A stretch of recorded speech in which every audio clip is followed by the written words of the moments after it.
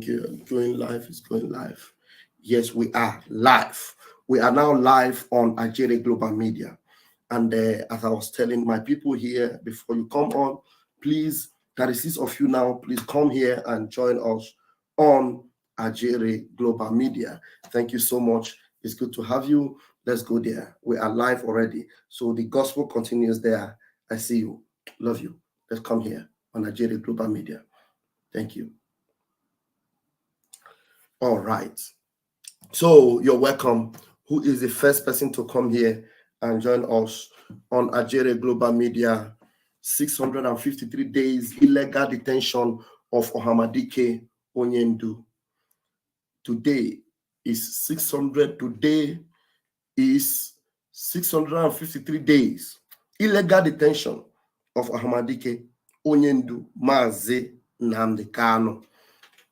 Yes, so it's good to have you already. I have Aloma Best is in the house.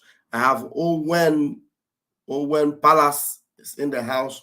These are the first two people to grave this beautiful platform. And I have also Okona Wisdom Chimwanya Vam. That's what I am. Welcome and happy Easter Sunday to those of you that are celebrating, but I want us to celebrate only fully when the prison doors are opened and our leader Mazi Nnamdi Kanu is out. Yes, Alevik is here already. Thank you so much. You are here, my own Alex Vic. Thank you so much. Welcome. Thank you. Let me activate everything that is activatable. Yes, everything that is activatable, because today is Easter Sunday. Let's see. Let love flow. Let love flow. Let there be love in the house. Love in the house. And it is love for Mazi Nnamdi Kanu that is pushing us and driving us. It is love for Mazi Nnamdi Kanu and love for Biafra. Let me quickly put the video, so the picture I saw right now, not far away now, on Twitter, right now as we speak. I told them on Raf Chamaka TV, as we speak, I can shihana bahon. I can shihana bahon. Ndawosa and the Fulani, Nebo ha pom pom pom. Right now as we speak, Nuguawosa, na Sokoto, and Nebo ha cham cham cham. Now I was telling them that those that don't know how to sing, my own Doreen is in the house. Thank you so much for joining me. Those that don't know how to sing, holy, holy, holy, Nnamdi Kanu is another savior. They will learn how to sing it now. Let me welcome everybody in the house. Thank you. Owen, yes, Pastor Van, please tell them. Who will tell them? Thank you. Yes, who else is there? The continued illegal detention of Mazi Nnamdi Kanu is a big slap on our faces with Biafran blood. Hey, a big slap. The continued illegal detention of Mazi Nnamdi Kanu is a big slap on our faces with Biafran blood. A big slap. A very big slap. And we are not going to fold our hands and allow everything that man have ever said for the good of all the indigenous people is happening today. Now, today, why am I allowing myself to be distracted? Let me show you. Wait. Let me show you the picture. An Hausa man. They were shooting an Hausa man. They shot him and he was crying, please don't kill me. They shot him again. The Fulani, they shot him again to make sure that Nahaburia. To make sure that that's what they do. That's their trade. Thank you so much for joining me. Kadibia, Vam, happy Easter. Happy Easter to you too. Thank you so much. You're welcome. And who else we have here? Evans Ike, Pastor Vam. Thank you so much. Evans. Thank you so much. Doreen Ninkem, thank you so much. Pastor Vam, you are welcome. Thank you. Uku Friday, thank you. Doreen is saying happy Easter to everyone. Edward Uchechi Agoma, hi Vam, I'm here. Thank you. You are welcome. We miss we miss Ohamadike, we miss him, but everything that he represents, everything he ever said is happening. You see that the glorious release of Mazi Nnamdi Kanu will mean the salvation of many indigenous people in that contraption, including the Hausa people. Including the Hausa people. Today, right now, they are maiming, killing, and massacring the Hausa people. That is what we call that dangerous diversity. Dangerous diversity. That is why we are angry with Peter Obi. Peter Obi said he will fix it. How will he fix it? How? I thought we used to call them Hausa Fulani. No, it is not Hausa Fulani. You can now see that it is Fulani, not Hausa Fulani. Even the Hausa people are suffering the same thing. But when we were telling them, they thought we were joking. Now it is happening to them. It is happening to them. Yes, he will come out. The God of Biafra will bring him out. He said, the God of Biafra will bring him out. Odidika, Chikameze, thank you so much for joining us. Biafra Supporters Club, shout out to you, Pastor Vam. You are doing great, man. Thank you so much. Happy Easter. And I like it. I like it that you done your YouTube with a picture of Ohamadike. Ohamadike Ndibo Mazi Nnamdi Kanu. Hey! Ohamadike Ndibo Mazi Nnamdi Kanu. He is our leader. He is my leader. I am proud of him. If Kamsi, 11-year-old boy, can boldly sing and said, my own mentor, I am proud of him, my mentor. How dare you? How dare you not be proud of him? How dare you not be proud of him? Kamsi, 11-year-old, say, look, what are you doing? Come on. It is, how can it be said that you forget Mazi Nnamdi Kanu? I will never forget him. That is why right now, every day, as God gives us breath and we live, we are pushing. Every day I will add another number to it. Today is 653 days illegal detention. Tomorrow is 654 days illegal. We will be counting it like that until these people, these world people who has refused to stand up for our leader Mazi Nnamdi Kanu, until they know that Mazi Nnamdi Kanu will imagine. I am the last person to keep quiet and forget Mazi Nnamdi Kanu. Mazi Simon Ekpa, our spokesperson, is the last to forget Mazi Nnamdi Kanu. He is, if you see what we are doing, oh my goodness, we are not just underground, we are making waves, we are getting connections. Countries are lining up to support us. I'm telling you, countries are lining up to support us. RPG, more than RPG, we are going to acquire to stop any onslaught against Biafra going forward. Thank you very much. Happy Easter.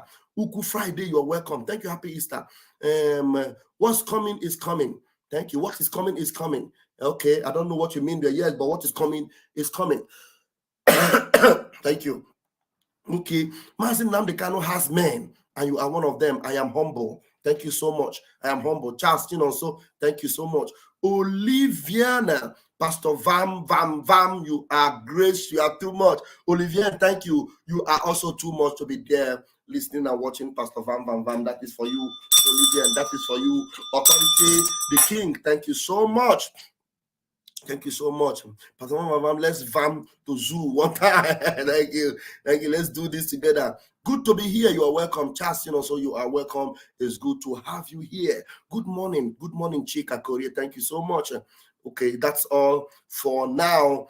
As for those that are watching, thank you so very much. Now, let's go. This morning is going to be an open mic. On a Sunday like this, it's going to be an open mic. We might from here delve into some other discussion, but right now, the most important thing right now is the release of Mazi Nnamdi Kanu. Mazi Nnamdi Kanu must be released. Let me quickly bring this picture again. One of our pictures that we are okay. This is this thing. I have to put it here on Twitter, on WhatsApp also, so that I will show it to you. I'll show it to you right here on this Easter morning. Thank you so much. Thank you so much.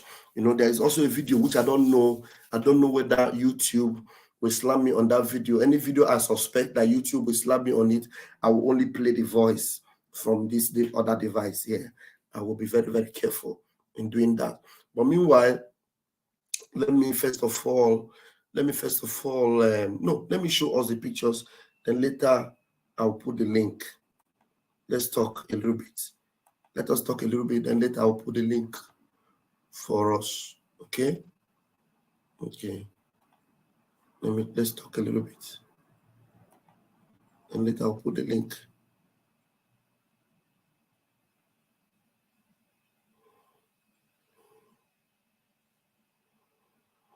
Okay, you see that? That is what's happening right now. Wait, I'm coming. Let me do something. Something is wrong here. I didn't do this thing right. I didn't do it right.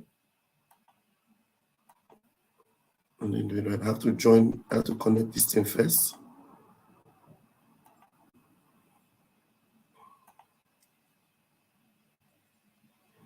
Okay. I have to connect this thing first before I'll be able to bring this picture out. Okay. Let's go. You see that picture? This is happening. This thing is less than 1 hour ago. It's happening. This is scores. Scores die as Fulani Hausa clash in Sokoto. I was shot at twice. They shot at this person twice, but I survived. I begged them not to kill me, but they shot at me. A victim narrated. This is a picture coming out from Arise News. You remember Arise News, the same news station that were criticizing Mazi Nnamdi. That's the Arise News. See them? They're the one that brought this thing. They're the one that brought this thing out. You know, today this news came out. Today, this morning, just like less than 1 hour ago. You know, and then this is actually our issue today. April 9, 2023. Release Mazi Nnamdi Kanu now. 653 days of illegal detention. Self-determination is never a crime. Nigeria government has refused to obey 2 court judgments that discharged and acquitted Nnamdi Kanu. Nigerian government has refused to obey 2 court judgments, 2, not 1, 2 court judgments that has discharged and acquitted Nnamdi Kanu. They refused to obey it, and the whole world saw it. The whole world is seeing, the whole world is watching, and they are doing nothing about it. So that is why we will not keep quiet. We will not allow this to die down. No way. Mazi Nnamdi Kanu is illegally detained in their dungeon, and they must release him. They must release him. Whether they like it or not, they must release him. That is it. That's it. So we know that in the world today, they are begging, you know, some of the white men that did wrong against Biafrans are already begging, you know, praying for forgiveness. Some of them, I'll place the audio for you. I don't know if it is, you know, acceptable on YouTube. They might just slam it, but I'm going to play the audio, hopefully, later. God help us. And now our son here made this call, made this important call. This our son.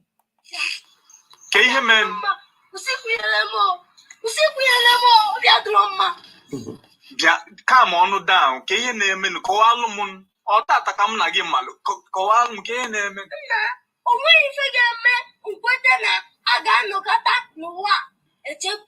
Mazi Nnamdi Kanu.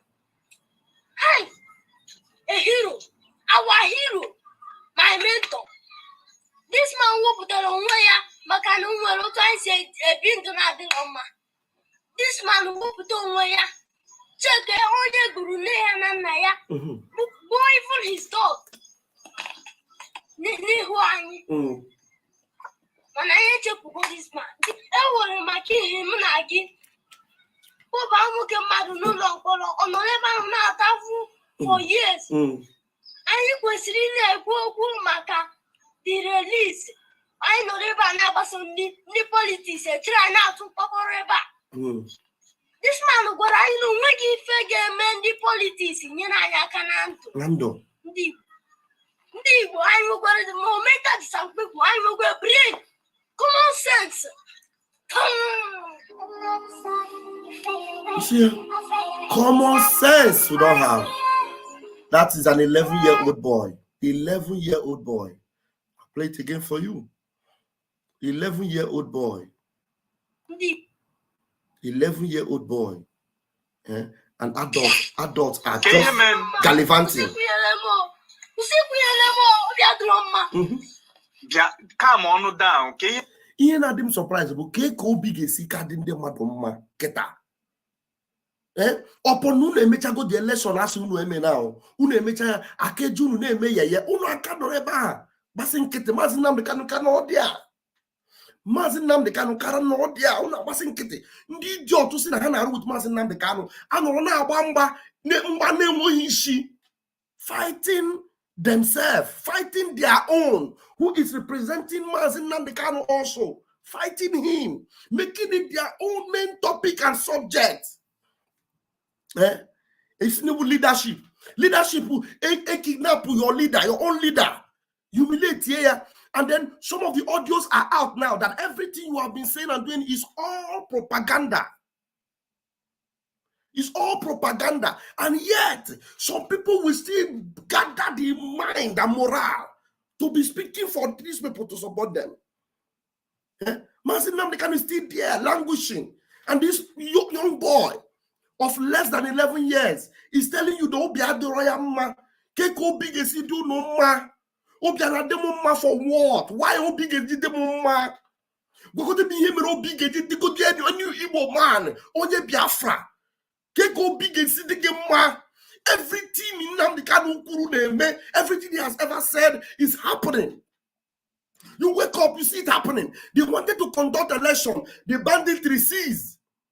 After the election, you claim your own one, isn't it? But they gave the thing to somebody else. Yet they didn't allow you to wala military weeko. They're still killing you. Right now, banditry have resurfaced again. In Zamfara, in Benue, scores, hundreds of people are massacred. Is back. How did you think Peter Obi was going to be able to stop this? Did you know? Or maybe ministry ban of people. Peter Obi or maybe ministry ban of people. Yawi haineku. Yawi haineku. Because they know once nobody will win, they will never allow it. They don't want you. They don't want you. Somebody from Facebook is asking for the link. I've not put up the link yet. Somebody from Facebook. Prof Pilot. Okay, Pilot. Okay, this is our pilot, our prof. You know, our academic highness. I'm going to put the link on Facebook. Yeah, immediately I bring up the link, my brother.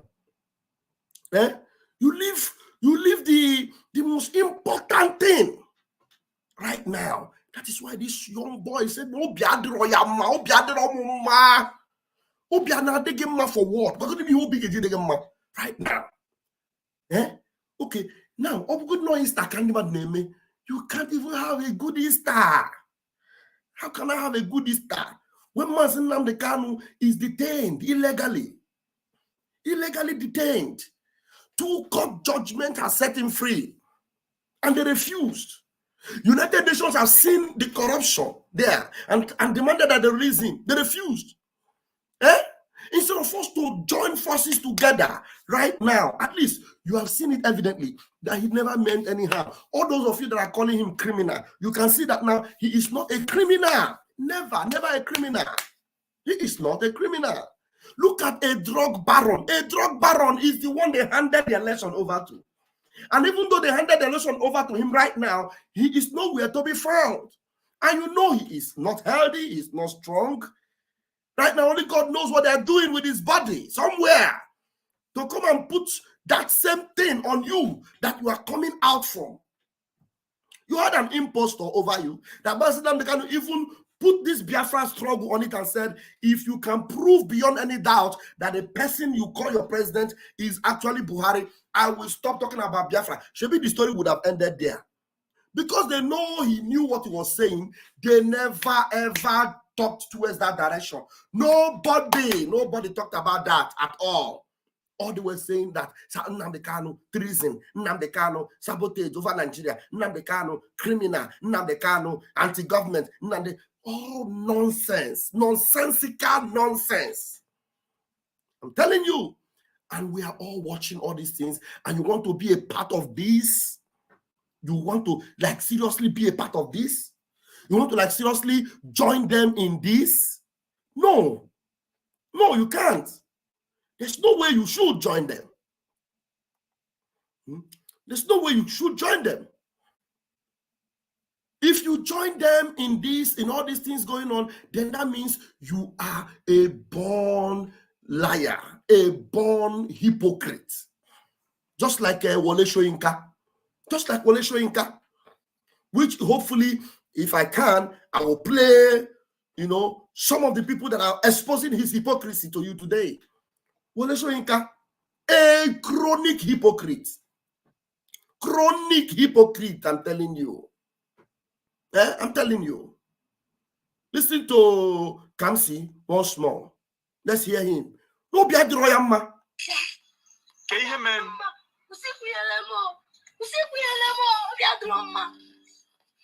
Come on down. Can you name in Koalamun or Tata Kamnagi Malu? Koalum can name it. Oh, when you I got no kata no wa. It's a Mazi Nnamdi Kanu. Hi, a hero, our hero, my mentor. This man will put on wire, but I know what I say. This man will put on wire. Check on your Gurune and Naya. Boy for his dog. When I check this man, I will make him again. For years. For years. And you was really a the release. I know never some the politics try now to cover.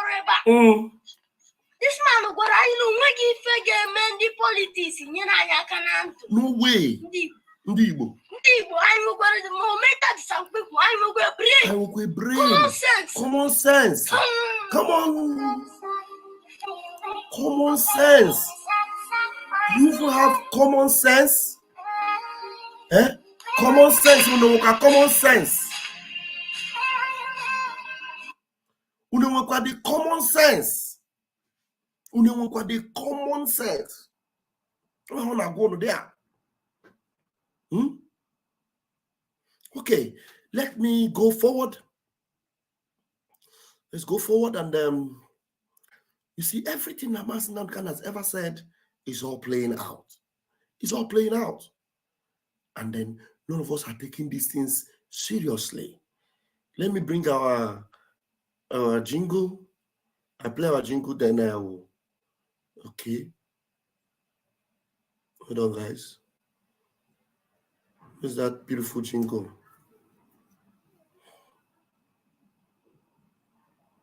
Is that beautiful jingle? Let's go about.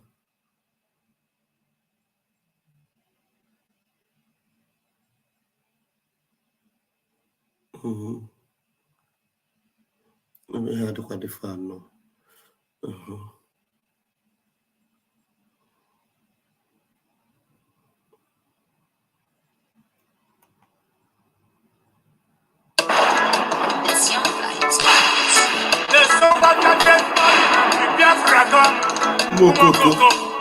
Mad people everywhere. What you don't know is bigger than you. What you don't know is bigger than you. What you don't know is bigger than you. What you don't know is bigger than you. Hey, it depends me, you. It depends me, you. It depends me, you. This your G. It depends me, you. The one thing you can do to a black man is to turn the black man through. The one thing you can do to a black man is to turn the black man through. It depends me, you. Mama, it depends me, you. In this age, it depends me, you. Sabotu was it depends me, you. Copy that, copy that, everywhere. Copy that, Obi the fools everywhere. Obi dirty, Obi them fools everywhere. When we talk about our freedom, When I go to bed, when we talk about our freedom, when we talk about our freedom, it depends me, oh, Mama, you depend me, oh, it means your G, depend me, oh, Sabotu was it depend me, oh, your voice, 247. Love you, we love you, originally blood brother man, you know. We go Chris. See my God, I got Rasta man of God. That's why you know. Ikuku. Bad guy, you know. What the master? Love. I can't have a go hard.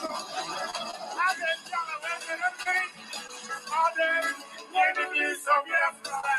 Mad people everywhere. You are living in darkness, Suffering and smiling. When we talk about our freedom, Who not go to vex? you are living in darkness, Suffering and smiling. when we talk about our freedom, Who not go to vex? he depend me on He depend me on. Africans, He depend me on. researching. He depend me on. He depend me on. I'm a he depend me on. I don't know what's wrong with the reasoning ability of a blood man. My God.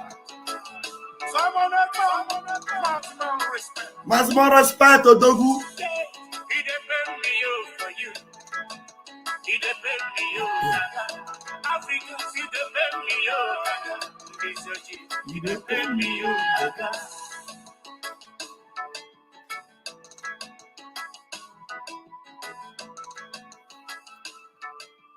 Thank you. Okay, now I am going to be, copying the link and putting on all the channels so that I will get you on to come in, because there are so many videos I want to play. I don't know the one you might be interested to comment on, but let's elaborate more on this 653 days the detention of our leader Mazi Nnamdi Kanu. Let's elaborate more on it, and then I've put the link up there now. I need to pin it, but let me put it also on Facebook, where our academic highness can also get to see the link. But the link is already there on YouTube.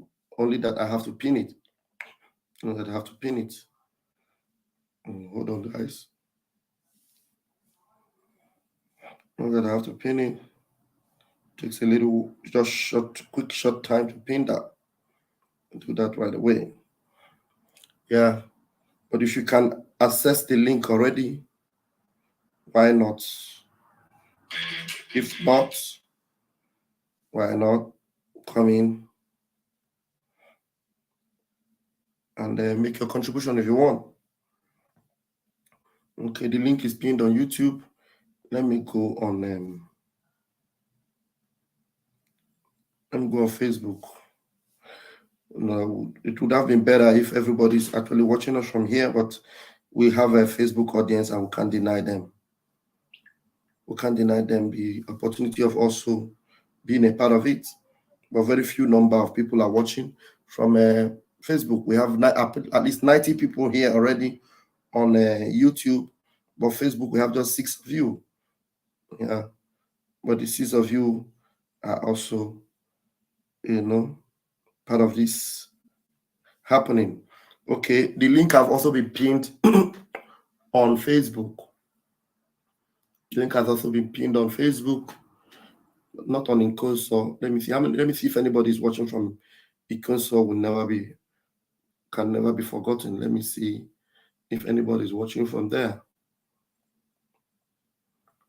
Incoso can never be forgotten. Nobody is watching, but I just have to put the link there in case one person pops up there and say, I want to say something. Okay, that's it. All right. Meanwhile, as we continue here, if there's anybody that wants to, I have Onyendu Mazi here. I don't know if he wants to say something immediately, or are you going to allow me So go get some of these videos. But mainly the videos I want to get is we're going to be starting from the what we call her, our precious sister, Chimamanda Ngozi Adichie. Chimamanda Ngozi Adichie wrote a letter, an open letter to the President of the United States of America, Joe Biden. You know, when I did a video, a short video about it, I posted, you know, our people have diverse mentality, but I want us to have that kind of mentality that Mazi Nnamdi Kanu has. Mazi Nnamdi Kanu kind of mentality, which I have adopted, and which any freedom fighter that is with Mazi Nnamdi Kanu, I understand what Mazi Nnamdi Kanu represents, and that has the spirit of Mazi Nnamdi Kanu. The mentality is that anyone that speaks in your favor, anything that works in your favor is not against you, but is working in your favor. You don't have to fight it. You don't have to fight it. You can caution them if they have not gotten some things right, but you don't have to fight them if they are in your favor. They may not be singing "Oh Hey Biafra" with you. They may be in Nigeria, but they are not against you. They are not fighting you. They are not opposing you. And remember, Mazi Nnamdi Kanu, at a point in his time, before he started the full-time Biafra, when he discovered that Nigeria is beyond redemption, he was also looking for a good Nigeria that is workable, that the systems are working, the road networks are working, hospitals are in place, schools are in place, infrastructural development are in place, rule of law is maintained, law and order is observed. Mazi Nnamdi Kanu believed that. But when he discovered that Nigeria is not a place that such a thing is feasible, he now knew that Nigeria is bad. There's nothing that can be done to save Nigeria, and therefore he hands off completely. And so people like Chimamanda Adichie is not our enemy. So when I make a post about her, I am not telling you that I'm supporting one Nigeria, but somebody, and I said, and I'm calling upon her, saying, our sister, come join us. Let us fight this battle once and for all. Somebody will come on the comment section and say, stop begging these people to come and join us. Without them, we can do nothing. Shut up your mouth. You don't know anything. That's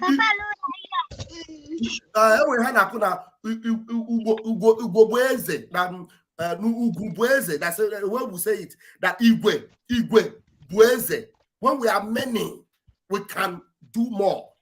So I post something about Chimamanda, appreciating her for what she has done so far, how she came out openly and spoke against the contraption, against the system in Nigeria, against the fraudulent election they did. And I told her that, yes, you've spoken well, but it will be better we'll come, since we know that this place is beyond redemption. Let's do this thing together and fight this enemy, this gigantic enemy. Somebody will come on the comment section and say, hey, stop begging them to come. Stop.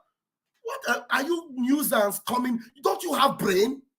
Even Mazi Simon Ekpa, you see, whenever any politician does anything that is good, you will see him. He will come back and say, yes, we support this politician. He's one of us until he does otherwise. That is the system. Because we need them. If you think we don't need Chimamanda, then you are a lunatic. You are a donge. You want no sense. That letter she wrote now, I am going to play the audio where she was speaking the words in that letter. That letter she wrote is devastating everywhere in the zoo. All the SAN of the Zoo Republic, both Festus Keyamo, both Nanuga, Tifnubu is nowhere to be found. Chimamanda, if they catch her now, they will be doing to her what they are doing to Mazi Nnamdi Kanu. I'm telling you, is it not zoo? Then I wrote it, somebody, because of your low mentality, you don't have that sense of Nnamdi Kanu and sense of freedom, knowing that you have to capitalize and take advantage of any position, of any situation, and use it to advance your own cause. Anybody, anything make, hey, stop backing them, stop writing anything, stop saying all those things about them. They are one Nigeria, come on, make sure go on, and we're here, man. This is our system. There are sense. Let me tell you, you have to be very smart, intelligent, know when not to fight some people that are going to be speaking for you. for your freedom. You are maintaining where you stand, but you don't need to rise up. Iwanyanwu who comes and says that, yes, there is indeed a Fulani people in Igbo land, when other politicians are saying otherwise. But Iwanyanwu begins to speak what you are speaking. Are you going to be fighting Iwanyanwu at that point? No, you have to say, hey, Iwanyanwu, thank you, but it will be better you join us. Let us end this thing once and for all, so I will be free. But some idiots will come there and say, why are you supporting Iwanyanwu? He is the same thing with them now. Shut up your mouth. At that point in time, what Iwanyanwu is saying, is he supporting them? No. We know that he is with them in their political whatever. But if he says anything that is in favor of you, you capitalize on it and use it to draw their attention. To know that, look, it is better you join us now because we are one. We must break this ground and make Biafra free. That is the idea. Not for you to just come, faceless people on social media. Anything, keep quiet, don't support them, don't bring them. No, let me verse for you. Okay, let us go. We have men on the board right here. It is Sunday morning, and they call it Easter morning, and I have special ones on the platform. Onyendu, do you want to go first before our prof? I can see our prof is already geared up like a Biafran cowboy. A Biafran cowboy. And Onyendu, just say hello. If you are not ready to say something yet, just say hello. Hello, Master Prophet, Biafrans. I greet everyone. Thank you. Let us speak. It's not Master Prophet, it's Prof. Okay, Prof. Prof, I greet you, Pastor Van, everybody. Happy Easter, my Biafran brothers and sisters. Thank you. I'm still here. All right. Okay, Prof, take the stage. Yeah. First of all, let us, alongside our cousins, celebrate their Easter, which is our Easter.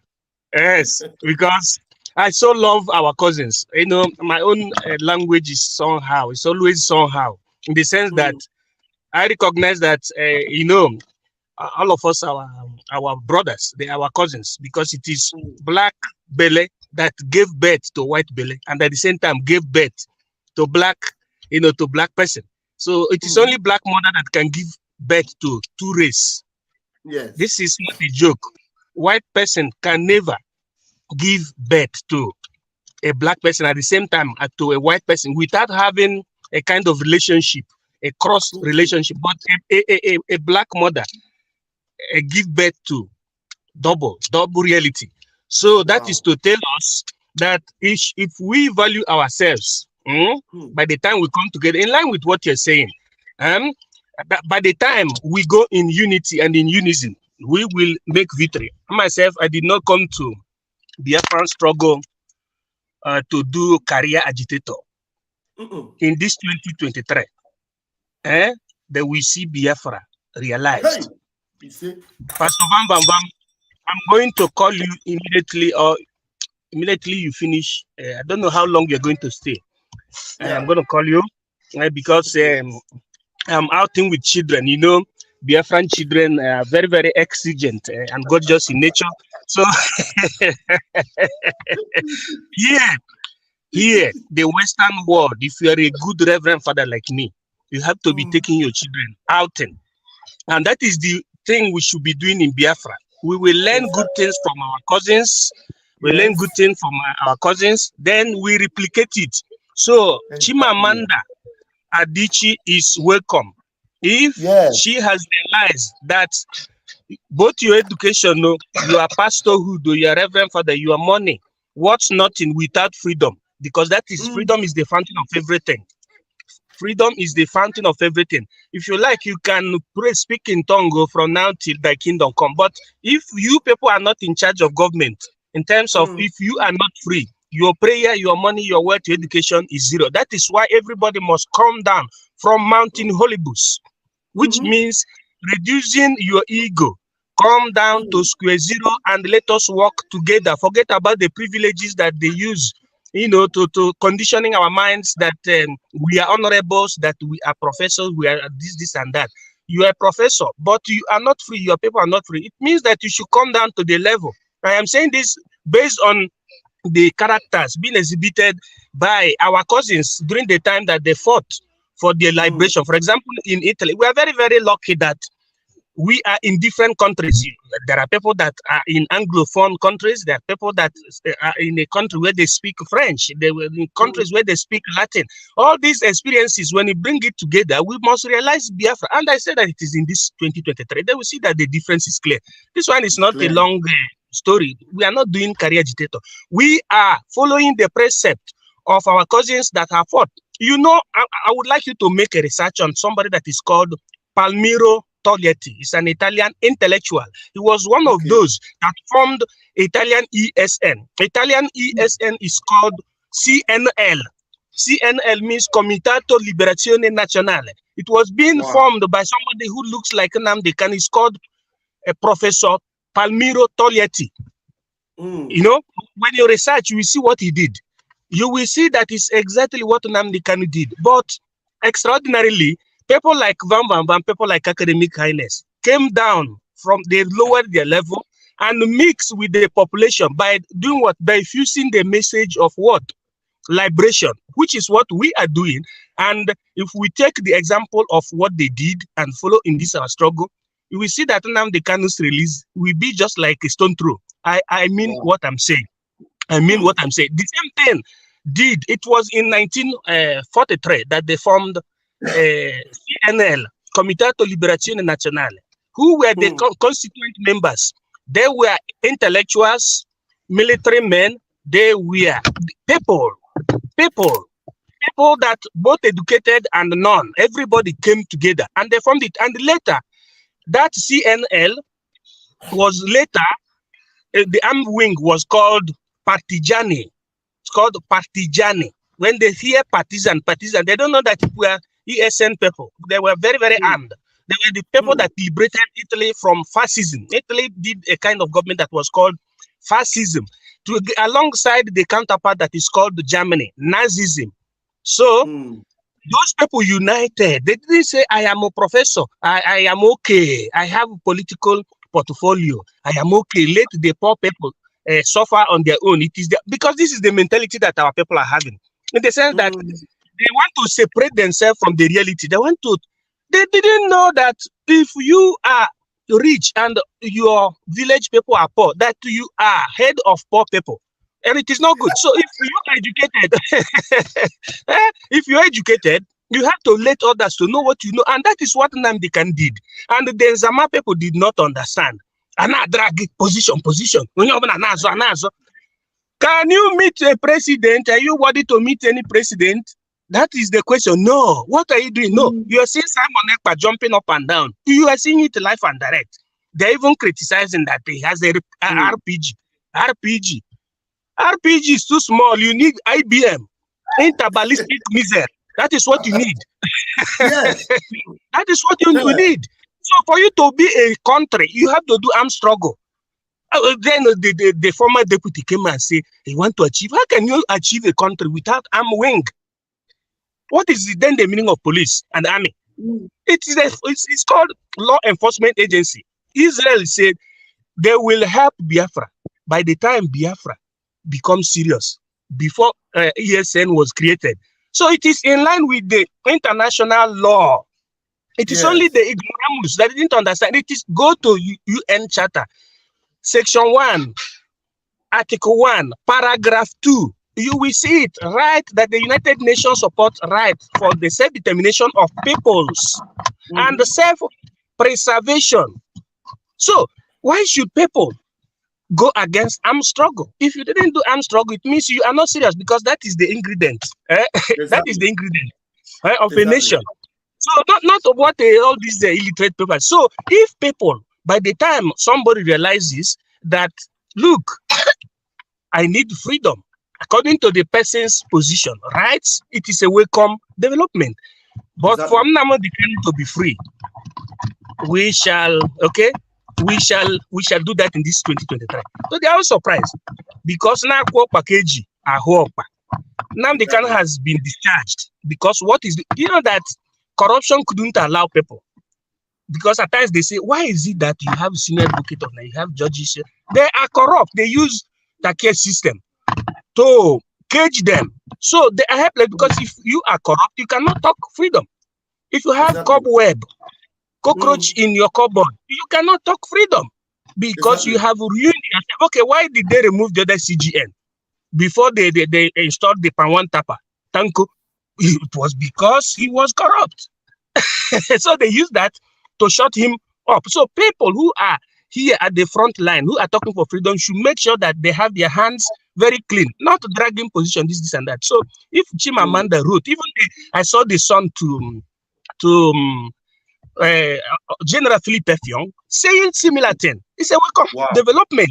So, but at the same time, we urge them. I didn't mean that they should remove that ego. That's why I said during my exposition about the dictum of Jean-Jacques Rousseau, 1789, during the Glorious Revolution. That brought the principle of what we call delegation. The reason why people should not be saying I. But people should listen to what that is coming out of somebody's head. Simon Ekpa, I may be older than him, he may be older than me, I may be taller than him, or I may be shorter than him. But what is important in Simon Ekpa is what is coming out, what is capable of doing, the intellectual aspect of it.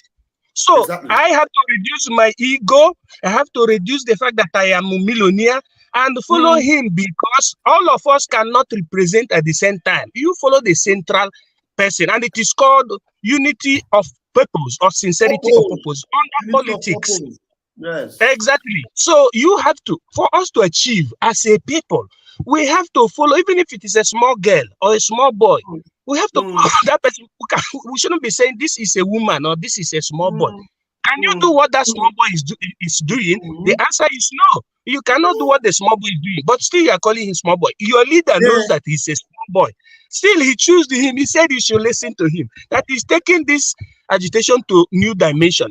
If people continue blocking people who knows what it takes for a nation to be bad, it means that you continue agitating till thy kingdom come. We are not looking for what do you call it? We are not looking for DOS. We are looking for Biafran freedom. And freedom is the epitome of, that is, Biafra is the epitome of what? Igbo people, and the epitome of freedom. So that is how Americans did it. Our own is not going to be different. So if they have repented, they are welcome. But at the same time, we are not waiting for anybody, because we have got the solution. No, we're not waiting for anybody. We're not waiting for anybody at all. We're not waiting for anybody. As soon as you finish, either you flash me, there's something we will discuss. That is very important. Okay. It is what God told me. What God told me to tell us. Okay, because this time around we should be using God also, because it is God that gives inspiration. Thank you, Pastor Bam. Happy Easter. Thank you so much. Your inspiration is so insightful. Thank you so much. Very deep. That was a powerful one from His Academic Highness. Now, Biafra when I'm mad. Okay, the baby wants to greet us. So let us see the baby again, please. Hello. Hello, Pastor Bam Bam Bam. The Bam Bam Bam. Say Bam Bam Bam.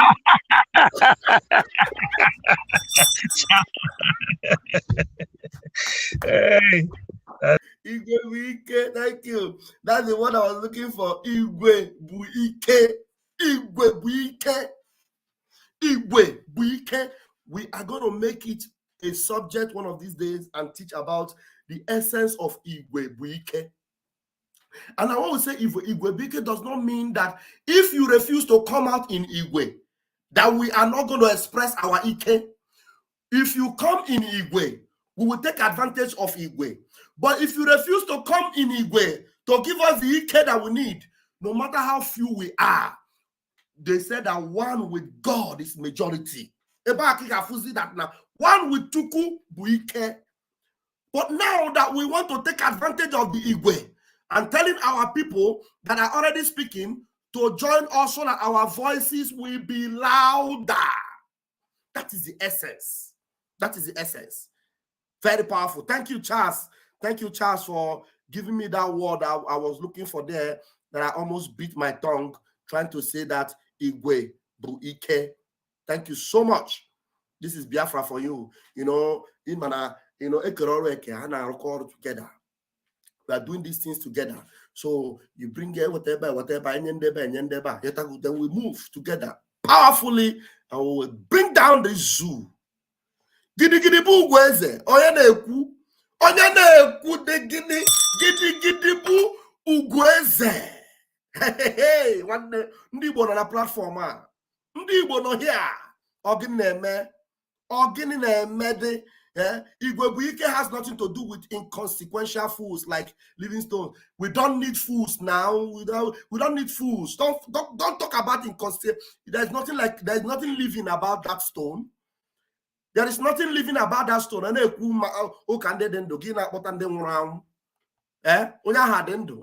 a dead man walking. That guy is gone. He's gone. How can you come out and say you will sue Simon Ekpa? Go and ask the idiots that sued. That is where you will know that these guys are evil. Very evil. That living dead stone is an evil man. Very evil man. For you to even conspire such a thing in your mind to say we will sue Simon Ekpa, you are a dead man. Evil. Very evil. Very, very evil. How can you say such a thing? Based on what? Based on hearsay. Hearsay. Now, so Simon Ekpa, who is busy, very busy, looking for alliances on how we can get Biafra actualized and how we can get Mazi Nnamdi Kanu out. Then he will be going after an inconsequential, idiotic woman somewhere that's making noise, a saboteur that infiltrates a meeting to go and tell the enemy something. You think we have their time? You think we have the time of some useless woman somewhere, infiltrating our camp to go and lie, and then we mention it because we know and we cut her right on her acts, and then you come out and say you will sue Simon. Idiot. You say, "Oh, pastor, Mponaro." I was in his platform.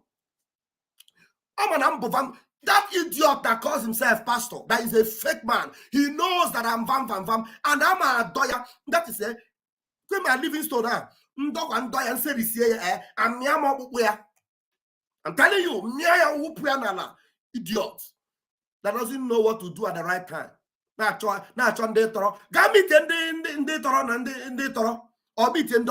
We don't need fools that will come here and begin to tell us how old they are. Foolish people everywhere. Come and tell us how old we are. Who your age help? Who your age help? That's how you come and tell Mazi Nnamdi Kanu that you senior him also. I got idiotic old man. But pastor.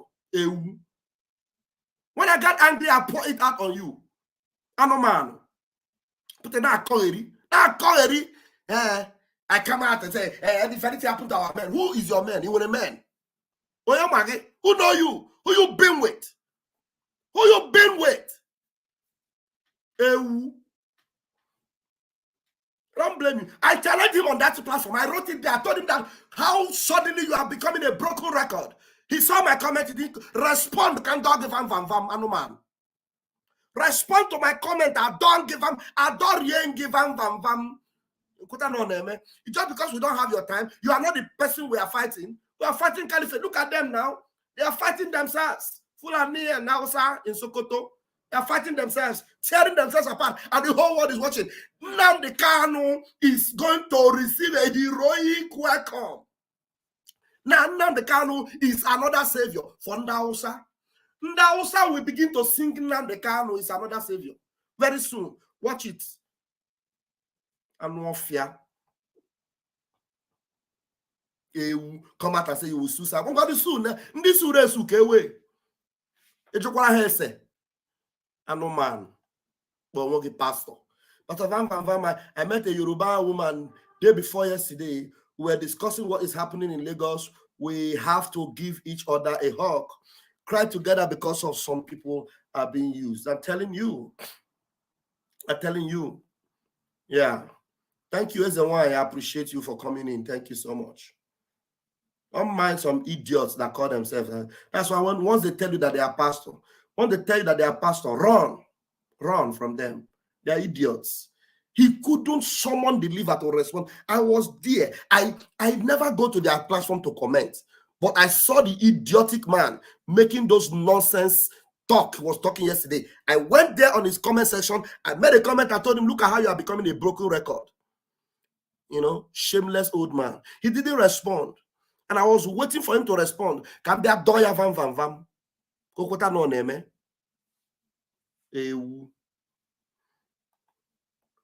This is laughable. Emeka, I don't want to mention anything. Emeka Deadstone, aka Ohaneze Ndi Fulani in USA, can't even feed himself in the USA, and he's talking about suing someone. That's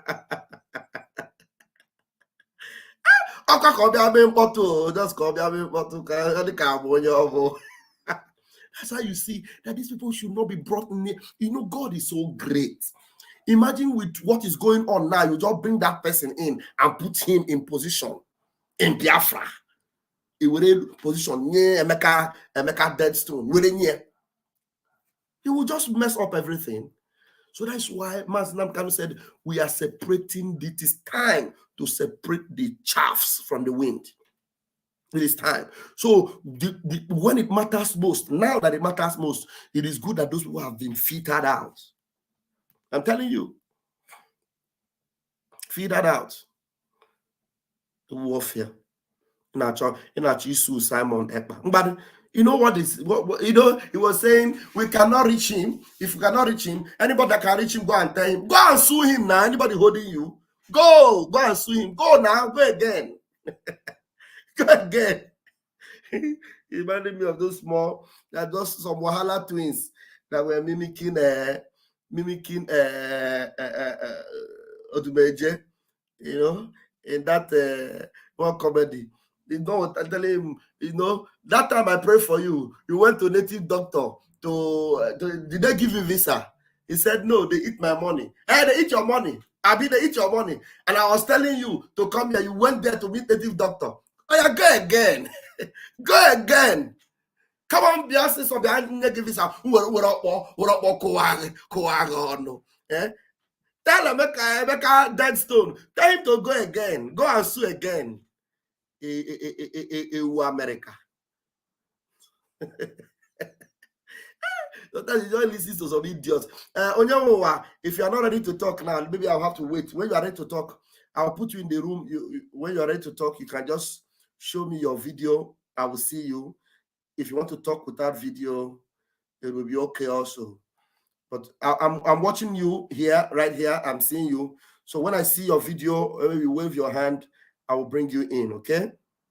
Then I will know you are ready to talk. All right. And Raphael Chamakaje, the useless man, don't know that we are Biafrans, trained by Mazi Nnamdi Kanu, not Nigerians who have been brainwashed in the name of man of God, this pastor.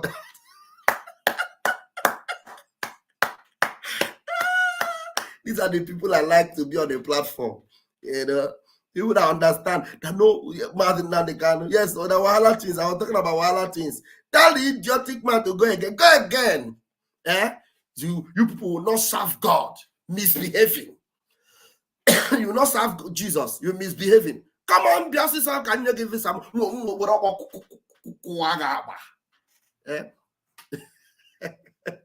Go again.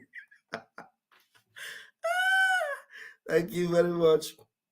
We are moving forward, and today is the 9th day of April in the year of our Lord 2023, and 653 days our leader Mazi Nnamdi Kanu has been held incommunicado, and the 2 courts in the zoo has declared him free, and yet they refuse to set him free. They refuse to set him free. Thank you. That idiot is a complete fool. It's imperative that we don't lie. Yeah. And I can you know, on the sideline, I don't have small. So that is it. Yeah. He needs attention. He needs Simon's attention. But Simon doesn't give attention to fools. Simon doesn't give attention to fools. Simon, you take more attention. Okay, you can Emeka Livingstone attention. Simon,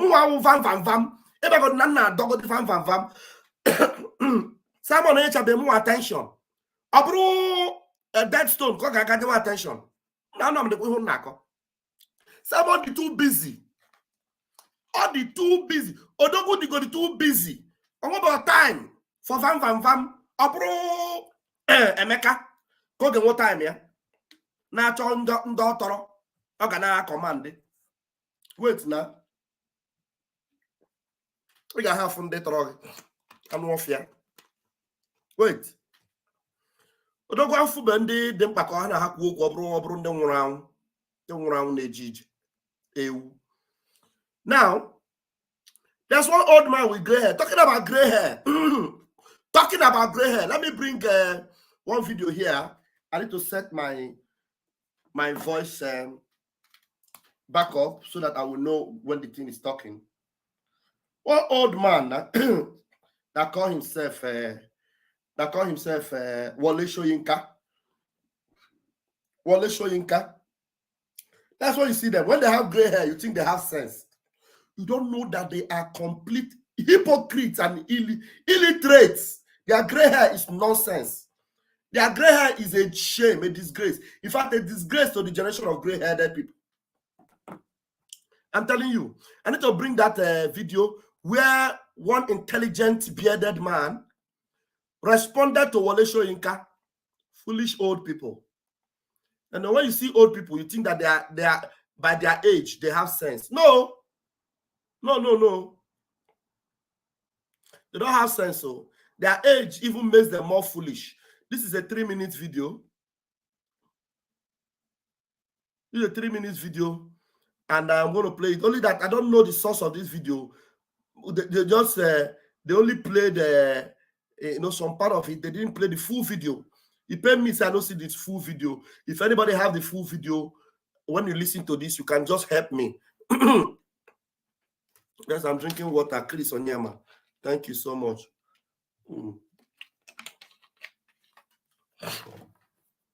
You see their gray hair, you think they have sense. Some of them see their old age. You think according to their age, they have sense. But as their age is that's how old their foolishness is. Their foolishness is as old as their age. I'm telling you. Emeka is an example. Their foolishness is even older than them. I'm telling you. See Wole Soyinka. See how somebody addressed him here. You will understand what we are talking about.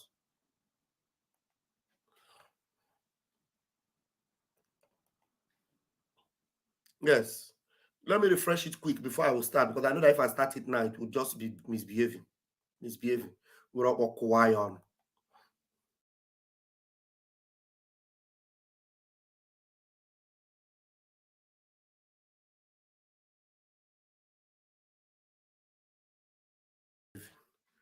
You people abandon Christ. You people abandon Christ, misbehaving. Abandon Christ, misbehaving.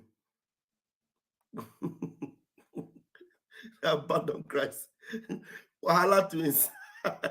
You abandon Christ, misbehaving. Yeah,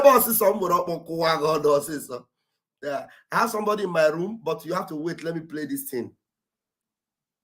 Credit to the owner of this video. I don't have credit for it.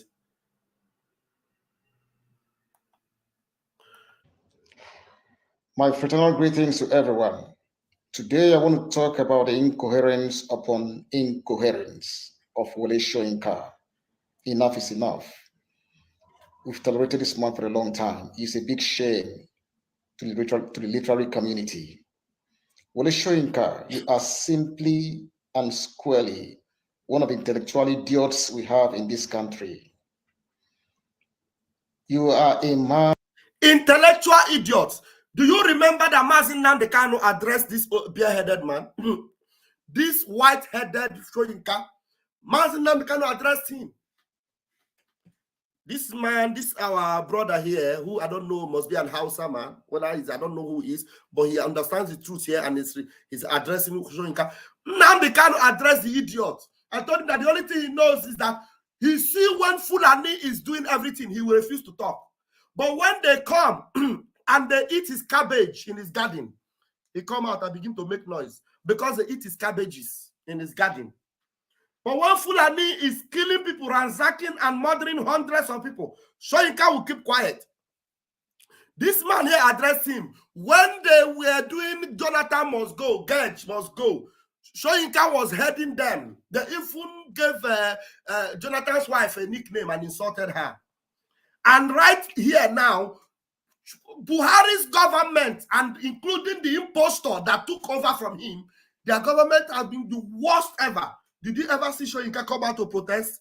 Now they did election malpractices, the most terrible election in that country. They did. Soyinka, what he will come out to say is to condemn other people that are speaking against the election. I don't support Dati. Do I support Dati? I don't support Dati. But Soyinka is a disgrace and a shame. That is, I'm talking about when they have gray hair.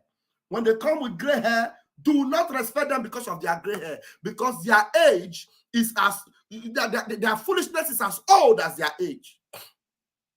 That's exactly what this cleric, whoever he is, with this beard, is actually saying here. Listen attentively and pay attention. For those of you that always misunderstand things, don't come on my platform and make some stupid comments, because we don't only play videos of people that are wearing Biafra clothes. I am wearing Biafra clothes. At least the one I'm wearing is enough for you to see. I am wearing my own beret as a Biafran warrior. What I wear is enough for you to see. Don't come and condemn anything because I'm playing a video that is, maybe the person is not a Biafra. You come and make comment.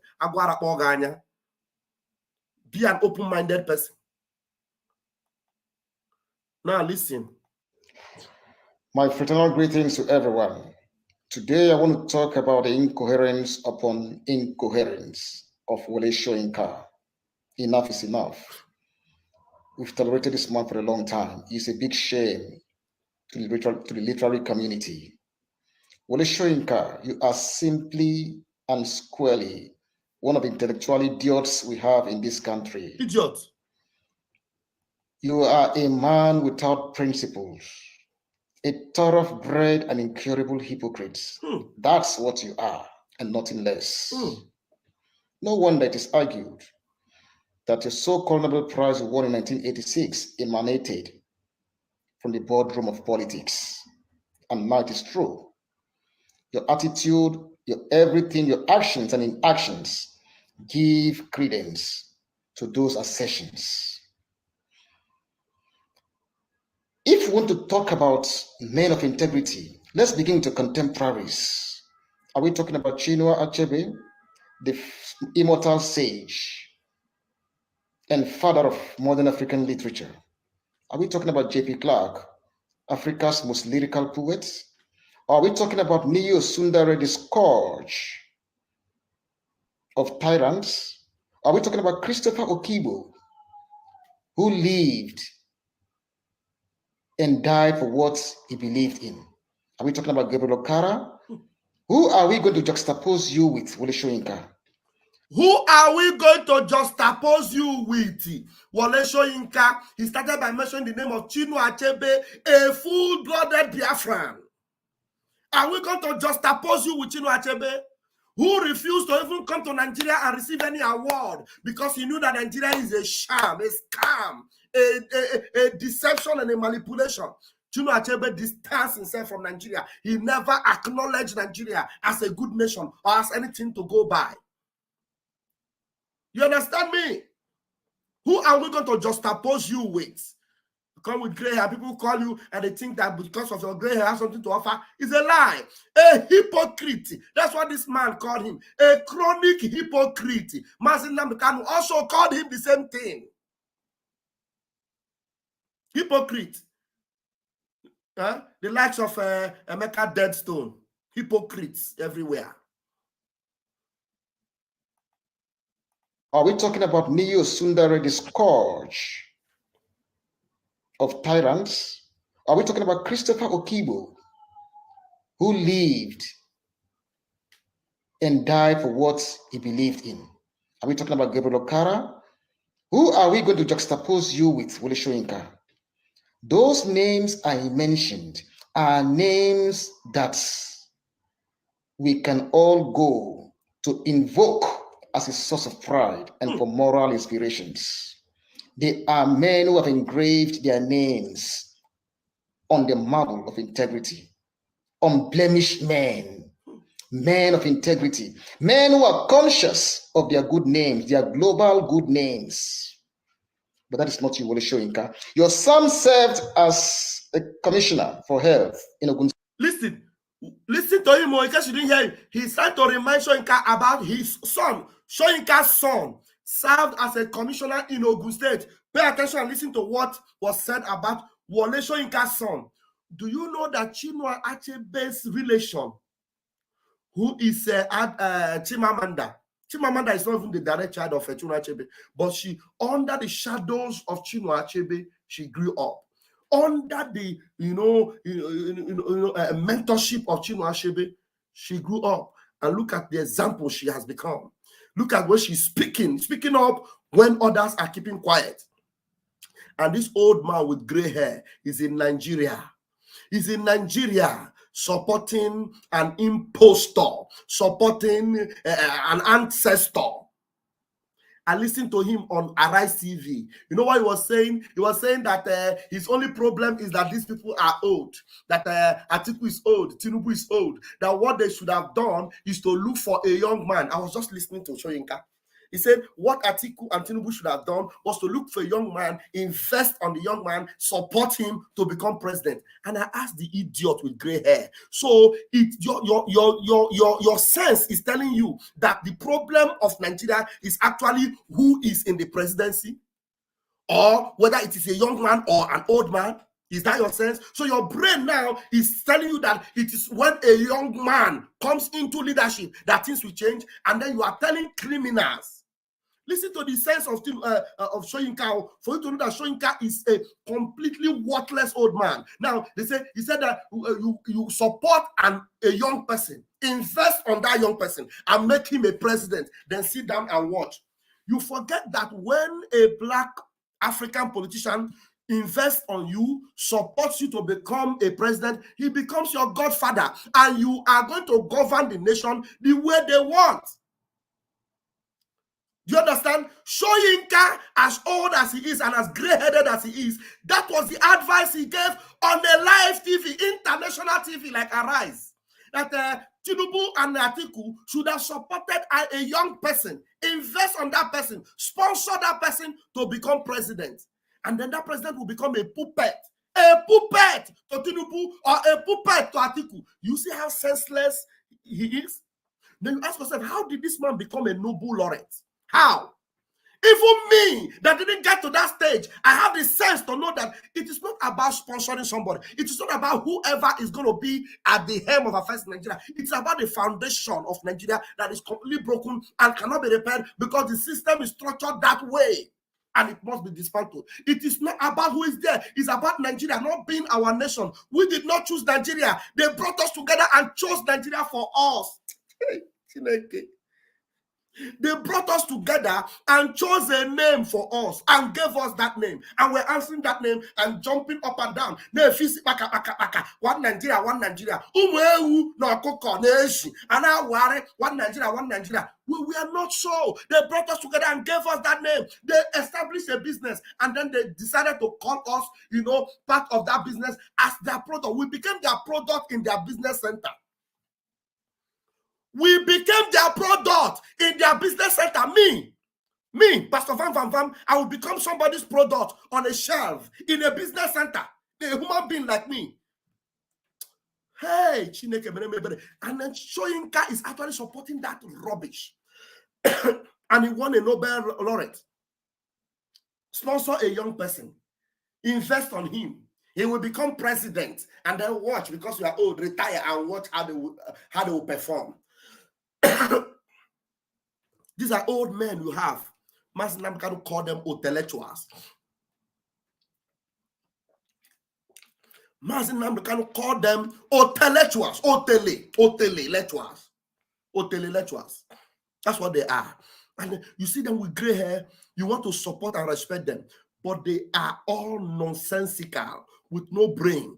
All they have is white on their hair. Their brain is completely black. Nothing. Empty.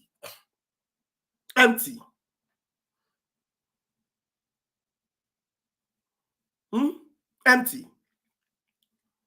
Okay, let's go back and hear when this cleric is bashing him completely. Giving it to him, vam. we can all go to invoke as a source of pride and for moral inspirations.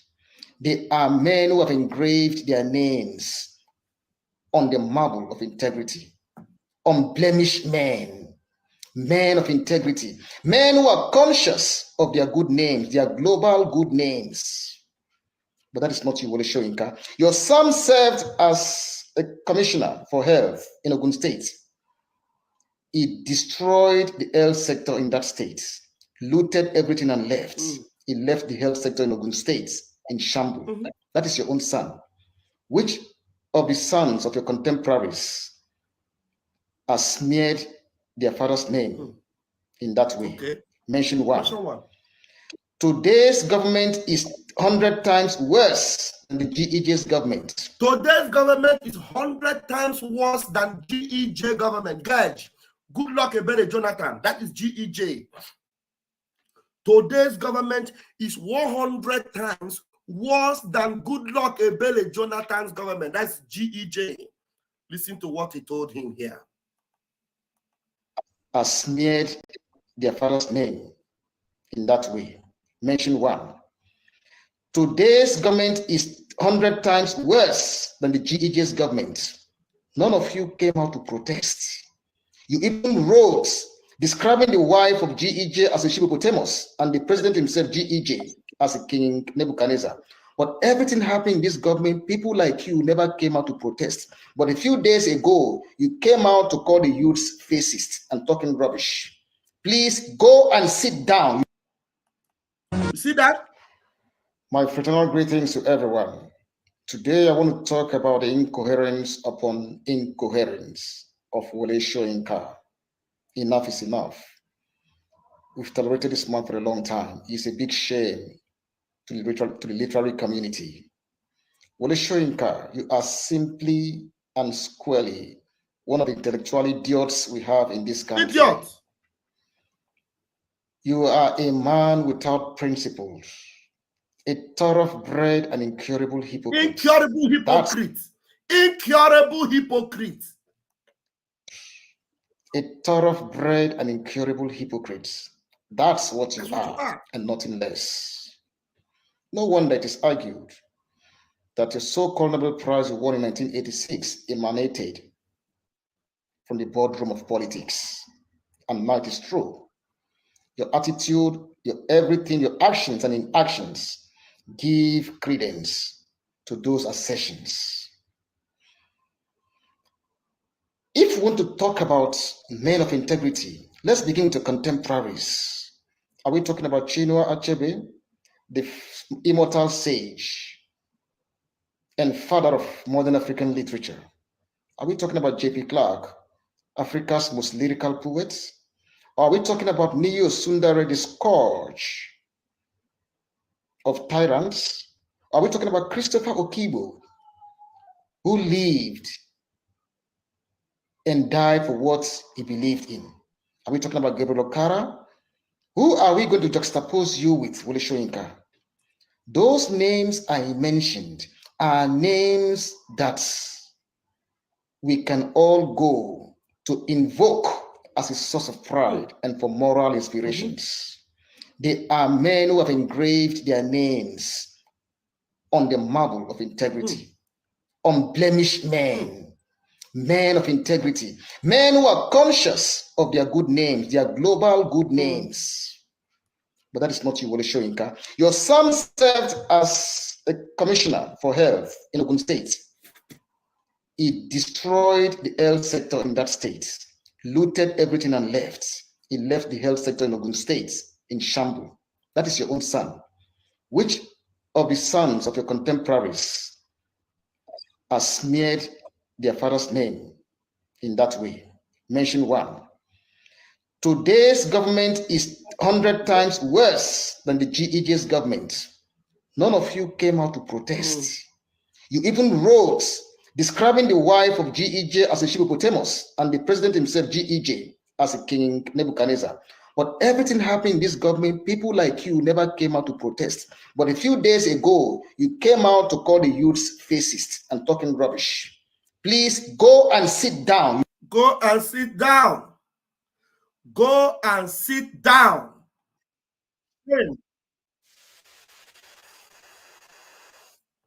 Go and sit down. You are hypocrites. Did you hear that? Hypocrites. That's what they are. Old men without respect for their old age. Old men without respect for their old age. Let me see what we have here before I will go on Chimamanda Adichie. Wow, we have our brother from the United Kingdom walking the streets of Wales.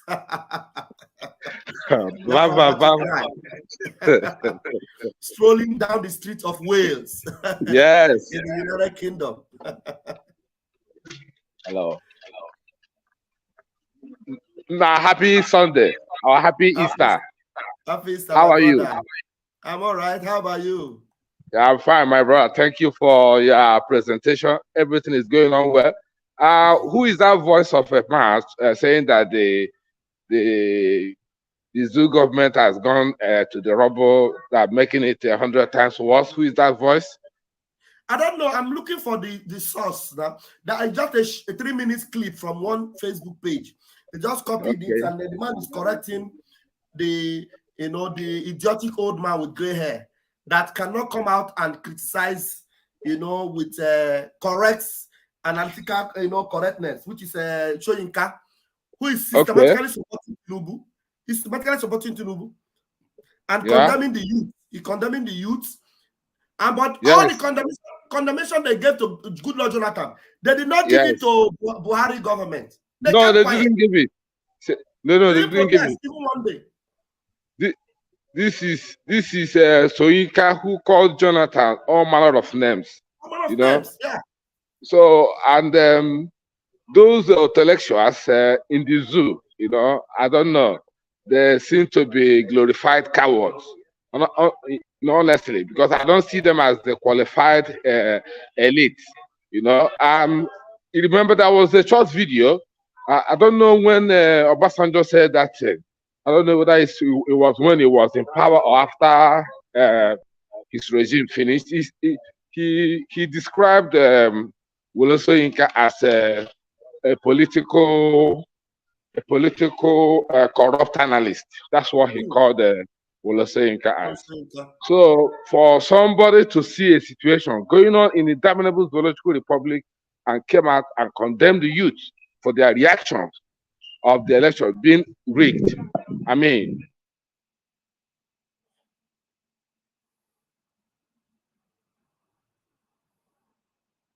yeah, it's hanging. Your system is hanging, but we heard you very, very clear. Yeah, battle cry. Well, we lost you there. We don't know what's happening. We lost you. So you can see them. I'm using him now to juxtapose. You can juxtapose Soyinka with your so-called dead stone that say he's a living stone. You see, all they care about is their age. That's why you see him Soyinka brandishing his gray hair everywhere. If your trademark is your gray hair is associated with wisdom. So where is that wisdom? Where you are, where Soyinka is, a young girl who has also gotten so many awards to her name, came out to write to the American government. Soyinka is in that capacity to be able to write such a letter. We almost lost you there. You are back. Yes, I'm back. I was walking on the street, and the street Wi-Fi was, conflicting with my mobile internet. Okay. So I just disconnected the street Wi-Fi now, so I'm using my mobile internet. Okay. Yeah, I'm just coming back from the system where something works. So when you are outside, there is a free Wi-Fi for you to use, even on the streets. Yes. Everything is working fine here. Yeah, if I want to use the street Wi-Fi now, I can connect the street Wi-Fi and be working on the street. I'll be using it because I have a lot of gigs, on my mobile editing provider. So I have to use it. There's no need attaching myself to street Wi-Fi. It's just free, Wow. So this is how we intend to build Biafra. if Biafra comes, everything will be free. Like our leader said, he said if Biafra comes, most of the African countries, will have oil and gas free. You Yes. understand me? So charity begins from home. Here in the country, where we used to go in some various places, they give houses free. They give some home appliances free. So that's how it will be. But in the zoo, they torture the people the most. Can you imagine? Boko Haram, Fulani herdsmen left the bush or places they're supposed to go and do their havoc. They went to the IDP camp and terrorized the people there. What are the people in the IDP camp got to do with Fulani herdsmen and other this is terrorist activities? What is okay if they're going to the IDP camp to rob? What are they gonna get? Nothing. But they just end up there to kill. This is what we don't want in a Biafra republic. But you see, like our scripture Bible said that the enemy cometh not to the enemy comes to steal, to kill, and to devour. That's what Fulani herdsmen and Fulani Boko Haram normally do. So they're not going to people to keep them alive. They go there to steal, to kill, and destroy. That's it. And went off. And it is an agenda of Islamic advancement. That's what they're doing. And they're doing their bidding very well. You understand me? Exactly. So we cannot continue to tolerate this. Enough is enough. We have to go home, honestly. I'm just here now. I just came back from church now. Wondering where I should go or to make myself happy. But once I see people like you on the internet doing the bidding to save the people, I pop in to ship something, to drop something, to contribute something. Life goes on because our people must be free. That is definitely okay. Exactly. Thank you very much. Thank you so Keep much. on doing what they are doing. We will get there. This crusade must go worldwide. This crusade must advance. We must continue to evangelize, to give this gospel to the ear. Some people are repenting now after this whole thing that's going on. And they're saying, oh, we don't know that Mazi Nnamdi Kanu is for real. We don't know that someone is preaching Today, in Sokoto, Fulani, they are attacking Hausa people. They are killing themselves. Can you imagine? Fulani. One of them that was shot, that survived, one of the survivors, they shot him twice. And then he was please don't kill me, don't kill me. They shot him again. Hey. So regardless of religion, regardless of tribe again, they are killing anybody they see. As far as you are not a Fulani. Yeah. Because their own kind of religion is different from the other. In Islam, they have the Sunni and the Shiites. So they are just like that. They have different ideologies of Islam. So those ones are now the main thing is that they want to dispossess the indigenous people of their land. They are intruders. They want to dispossess the indigenous people of their land. That is what Mazi Nnamdi Kanu was crying out about. Yes. And that's why for 653 days now, they've held him illegally. 653 days. 2 years. They've had him. This is very painful. And Wolo Soyinka is there asking people to obey the court or to go and approach the court when Nnamdi Kanu is kidnapped, extradition, and the court discharged and acquitted him. Why can't you raise a voice asking the government? Why can't you obey the court order? The same court order or the same court that does that gives verdict and the zoo government disobey it is what Wolo Soyinka is advocating to people who disagree with the electoral practices to go and approach the court. If they go and approach the court and the court gave the verdict that this election was rigged and it's in favor of so party, will the federal government obey the court order? The answer is no. They're not going to obey it. So why this idiotic? Who is this calling me? Why these idiotic elements trying to, push people to the gutter to go and waste their effort where there is no hope? It's unbelievable. Honestly. Thank you so much. Thank you. Yeah. Enjoy the rest of your day. And may Chukwu bless you for what you do. Yeah. Amen. Thank you so much. Amen. Bless my brother. I join you again. Okay. Take care. No problem. Don't have it in mind that whenever I'm in England again, I'm going to catch up with you. All right, brother. Yeah. One love. All right, my brother. Hello. Yeah. Yeah, I would like to visit him in Wales so that we will. His Academic Highness is here. Academic Highness, you're welcome. What is going to happen now as you are here? Bona Pasqua. Io ce l'ho acqua. Pasqua con acqua. Well, I can't hear you. What happened to your audio? Just a second. Can you hear me now? It's low. Okay. Let me. I'm like Father Abraham. Abraham has many children. As a good Reverend Father. Are you hearing now? I'm hearing it, but if you can make it better, it will be good. The last time you came, it was much more better. It would have even been better if you use the audio. The one you used outside was perfect. That time you were outside, your audio was very loud.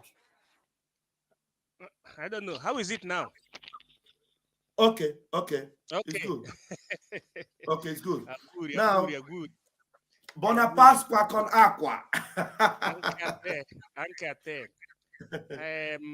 Our brother, Mazi Nnamdi Kanu, must know that he has people. Okay? Yes.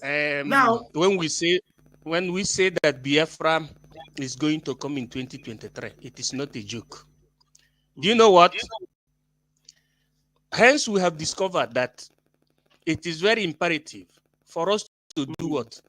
To review everything that the colonial masters brought. That is the beginning of the possibility. Hence, we have discovered that all those things that we have two models. That is model for Europe, model for Africa. Now, it's just like the telephones we use. You are in the Republic of Pontius Pilate, right? You know that there is model for Africa, telephone model, iPhone, model, Chinese iPhone, model for Africa, model for Europe.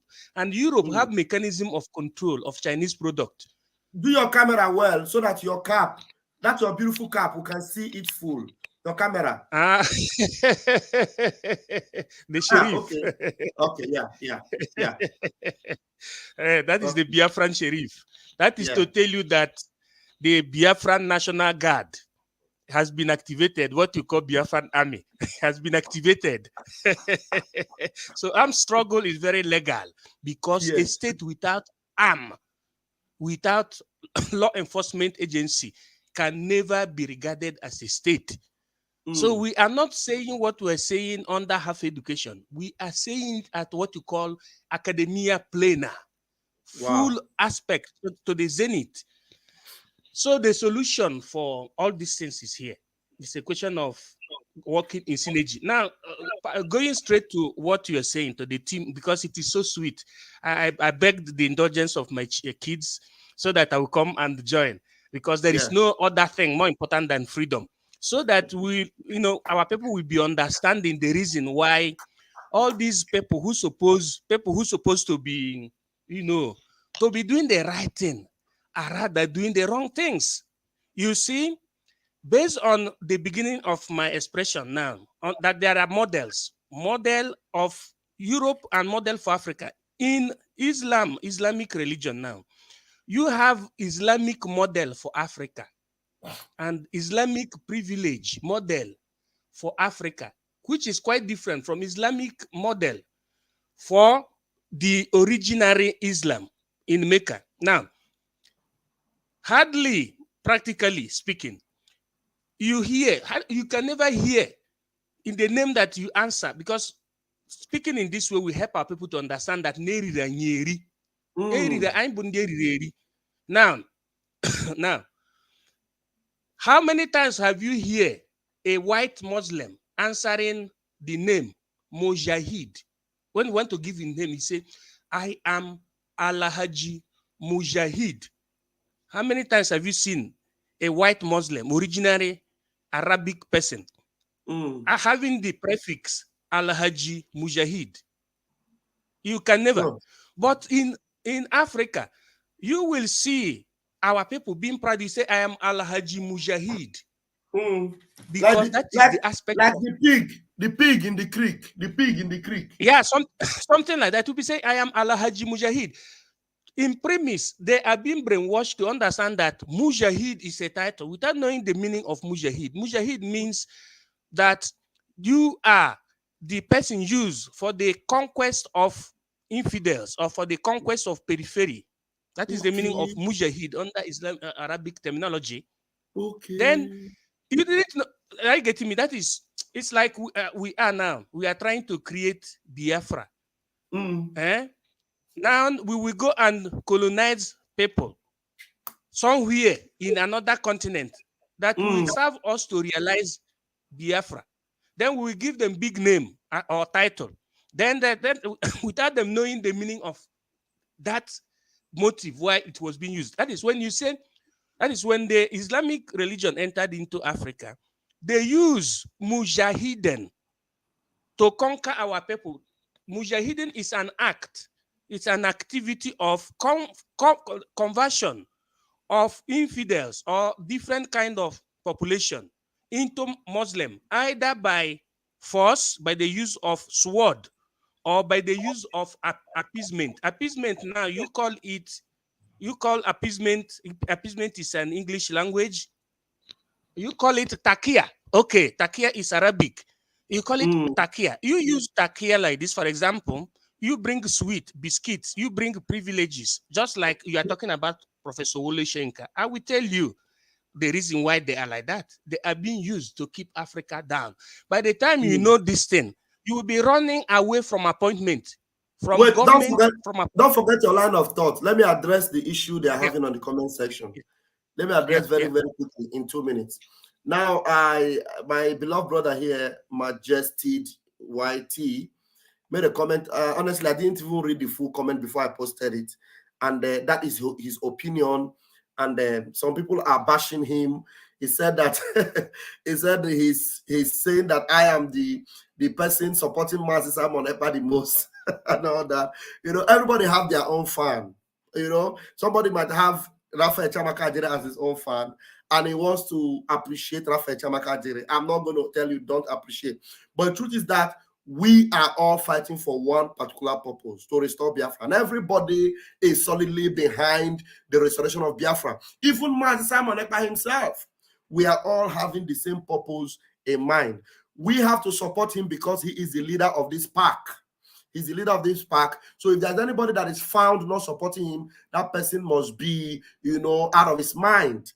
And if you are supporting Simon Ekpa out of pretense or out of hypocrisy or out of anything, you know, not because of Biafra restoration, then something must be wrong with your medulla oblongata, because Simon Ekpa is doing the right thing for Biafra restoration. And so what else do? You have to support him. So I'm using the language of the academic highnesses now. So please, don't fight your brother because he appreciates me. There's somebody else that will come out and say, Ugo Biafra TV is the best of Simon Ekpa's supporters. Somebody else will say, Akbarawa Sane is the best of Simon Ekpa's supporter. But one thing you must understand is that these are all united forces. Without Ugo and without Akbarawa, and without me, and without many other like 555 Vision and True Survival and many of our warriors, we will not have autopiloted media warrior in unison.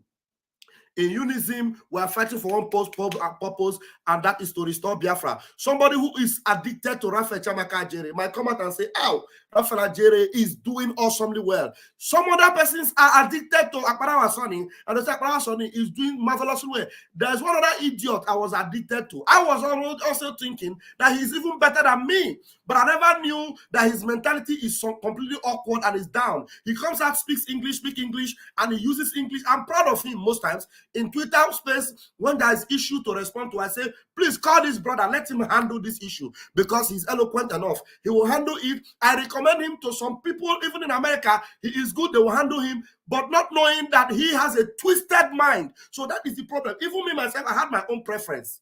I prefer that guy even more than myself. But it comes to a point, look at Emeka Livingstone, Emeka Deadstone. I had respect for him. You're warm Nala. You're warm Nala. Do you understand what I mean? Warm Nala of man. So that's what I'm telling you. So no, that's not Ugomba. It's not Ugomba. I'm not talking about Ugomba. I'm talking about someone else. I don't want to start mentioning names so that I will not start. You should know people I'm talking about, the fallen angels. Ugomba is not a media warrior. Ugomba is part of us on the comment section, doing his own thing, you know, wherever. But he is not a media warrior. I'm talking about the media warriors. Media warriors together with us in our media team. I respected him. I thought he had eloquence, intelligent. He can speak English. I would recommend him, not knowing that he is just a poor speaking English and talking jargon. You know, bringing voice record, RPG. He's one that brought that RPG out before. He brought that RPG out that those idiotic elements Ndenzama are now using. That's that moron. He brought it out from Ghana. That guy in Ghana. He brought out that what do you call it? The RPG thing. He brought it out, and I thought he was an intelligent person. I never knew that he was just a poor. So that's what we say. So don't fight Majestic because he loves Pastor Van Van Van. I am telling you, there are people that will always love Pastor Van Van Van like that. There are people that will love Akbarawa Sonny more than any other person. But one thing I want everyone of you to understand is that everyone supporting Simon Ekpa will have one common goal and one common purpose: to restore Biafra. So please, prefer all of us together. Work with us, support us, share our videos. Today, Waster, you can give us super chat if you love us more. The only place you can prove it more than they you love us, you go to the super chat and say, hey, Pastor Van Van Van, super chat for you because I love you more. That one is a joke. Don't take it seriously. But if you do that, I will appreciate it. But that's just the thing. Let's go forward. Thank you very much. His Royal Highness, Academic Highness, let's go forward.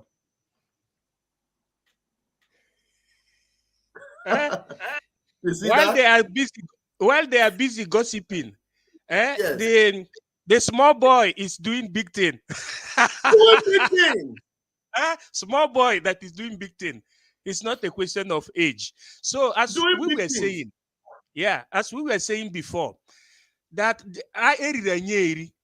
at least for us to understand all this thing, we should first of all acknowledge that we were being colonized, and by two different families. One is Europeans, then the other one is the Arabs. You have Arab is different from Muslim in the sense of, because religiously you say Muslim, then religiously you say Christians, but politically you say Arab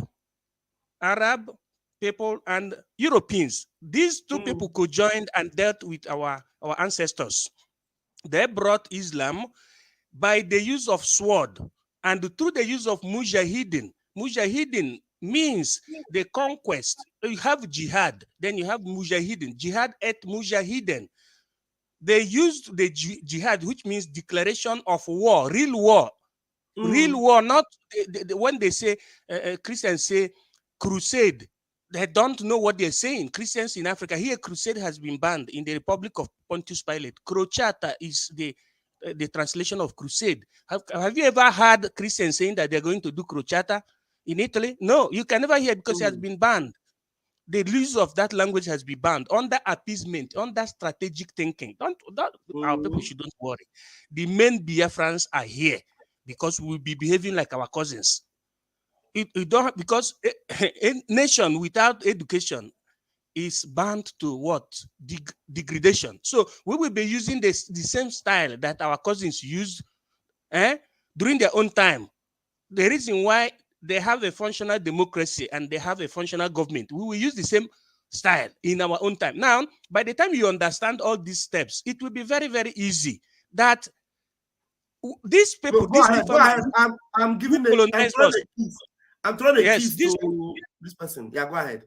These two families who colonized us, the Arab and the Europeans, used appeasement and they used bellic system. Appeasement means sweet. They use privilege. Under sweet, you have privileges.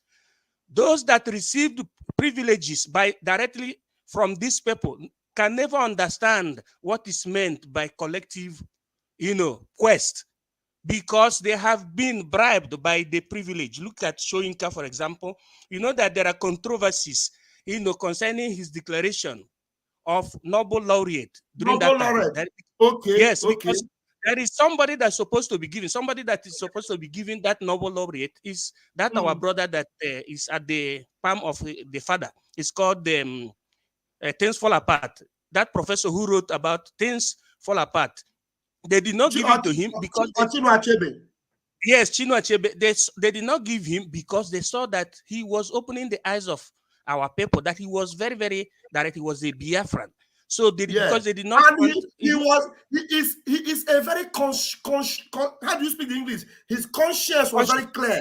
Conscientious human being. Yes. You see, any award they want to give him in the zoo, he will reject it because of the oppression. He was a human being. He has humanity, love and passion. Not Wole Soyinka. Exactly. Let me come again because our people need to understand this thing. That now, who was the person behind the formation of occultism in university in Nigeria? Who was the person? It is Wole Soyinka. He was the one who brought occultism in the universities. You are in the Republic of Pontius Pilate. You will see that there is nothing like occultism in university. This idea of people forming cult that has devastated the young people, that has lured the young youths, the youths of today into nuisance, is being created by him. Now, our cousins, the white men, what do? People like him supposed to be God, that is what you call stakeholders, or let me call it elderly statesmen, who will always stand to make sure that the institution is above human being. But in Africa, most especially in Nigeria, not in Africa now, most especially in Nigeria, the people like Wole Soyinka cannot stand for the institution. Do you know how our cousins did it? Under politics, you have people like Togliatti, Palmiro, that I said before. In Italy, you have people like Adenauer. You have people like Winston Churchill. You have people like Roosevelt. You have people like General Marshall. And uncountable, you have people like, I cannot forget him, like during the time of USSR, Stalin and Lenin. All these people, you have people like that one that introduced Barrett. Oh, what is it called? Che Guevara. Are you seeing it? He also helped Africa during the time of the revolution. He tried to help Africa. He fought against colonial masters. Che Guevara. Okay. All these people were intellectuals. Even Fidel Castro. Yes. The elderly statesmen supposed not to be corrupted. They supposed not to be tribalists. But unfortunately, the colonial masters injected virus. When I say this thing, it sounds very strange to people. Not the virus with strange, but academic virus into them, thereby telling them that they are special people. If not, okay, Wole Soyinka, personally speaking now, since Boko Haram started their devastation, have you ever seen him condemning them? No. He started condemning them by the time they took their evangelism to where he planted the cabbages. I see. Then he started speaking. But before, he will be speaking zigzag. He will be speaking in parable. And he always support, he's a tribalist for you to understand. Also, he's a masculist. That is another one. He's a masculist. Now, what do you have to say about this? What do you have to say about this? It's also in your line of thought. Yeah, we have somebody have blessed us with a super chat. Yes, thank you so much for supporting me with this super chat. Pastor Van, happy Easter. Thanks for the great work you are doing. Remember, blessed. I appreciate you for this super chat and I appreciate the Easter gift. More should come. Thank you so much. All right. Now, Wole Soyinka came on Arise TV. You know what he said? I said it earlier, but you were not here. Let me repeat it. Maybe you will lay emphasis on it. He said that what he expected from Tinubu and Atiku was that they should have picked a young person, invested all the money they were going to use for campaign, invest it on that young person and make that young person a president, and then sit down and watch how that young person will perform. Now, that is Godfatherism. Wrong. Of Godfatherism. Thank you. Go ahead and expatiate on that. That is what came out from the sense of Wole Soyinka. Now that somebody is a prof, as you know, his own field is in a novel, writing novel, does not mean that he's qualified as now that I mean is in real sense of politics, in the Western sense, because a politician is somebody who passed through high level of education under political science, international relations, who understand the meaning of separation of power, who understand the meaning of constitution, who understand the meaning of nation, the difference between nation and country and authority. There are three things, distinguished. Many happy Easter is coming. Thank you very much, my own Doreen, for this Easter blessing. Thank you so much. I appreciate that. Sorry for getting you, but don't lose your line of thought too, because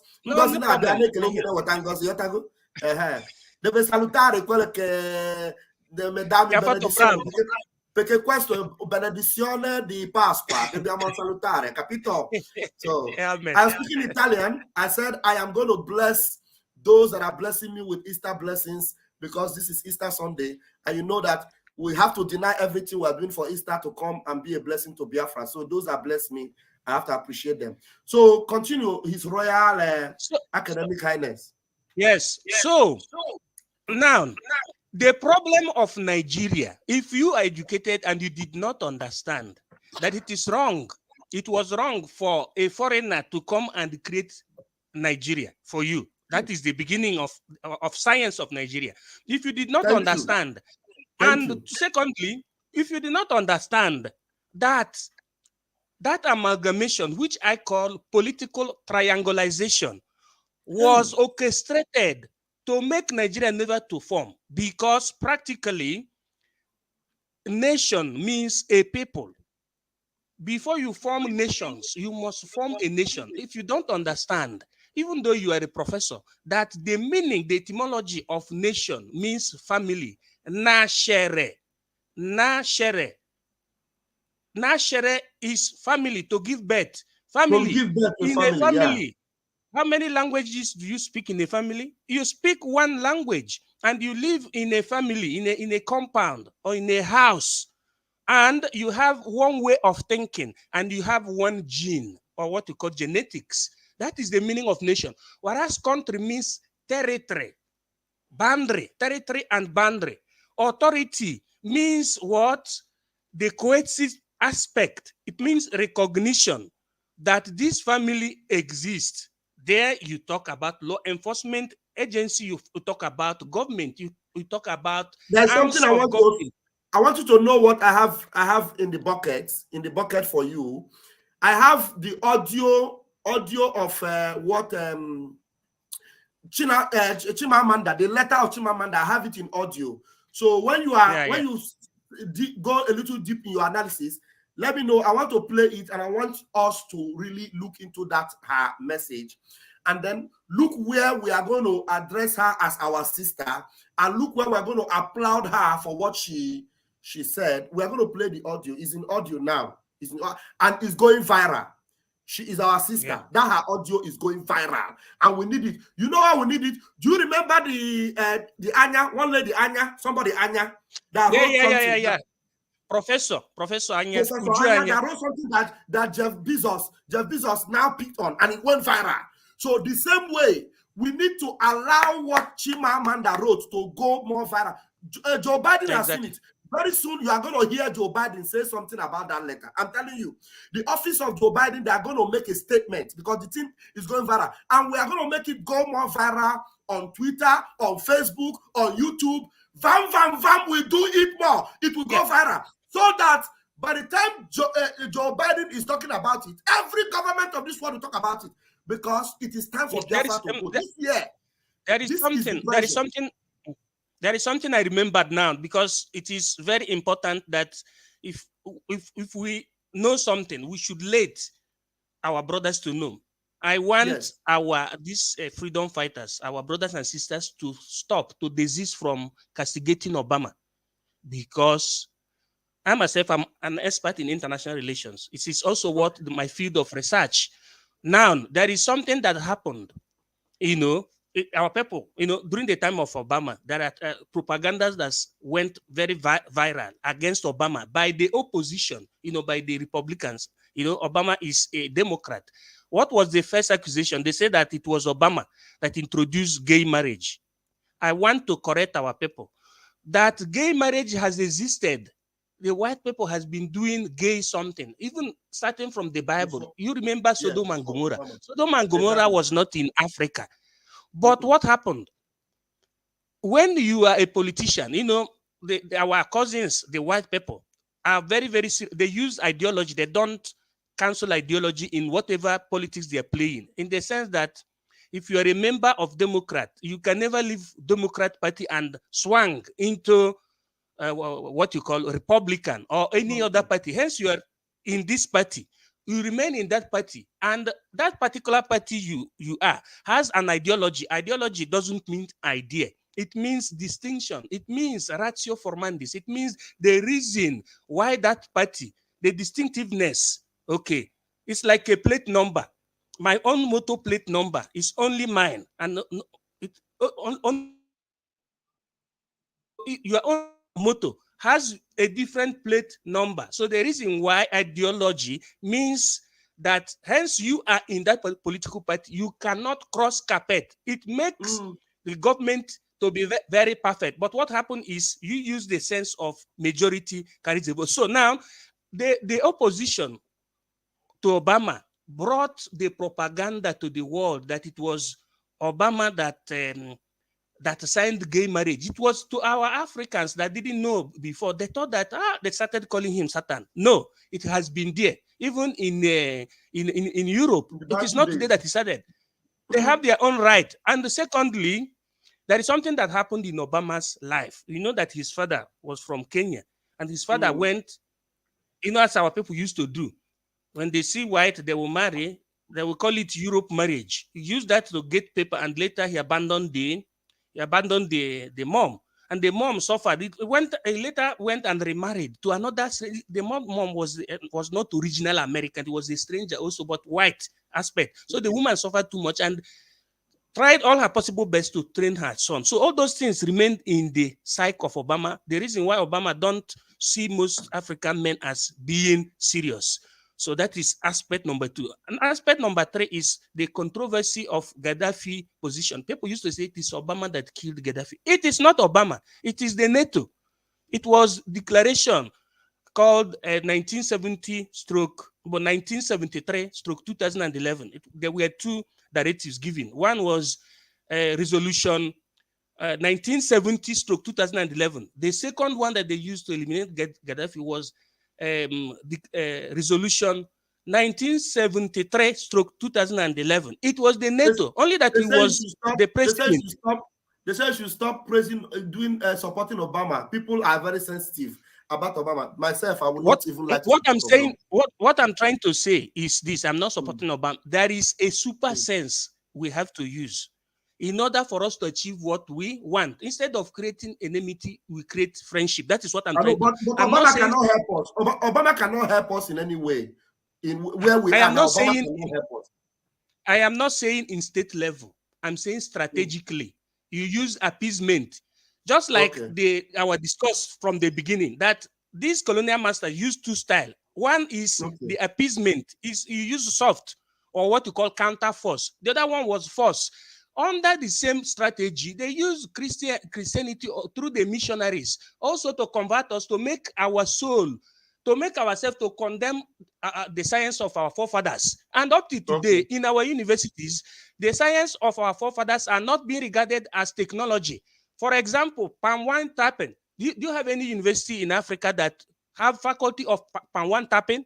It doesn't exist, but all our brain are fixated in champagne. You don't know that you remember? Let me tell you one major statement Obama made that we need to we must not forget. That's why Obama can never be in our good books. Obama made a video. Obama made a video and he said that keeping Nigeria one is it is a business that must be achieved. He said keeping Nigeria one. Obama, he is the first American president to take it upon himself to make a video in that regard. So make we forget Obama. Make we talk about Obama. Yes. Many people still, I know you are right in what you're saying, but I'm saying there is a language I use here that maybe you have not got it very correctly. I say that, you know, we are different. We have, just like, you know, you have media warriors, you have Vam Vam Vam, you have 247. As we are different, there must be a group that must take it as a responsibility to do what? To try, you know, to appease, to use the other aspect. I said appeasement. Appeasement does not mean that But you Obama did are. not help us in any way. Obama did not appease for us in any way. When Obama came, before know. Obama came, wait, let me tell you why we should forget Obama. I'm telling you, let's forget Obama. Because Obama became the first black president that came, and he had the opportunity to remember what happened to black people, especially, you should not even talk about America own, talk about Africa, like in Congo, like in all these countries. That is what I'm saying. That is what Obama did not say that anything. is what I'm saying. Just pardon me. I'm saying, just pardon me a second. I'm saying that we don't remember, as we are divided. Let me talk about Chimamanda Beg. Obama is a no. We could not discard Obama Beg. Forget he himself being the president. It's just like the Pope. Pope written something. As he was there, he was being forced to do certain things against his will self. That is what I'm trying to say. Not that. That's what I'm saying. I know the point you're trying to make, but let us not try to exonerate him. You know why? Because till tomorrow, he is out of the office as a president. Till tomorrow, he's still supporting the principles that brought him, the principles that forced him to make some of those moves which he naturally may not have been able to make. But they forced him to make it, as you are saying, but he's still supporting it up till now. Is he obligated to support it? He has a choice to disappear and go somewhere and keep his mouth shut, or maybe come to Africa and start supporting indigenous people that are suffering. If he couldn't do it as a president, he can do it as an ex-president, but he's not doing it. He should go to hell for all I care. Please forget about Obama, please. It's all right. It's all right. It's all right. Okay, now you know what we're going to do, His Academic Highness. I am going to bring this video, the audio, for you to listen to it and for Biafrans to listen to it. And let's address our own sister who took the pain to write a long letter to the office of the President of the United States of America. She wrote that letter. And we want to listen to that letter she wrote. And right now, they are calling for her head. They are calling for her head. They are looking for her. If they see her now, they might do to her what they are doing to IPOB. She is not IPOB. She's not supporting IPOB. She is a Biafran, but she's not supporting Biafra. She's a Biafran, but she's not supporting Biafra. She is hoping for one Nigeria to be good. But at this point, we Biafrans are going to use this letter she has written to encourage her that it is time to abandon that Nigerian ship because it is sinking very, very fast. That Nigerian ship is sinking, and even if it doesn't want to sink, we are going to make sure it sinks this year. Certainly. We are going to ensure it. In fact, Pastor Van will support anything that will make sure that ship sink this year. Anything. That's why when I see anybody fighting Simon Ekpa, that person becomes my enemy number one. If you stand against Simon Ekpa, I will crush you. I'll crush you with everything I have. Yeah. So let's go and listen to this audio. All right. Okay. No.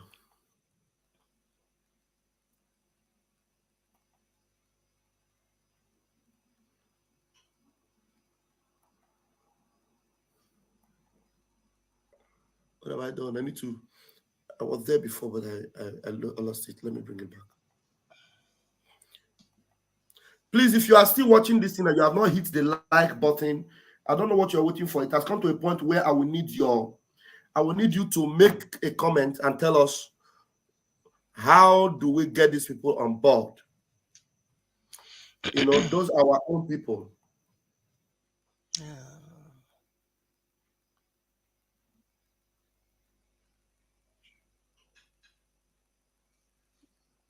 Audio.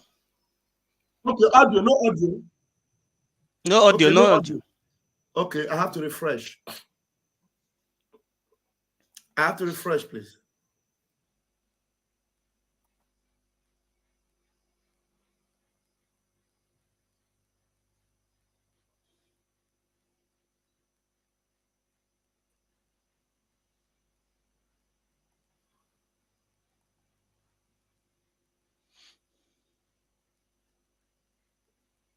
Okay. Before I will go ahead and play it, I have somebody in the room. He's a senior brother also. I don't know whether he wants to say something before I play it or he wants me to play it before he says something. Is it? Yeah, let me say something, please. All right. I wanna talk with regards to Obama. Obama said keeping Nigeria one is a tax that must be done. Yes. And I voted for Obama throughout his president's time. You know, when he came out from a senator, he won twice. So Obama don't have anything good to offer us, in the sense that Biden was his vice. He could have used Biden's influence to correct the wrong he did, but he did not do it. So let's just pack him one side and focus on our freedom. These people will not help us. That's just the gospel truth. All they care is all about the oil they are getting from Biafra land. That's all they care. I just want to leave it here. That's why I came in. Thank you.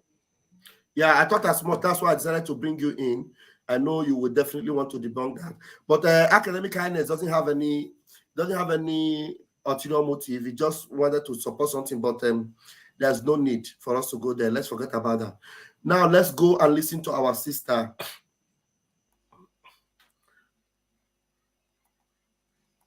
Election when we vote for Nigeria, say na crap. Baron. As I dey talk to you now, Tinubu, DSS, SSS, everybody defend Chimamanda onto the open letter when she write give US President Biden. When she talk say this our election when we vote for Nigeria, say na crap. If you hear the content, see, audio version of the letter don't dey available now. Make una open una ear, make una hear. This woman get mind though. Fraud.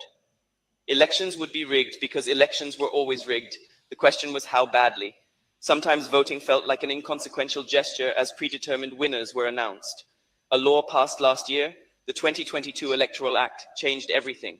It gave legal backing to the electronic accreditation of voters and the electronic transmission of results in a process determined by the Independent National Electoral Commission, INEC. The chair of the commission, Professor Mahmoud Yakubu, assured Nigerians that votes would be counted in the presence of voters and recorded in a results sheet, and that a photo of the signed sheet would immediately be uploaded to a secure server. When rumors circulated... Please, His Academic Highness, as you're listening, please, I want you can make notes of important points you want to address, please. Yeah, maybe some important places you want to address, because she's the one talking now. That's her voice over that letter. So, and those of you that are watching all over the world, please share this program, like it, so that others will come in. This is a letter that is shaking the zoo to its foundation right now, and they are all panicking. Okay? I am going to play another audio after this one, where they are panicking, all of them, including SAN, all of them, Onanuga, they're all panicking. So listen to this one. Make your notes of the questions you want to ask, or you can come in and make your own contribution. Let's do this together. Let's go. I'll start it from there. Last year, the 2022 Electoral Act changed everything. It gave legal backing to the electronic accreditation of voters and the electronic transmission of results in a process determined by the Independent National Electoral Commission, INEC. The chair of the commission, Professor Mahmoud Yakubu, assured Nigerians that votes would be counted in the presence of voters and recorded in a results sheet, and that a photo of the signed sheet would immediately be uploaded to a secure server. When rumors circulated about the commission not keeping its word, Yakubu firmly rebutted them. Nigerians applauded him. If results were uploaded right after voting was concluded, then the ruling party, the All Progressives Congress, APC, which has been in power since 2015, would have no opportunity for manipulation. Technology would redeem Nigerian democracy. Results would no longer feature more votes than voters. Nigerians would no longer have their leaders chosen for them. Elections would finally capture the true voice of the people. And so trust and hope were born. By the evening of February 25th, 2023, that trust had dissipated. Election workers had arrived hours late or without basic election materials. There were reports of violence, of a shooting at a polling unit, and of political operatives stealing or destroying ballot boxes. Some law enforcement officers seemed to have colluded in voter intimidation. In Lagos, a policeman stood idly by as an APC spokesperson threatened members of a particular ethnic group who he believed would vote for the opposition. Most egregious of all, the Electoral Commission reneged on its assurance to Nigerians. The presidential results were not uploaded in real time. Voters, understandably suspicious, reacted. Videos from polling stations show voters shouting that results be uploaded right away. Many took cell phone photos of the result sheets. Curiously, many polling units were able to upload the results of the House and Senate elections, but not the presidential election. A relative who voted in Lagos told me, "We refused to leave the polling unit until the INEC staff uploaded the presidential result. The poor guy kept trying and kept getting an error message. There was no network problem. I had internet on my phone. My bank app was working. The Senate and House results were easily uploaded. So why couldn't the presidential results be uploaded on the same system?" Some electoral workers in polling units claimed that they could not upload results because they didn't have a password, an excuse that voters understood to be subterfuge. By the end of the day, it had become obvious that something was terribly amiss. No one was surprised when, by the morning of the 26th, social media became flooded with evidence of irregularities. Result sheets were now slowly being uploaded on the INEC portal and could be viewed by the public. Voters compared their cell phone photos with the uploaded photos and saw alterations, numbers crossed out and rewritten. Some originally written in black ink had been rewritten in blue, some blunderingly whited out with Tipp-Ex. The election had been not only rigged, but done in such a shoddy, shabby manner that it insulted the intelligence of Nigerians. Nigerian democracy had long been a two-party structure, power alternating between the APC and the People's Democratic Party, until this year, when the Labour Party, led by Peter Obi, became a third force. Obi was different. He seemed honest and accessible, and his vision of anti-corruption and self-sufficiency gave rise to a movement of supporters who called themselves Obidients. Unusually large, enthusiastic crowds turned up for his rallies. The APC considered him an upstart who could not win because his small party lacked traditional structures. It is ironic that many images of altered result sheets showed votes overwhelmingly being transferred from the Labour Party to the APC. As vote counting began at INEC, representatives of different political parties, except for the APC, protested. The results being counted, they said, did not reflect what they had documented at the polling units. There were too many discrepancies. "There is no point progressing in error, Mr. Chairman. We are racing to nowhere," one party spokesperson said to Yakubu. "Let us get it right before we proceed with the collation." But the INEC chair, opaque-faced and lordly, refused. The counting continued swiftly until, at 4:10 a.m. on March 1st, the ruling party's candidate, Bola Tinubu, was announced as president-elect. A subterranean silence reigned across the country. Few people celebrated. Many Nigerians were in shock. "Why," my young cousin asked me, "did INEC not do what it said it would do?" It seemed truly perplexing that in the context of a closely contested election in a low-trust society, the Electoral Commission would ignore so many glaring red flags in its rush to announce a winner. It had the power to pause vote counting, to investigate irregularities, as it would do in the governorship elections 2 weeks later. Rage is brewing, especially among young people. The discontent, the despair, the tension in the air have not been this palpable in years. How surprising then to see the US State Department congratulate Tinubu on March 1st. We understand that many Nigerians and some of the parties have expressed frustration about the manner in which the process was conducted and the shortcomings of technical elements that were used for the first time in a presidential election cycle, the spokesperson said. And yet the process was described as a competitive election that represents a new period for Nigerian politics and democracy. American intelligence surely cannot be so inept. A little homework, and they would know what is manifestly obvious to me and so many others. The process was imperiled not by technical shortcomings, but by deliberate manipulation. An editorial in the Washington Post echoed the State Department in intent, if not in affect. In an oddly infantilizing tone, as though intended to mollify the simple-minded, we are told that officials have asserted that technical glitches, not sabotage, were the issue, that much good came from the Nigerian elections, which are worth celebrating because, among other things, no one has blocked highways, as happened in Brazil after Jair Bolsonaro lost his re-election bid. We are also told that it is encouraging, first, that the losing candidates are pursuing their claims through the courts, though any casual observer of Nigerian politics would know that courts are the usual recourse after any election. The editorial has the imaginative poverty so characteristic of international coverage of African issues, no reading of the country's mood, no nuance or texture, but its intellectual laziness, unusual in such a rigorous newspaper, is astonishing. Since when does a respected paper unequivocally ascribe to benign malfunction something that may very well be malignant, just because government officials say so? There is a kind of cordial condescension in both the State Department's and the Washington Post's responses to the election, that the bar for what is acceptable has been so lowered can only be read as contempt. I hope, President Biden, that you do not personally share this cordial condescension. You have spoken of the importance of a global community for democracy and the need to stand up for justice and the rule of law. A global community for democracy cannot thrive in the face of apathy from its most powerful member. Why would the United States, which prioritizes the rule of law, endorse a president-elect who has emerged from an unlawful process? Compromised is a ubiquitous word in Nigeria's political landscape. It is used to mean bribed, but also corrupted more generally. They have been compromised, Nigerians will say, to explain so much that is wrong, from infrastructure failures to unpaid pensions. Many believe that the Enek chair has been compromised, but there is no evidence of the astronomical US dollar amounts he is rumored to have received from the president-elect. The extremely wealthy Tinubu is himself known to be an enthusiastic participant in the art of compromising.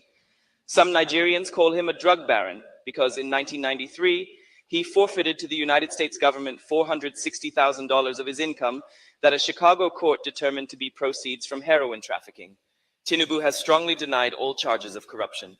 I hope it will not surprise you, President Biden, if I argue that the American response to the Nigerian election also bears the faint taint of that word, compromised, because it is so removed from the actual situation in Nigeria as to be disingenuous. Has the United States once again decided that what matters in Africa is not democracy, but stability? Perhaps you could tell British Prime Minister Rishi Sunak, who quickly congratulated Tinubu, that an illegitimate government in a country full of frustrated young people does not portend stability. Or is it about that ever-effulgent nemesis, China, as so much of US foreign policy now invariably seems to be? The battle for influence in Africa will not be won by supporting the same undemocratic processes for which China is criticized. This Nigerian election was supposed to be different, and the US response must not be business as usual. The Nigerian youth, long politically quiescent, have awoken. About 70% of Nigerians are under 30, and many voted for the first time in this election. Nigerian politicians exhibit a stupefying ability to tell barefaced lies, so to participate in political life has long required a suspension of conscience. But young people have had enough. They want transparency and truth. They want basic necessities, minimal corruption, competent political leaders, and an environment that can foster their generation's potential. This election is also about the continent. Nigeria is a symbolic crucible of Africa's future, and a transparent election will rouse millions of other young Africans who are watching and who long too for the substance and not the hollow form of democracy. Go online, na internet do on fire, na our name just dey everywhere. Twitter, Facebook. Okay. Excuse me. All right. Where are we now? We are going to address it. But before we do that, wait, let me play another one I promised us to do. Let me play another one very quickly before we lose the vibe. That is this other one. Where is that? Okay. All right, this one.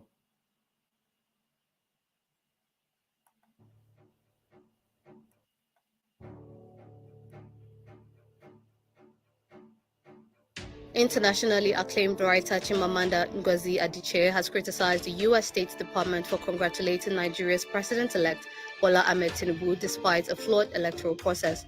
In an open letter to the President of the United States, Joe Biden, Adichie referenced reports of widespread violence, ballot box snatching, voters' intimidation, and other malpractices.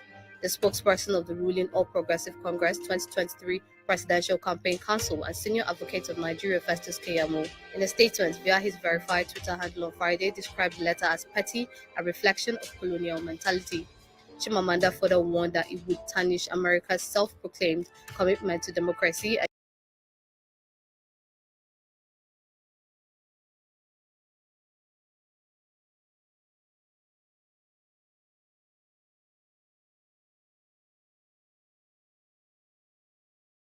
Presidential Campaign Counsel and Senior Advocate of Nigeria Festus Keyamo, in a statement via his verified Twitter handle on Friday, described the letter as petty, a reflection of colonial mentality. Chimamanda further warned that it would tarnish America's self-proclaimed commitment to democracy and give the sheen of legitimacy to an illegitimate process if Biden recognizes Tinubu's presidency. Also responding in the tweet on Friday, the APC PCC director media. I was talking, but I didn't know that I was muted. I said something, but let me say it back again. Did you hear what Festus Keyamo said? Festus Keyamo said that the letter was petty. Let me go back to what Festus Keyamo said. That the letter was petty and it was a colonial mentality from Chimamanda. Listen to it again, please. Voters' intimidation and other malpractices. The spokesperson of the ruling All Progressive Congress 2023 Presidential Campaign Counsel and Senior Advocate of Nigeria Festus Keyamo, in a statement via his verified Twitter handle on Friday, described the letter as petty, a reflection of colonial mentality. Chimamanda further warned that it would tarnish America's self-proclaimed commitment to democracy and give the sheen of legitimacy to an illegitimate process if Biden recognizes Tinubu's presidency. Also responding in the tweet on Friday, the APC PCC Director of Media and Publicity, Bayo Onanuga, urged Biden to trash the... Bayo Onanuga is urging Biden to trash the letter and throw it into the dustbin. Please, I don't want insensitive and stupid people to be commenting on my comment section. Nnamdi Celestine, be very careful. I will throw you out of this platform. All right, let's go ahead. Letter as soon as it arrives. The APC PCC Director of Media and Publicity, Bayo Onanuga, urged Biden to trash the letter as soon as it arrives. All right, that's it. And we are going to talk. I want people that talk with clear-minded analysis. Now, let me remove this thing. Did I come here with support of Chimamanda? Do you want me to play a video for you where Mazi Nnamdi Kanu was preaching one Nigeria when he was like Chimamanda? Why are you people so archaic and so dull-minded, like you don't know the world we are in? How do I remove this? Somebody's writing comment. Please, Pastor Van Van Van, look at it. Please, Van Van Van, leave this lady alone. This her letter will not go anywhere. Will you shut your mouth? Who told you it will not go anywhere? A letter that is already making waves on the social media. A letter that people are talking about. It will not go anywhere. Why won't you make a very clear comment? Maybe you can say she did not speak about Biafra. Make a very clear comment. Don't try trash on the comment section because you are there. You can type. What's wrong with you people? All right. Now, let's address the issues that she talked about here. And if there's anywhere you want to talk, talk with brain. You understand? You people must use your head. Some old people that don't use their head, I hate it. You just come and you write trash on the comment section and say, do you know who that lady is? She's an international figure. She's not talking about Biafra, but she could join Biafra based on how you address these issues. She could join you tomorrow. She like get out of Can the I say platform. something? Can I say something, Pastor Van Van Van? Go ahead, my brother. However, let me start from Festus, the one that Festus Keyamo said when he said that Adichie is using colonial mentality. You know, all these lawyers, you know, they play with every occasion, you know. Now, first of all, why did Joe Biden congratulated the president-elect? Why did he congratulated? Now, on the other side, Adichie understands that these days, let me just say it in that way, those who are to rule Nigeria are being decided from outside country. You can remember Commodore Kunle, who appeared on channel television, saying that they were among those who installed Buhari, that Buhari was the decision on how Buhari is going to take over, to become the president of Nigeria was decided from America. And later they were disappointed. Why are they disappointed? Why is it that people who supposed to understand didn't understand? They did not understand because there are things that are bigger than people. Notwithstanding your level of education, there are certain things that our people don't know. However, it is not negative. That later is positive in one side, but there is an epitome that says, "Onye na-agbala ọkụ, ya ga-agbaba na be agụ." You are trying to scamper away from fire that has erupted, but you went and entered into the cage of a lion. Now, that energy would have been good, would have been used for promotion of disintegration of Nigeria. But unfortunately, it is used, yes, it is used for under the belief of one Nigeria, because what you don't know is bigger than you. Because these people thought that I'm coming. I said it is positive because at least America that is supporting says that Nigeria must, the task of America is to make Nigeria to be one. For whose interest? For the interest of the hold your line of thought. Hold your line of thought. Let me come here now. Very, very quick. Chimamanda is a Biafran, but she doesn't acknowledge that openly. Chimamanda knows what happened to her people during the war. She speaks about it sometimes, a lot of times she speaks about it.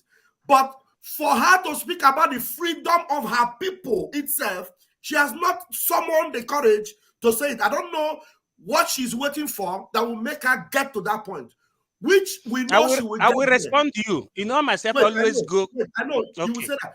She will get there whether she like it or not. She will get there. She will. Everybody must get there. Everybody. You know, there's a song that says now, last, everybody go drink, go chop the breakfast. Everybody go chop the breakfast. Last.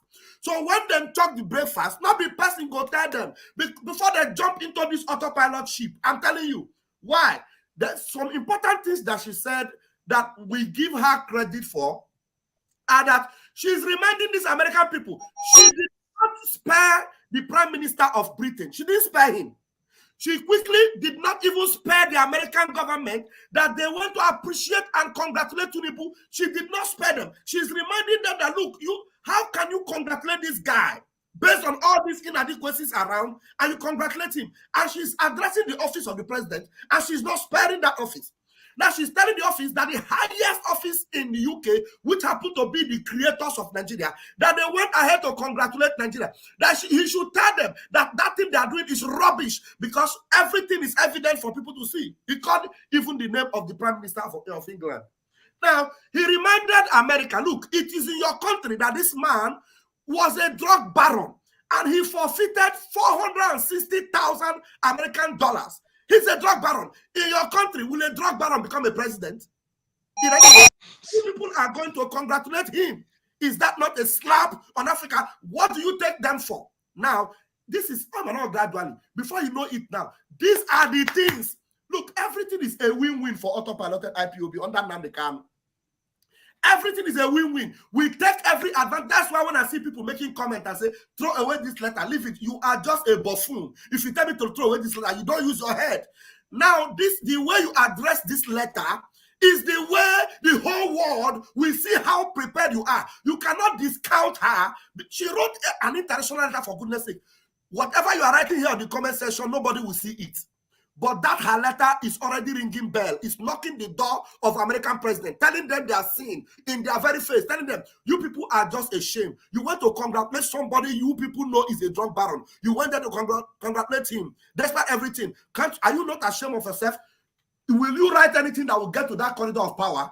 And you come here on comment section and tell me, don't talk about it. Don't let me get angry with you people. Oh. You people should wake up. This is 21st century, for goodness sake. Now, let's take the thought of JD. Can you hear me? Yeah, I can hear you. Okay, my brother, you know, our leader said that Biafra is a spirit. But people don't understand it. I just want to thank you for this job. Where you are doing a fantastic job this morning. Hold on. One of my mommy is asking me if I'm streaming on YouTube. Yeah, mommy Ayakus, we are on YouTube and we have over 150 people on YouTube. You know you are on Facebook. Leave those Facebook people. Can come on YouTube and enjoy on YouTube, please. We are on YouTube at Jere Global Media on YouTube. Just type at Jere Global Media. You will just see us on YouTube. Thank you. Sorry, JD, go ahead. Okay, so listen to me very carefully. I just want to thank you this morning for this powerful work you are doing. Because our people don't understand that Biafra is a spirit. And the autopilot is whether you like it or not. He must pilot you. Because now we are in autopilot. Even though if you are a born Biafra and you don't want to speak about Biafra, the spirit will bring you to what we are doing. That's what is happening. The spirit is working, and people don't know that Biafra is a spirit. And one of them, some people just talk it. I'm a IPOB, one family, but they don't know what we are doing. Biafra, have you seen Obi? Obi says it's not a Biafra, but now it's a Biafra. Sometimes I'm laughing. You know, I'm an old man. I sit in my house. Hold on 1 minute. 1 minute. Mommy Ayakus, I have sent you the link on your inbox. Check your Facebook inbox. You are going to see the link. I sent you the YouTube link on your inbox. Join us from there. Sorry, sir. Go ahead. You know, sometimes I will be laughing because people don't know that Biafra is a spirit. And when Nnamdi Kanu said, whether you like it or not, Biafra must come. So the spirit is the one walking his way to Biafra land. And people don't know what is happening. You see how things is coming up. And more things are coming up, is bringing us into Biafra. Very simple. JD, Imana, at the end of the day, even if Chimamanda does not join us, she has helped us to spread the narrative to the world. She has even given us a shoot up. We never even need her to join us before we get Biafra. My brother, listen. This letter he write, he did not put Biafra. It's very good. He did not put Biafra. It's very, very good. Because what he write is his own intention. Yeah. But the spirit, that spirit of Biafra brought it up. He don't know what he's doing when he's doing it. Yes. But what he writes is very powerful. Yes. There's that case in Abuja. Who will judge it? A drug baron. A drug baron to be a president of a country. Who will judge it? But some people will read the letter. They will say it's a common letter. What this guy is talking about. Throw this away. What is he talking? But the spirit is working. That's what I know. And I am very happy that whether you like it or not, Biafra will come. And we will celebrate. We will dance like crazy people in the street of Biafra. That thing Nnamdi Kanu said must come to pass. I just sit. Every day I see the spirit working, going, bringing. Wow. Everything is just perfecting. Wow. Any day people don't know that all this Fulani carrying gun, they're all fools. Yes. Any day. Look at them now. Today in Sokoto, Fulani is fighting Hausa publicly, shooting them, killing them on the streets of Sokoto. My brother, these people are not military. These people are all these people is all tourists, terrorists, terrorizing the nation.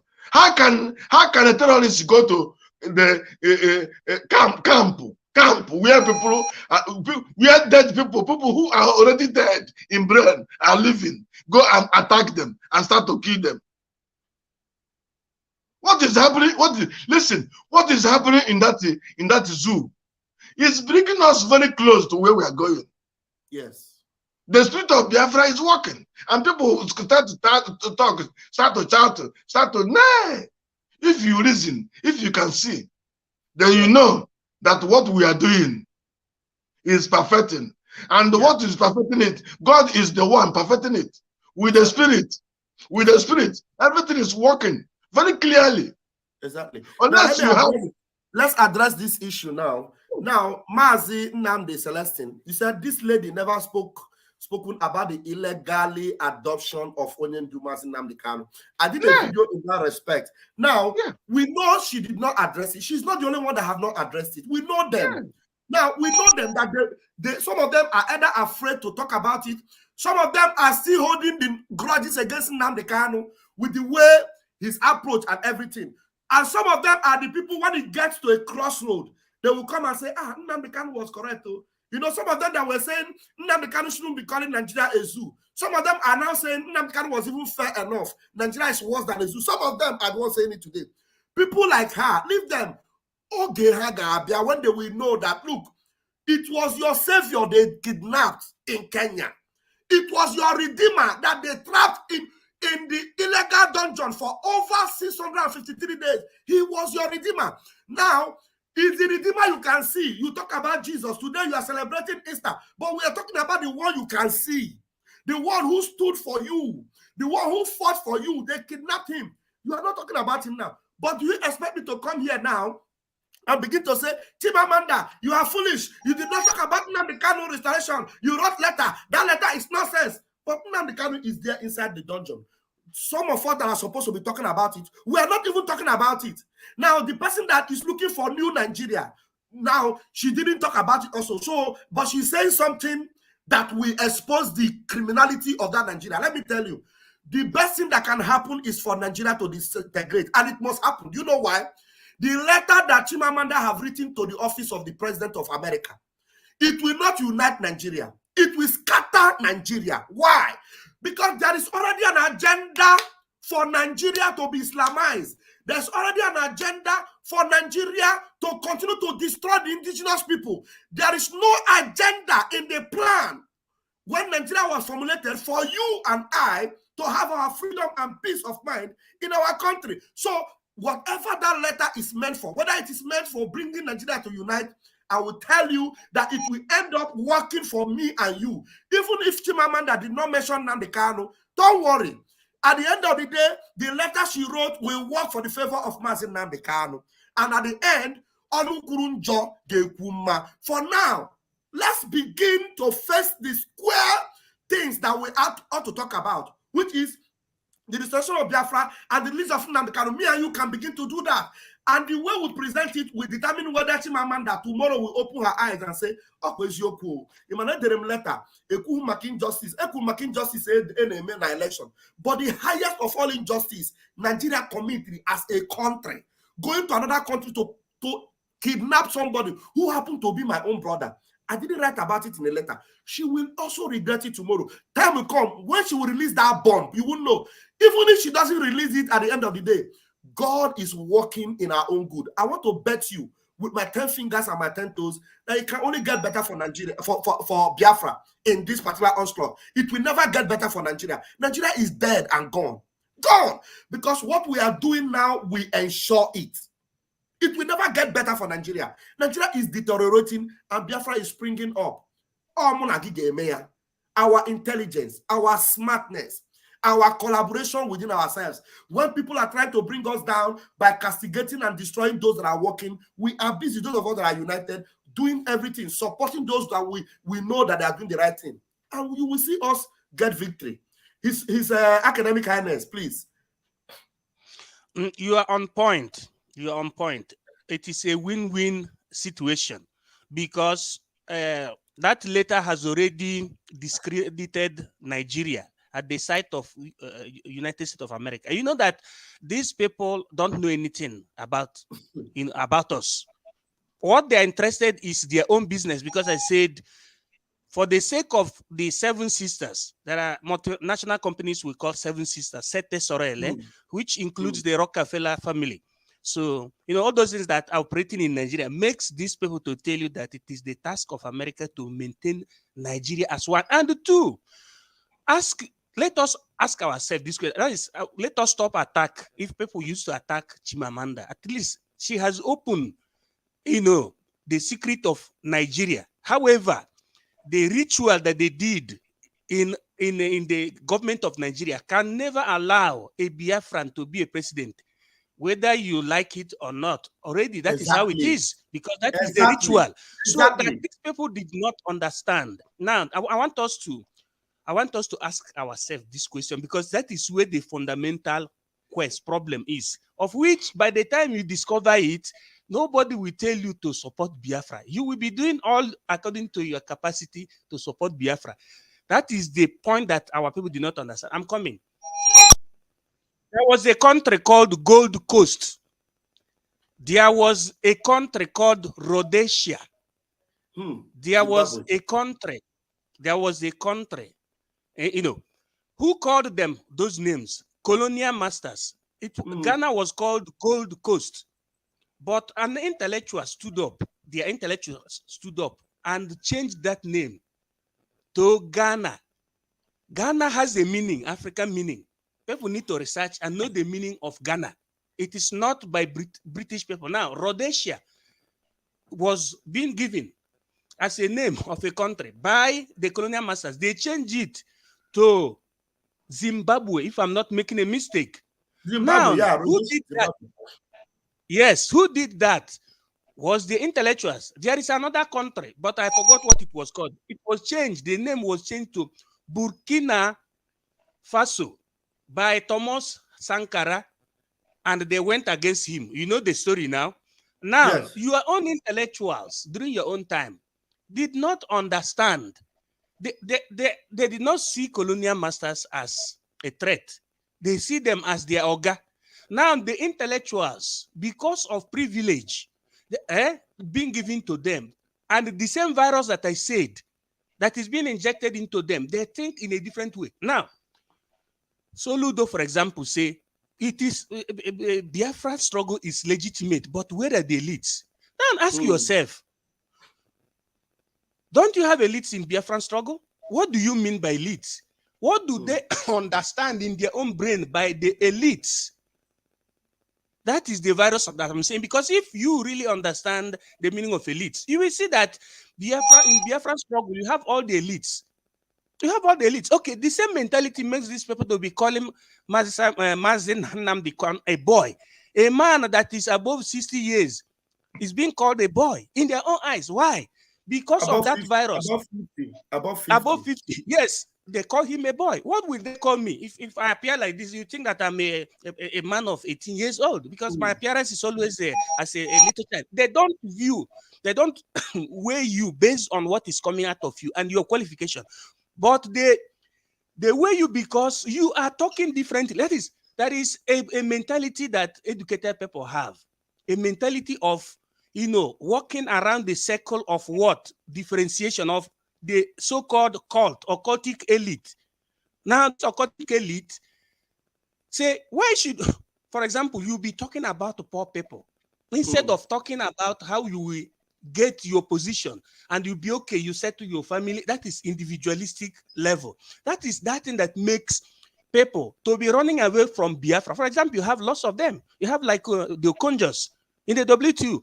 This is the person that and the group that's supposed to be talking about freedom. If they really understand that America fought against subjugation, that England was the one who colonized America, and they fought. Finally, the war ended in 1675. You see them, it is written in the American Constitution, but they are not able to translate that American reality to their own reality.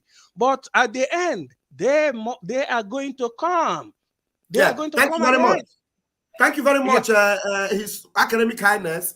We are going to allow JD to say something before Bright. This comment is very important. Now, this our comment said that her letter puts America on a very high red spot, because it was in America that Tinubu committed the drug crime, and the Chimamanda did not spare America by exposing that particular crime to them. How can somebody who committed this crime in your own country, he forfeited 460,000 American dollars as a drug baron, and then he goes to Nigeria and the fraudulently Chimamanda stated out everything they did, and they said he won election. And you people are congratulating him, even Prime Minister in and whatever it is called in UK, congratulating him despite all the criminality and evil things. So now you see that Nigeria is a crime scene. That's what that letter has brought to the doorstep of America. And now, from there, those of us that can now speak, Chimamanda, she omitted things in that letter. Those things she omitted, I have the voice now to add it to it by making that her letter with our voices added, that she omitted that Mazi Nnamdi Kanu was kidnapped in Kenya. Another higher criminality committed in the zoo called Nigeria. So disintegration is the only answer. You understand? America has a moral bond to distance themselves from such person. That's Tinubu. Thank you very much for this comment. JD, please make your own point again. Before my brother, I have tell you that I just want to thank you. This lady write this letter for with his clear conscience. But the spirit of the Biafra is the one working. So I just want to thank you people. All what we need now, this job is working in different areas. Everybody have to do what he have to do. And we have to be very, very fast now, because everything is working for our own good. Whatever we can do to get into Biafra, it doesn't. We must do it within 3 months' time. Yes, yes. If any action we want to immediately we take action now, is not justified by any country, and by them we are in Biafra. So keep on the good job you are doing. Don't listen to anybody. The spirit is working. Only what we have to do is to do our own work perfectly. Support Simon. Support me. I'm inside. I don't come out. I don't talk, but I'm inside. Yeah. So only what we need now is to support. Come up with action. We need action. No talking have gone. Before 3 months' time, immediately we lay our action. Bam. No city, no man. Anybody will close before they close. We are in Biafra. So take it. I've seen everything. Thank you very much, Lady. Thank you very much. I'm gone. Okay.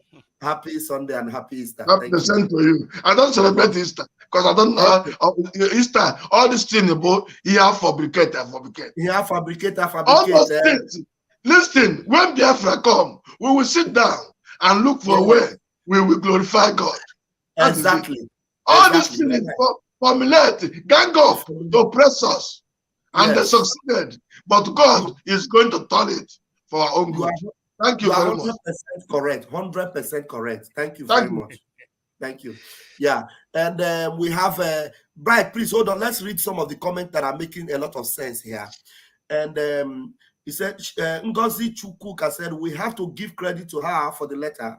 We have a lot of international people like Okonjo Iweala, Philip Emegwalo, etc., that can easily get the attention of US president, but they keep quiet. They keep quiet. Thank you. Some of Okonjo Iweala is just taking position, going from office. He keep quiet. Her own people are suffering. Even with this thing that happened in the election, Okonjo Iweala voted, though she came out and voted, but she didn't say anything about these things that is going on. The killing of Igbo people in Lagos, the harassment and the threat to Igbo people's life in Lagos, Okonjo Iweala is not saying anything. Philip Emegwalo, I don't even know whether that one is even anywhere. Where is she? Or the Kwando? I don't know. He's not saying anything. Okay, you want to say something based on this one? I myself, yes. I said that. Yeah. Yes, I said that there is a mentality that is being injected into the so-called African elites that makes them to be looking the other way around, that they don't understand the meaning of citizen. That is the beginning of everything. Had they understood that, you see this our chocolate color. If you love it, each time you see a child carrying banana on the head in Africa, you must feel that that child is yours. So that is the sense of citizen. They believe in mediocrity in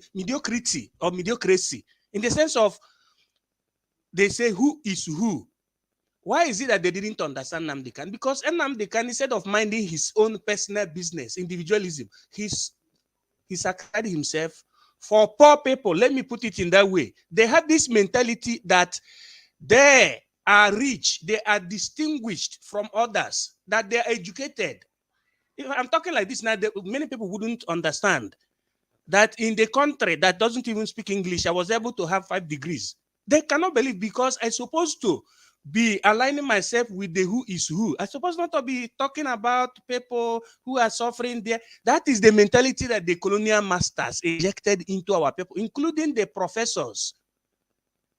They don't understand the meaning of citizen. Now, by the time we perfect what we are doing, they will have no choice. Then we will reteach them to understand the meaning of citizen. However, the latter is positive because it is opening both America and, the negative aspect of America supporting, trying to elongate its hand, trying to keep our people down, and also the imbroglio that they did.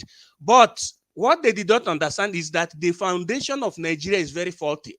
That somebody is a professor in mathematics or a professor in economics doesn't mean that he understands politics, because that is the principal thing that we make you to understand that there is no need of supporting one Nigeria, because that amalgamation was faulty.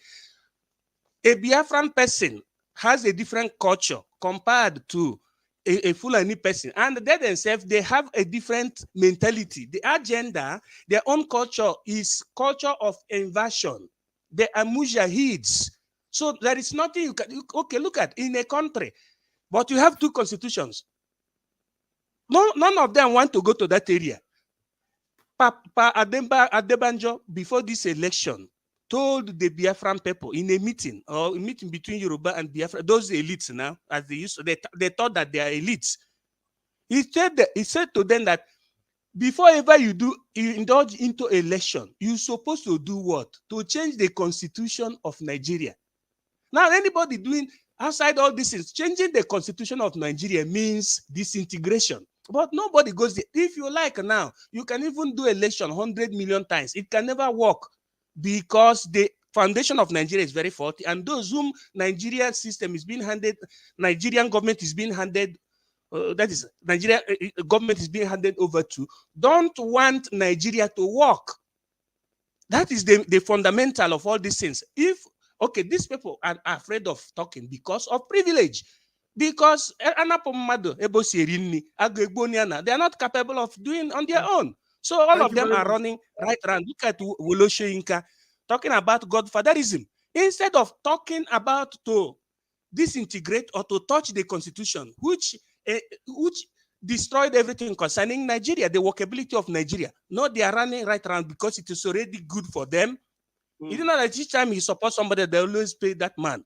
Very, very huge amount, just like the other political prostitute called FFK. Why is it that intellectuals, if really they're intellectuals, none of them see that the use of thugs is illegal, is something that is not done anywhere in the world, that the stealing of ballot boxes, that politics is not a dirty game, that politics is supposed to be done in the way it is done in the Western world. Nobody condemns that. How many of them has condemned the fact that politicians has converted your security to VIP? 20 police guiding one person. Police, instead of guiding the people, they have changed it to guiding VIPs. None of them touches that because it is comfortable for them. They are not humanistic. Hold your line of thought. I know you have a lot of things to say. There's another brother on the screen, so that will allow him to talk. We want to use this point that our sister Eunice made here. She said Okonjo-Iweala even said the election was peaceful. And our sister said she gave it to her water on Twitter. Can you believe that? Okonjo-Iweala was on ground. And because Chimamanda is like a daughter to Okonjo-Iweala. Wonye nwere deliver to dere letter to ndị isi America. Mono Okonjo-Iweala anọrọ na ala Biafra ka ọ na-emekwa vote. Ala Biafra na-agbagbusi ụmụaka, shooting and killing young people. Ala Biafra ebe ndị Nigeria military hapụrụ ebe ha ga-anọ na ebe ndị Boko Haram nọ bịa na ala Biafra Okonjo-Iweala. These are the kind of people that Biafran should give Jerry Rawlings treatments. People like Okonjo-Iweala. Because there are people that need such harsh treatment.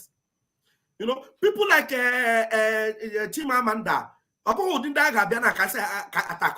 then when they could see Jimmy example, they have make the example so that Biafrans are mad that now our freedom, I hate to play. People like all these governors and all these senators. And you have make the example, Jerry Rawlings treatment. Go see her put that on them. Because I had him, but I had him, but okay, thank you very much, Eunice, for that comment. Bright, please, I'm sorry for holding you for so long.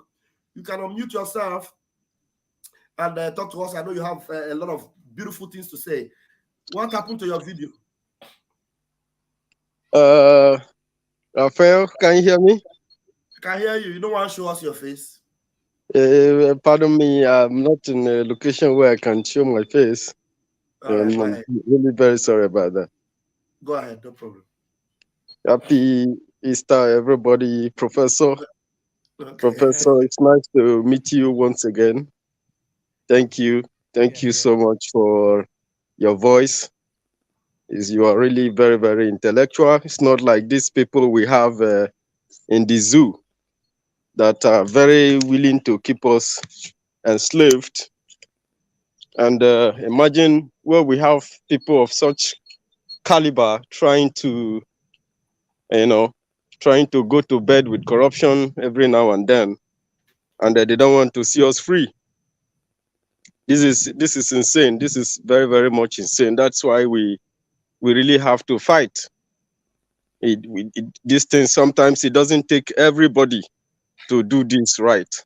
You talk about citizen, and I really want to talk about citizen, because citizenship is very important, because that is your number one, that is your origin, your starting point of being a citizen of this world.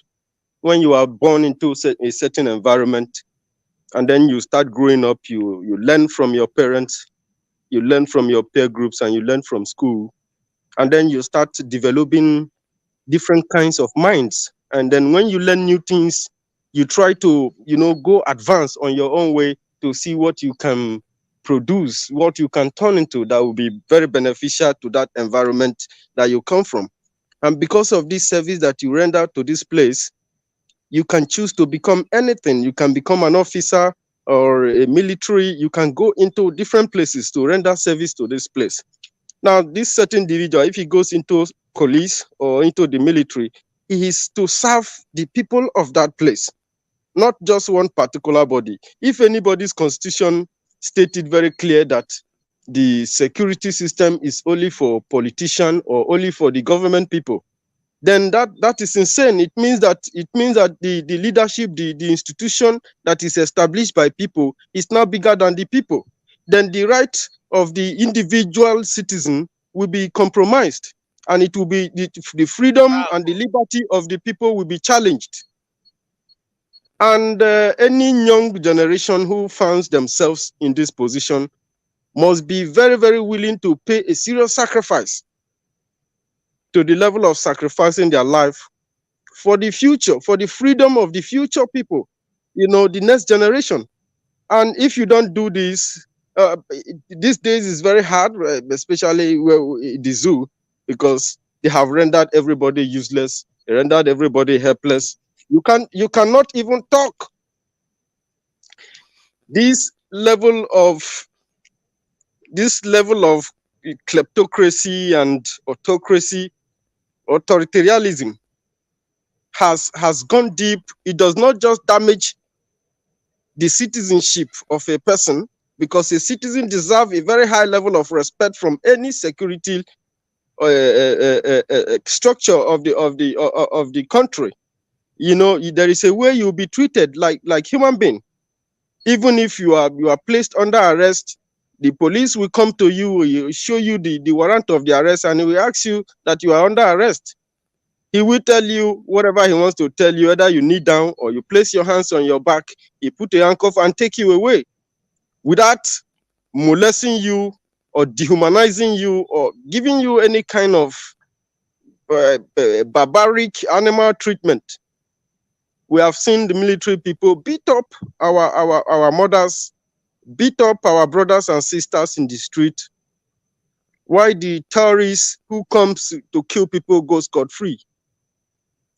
And why I'm talking about this so-called citizenship is that when you grow up into a system that is very confused like this, it takes away the naturality of a person. I mean, if people, like where I live, the young people grow up into the system and they have their own idea entirely. And the idea, even the government help to nurture this idea to balance with the system. And you see these people growing up, creating things. How do you create things if a system puts confusions like, when you have go into a stress, a trauma that you have to buy your money, you have to buy your own sweat after you made them, and it put you in a condition that you talk about police brutality, and these are activities of the government, and the people have to, their mind will always have to be there, because this is psychology. This is a little bit traumatic, because it is tragic. It is emotionally drilling. Then after you move from one stage of confusion, from one stage of crisis to another, like during the period there was flooding. The government did not even prepare. The government had no plan for it. It does not have a foresight. It does not have anything that it has to take care of anything that can come its way. And when it happens, the people suffers it, and they try to live with it. And maybe the thing come and go. So there will be no growth. There will be no development. There will be no happiness. There will be no peace. Because when you talk about growth of a country comes from that population. That's from the citizens. And then when you use all these crises to cloud them, it's a stolen ground. It is a state under hold captive. The people are under arrest. And this is the reason we are leaving Nigeria for good. You must let people who wants to go. And few of us from the coastal region are telling you, look, we are going for good with our family. Thank you very much, my brother. You have made a very, very solid point, of things that are happening. And Rafael, can I talk about Chimamanda a little bit, because she felt that they should give her a credit. Of course, we are giving her that credit for that move that she made. It's a very, very strong move. But you must respect the fact that you must respect the dead, not just the war dead of Biafra, but our people are dying. They are killing us. Yeah. Whenever you are writing something, you must put something like this: our leader is being kidnapped and forced to Nigeria, even when Nigeria does not stand the jurisdiction to entertain any kind of a judgment, but it takes him. So this thing, this is what we are saying, that you're supposed to have referred to this, because it's not you or it's another person, you think it doesn't matter. It is going to get to everybody. Look at now, nobody can talk. Once you just say one thing, they'll come and pick you up. Yeah. The thing is that when people at that level do not understand that one man is in one place illegally for 653 days, and the laws that be in this same country people are fighting for, the laws that be, the courts of law have declared him free and should be paid damages. The laws that be. And then I wonder if this shouldn't be their stepping stone for calling the attention of the world. If they don't address this, why are they addressing things that are mundane things? Because all these things that happen from election are mundane as far as Nigeria is concerned. We know about election fraud. We know about election rigging. We know about election, what do we call it, ballot boxes slashing. We know about paying INEC over to read another result. We know about that. But this is a country that had the audacity to go into another country, kidnap a British citizen. Now he's supposed to be free. The laws of the land have said they should set him free. They're still holding him for the past 653 days. So Chimamanda's attention should come to this, because this is a paramount, a point. So that's why every Biafran must continue to get this to the attention of the whole world. That's what I have decided to be doing every day, to put a post up, counting it to their face, reminding the world that, look, a man is innocent, and Nigeria as a criminal country is holding him, and they're not talking about it, they're talking about election. They're talking about P2B. Even P2B is not mentioning it. They're talking about it. That's why we're angry with P2B. Yeah, His Royal is, I keep calling you His Royal Highness. Maybe one day you'll become His Royal Highness. His Academic Highness, you want to make a point, I can see your hand. Meanwhile, we want the house.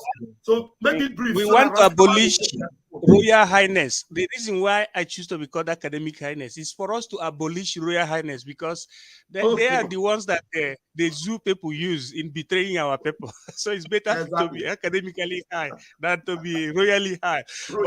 So what I wanted to say is that, do you know that just the reason why I made the example with Ghana, Burkina Faso, and Rhodesia, Zimbabwe, is the difference between Nigeria that was led towards independence and people that fought for their independence. The reason why, if you see red in any flag, you should know that that country fought for her independence.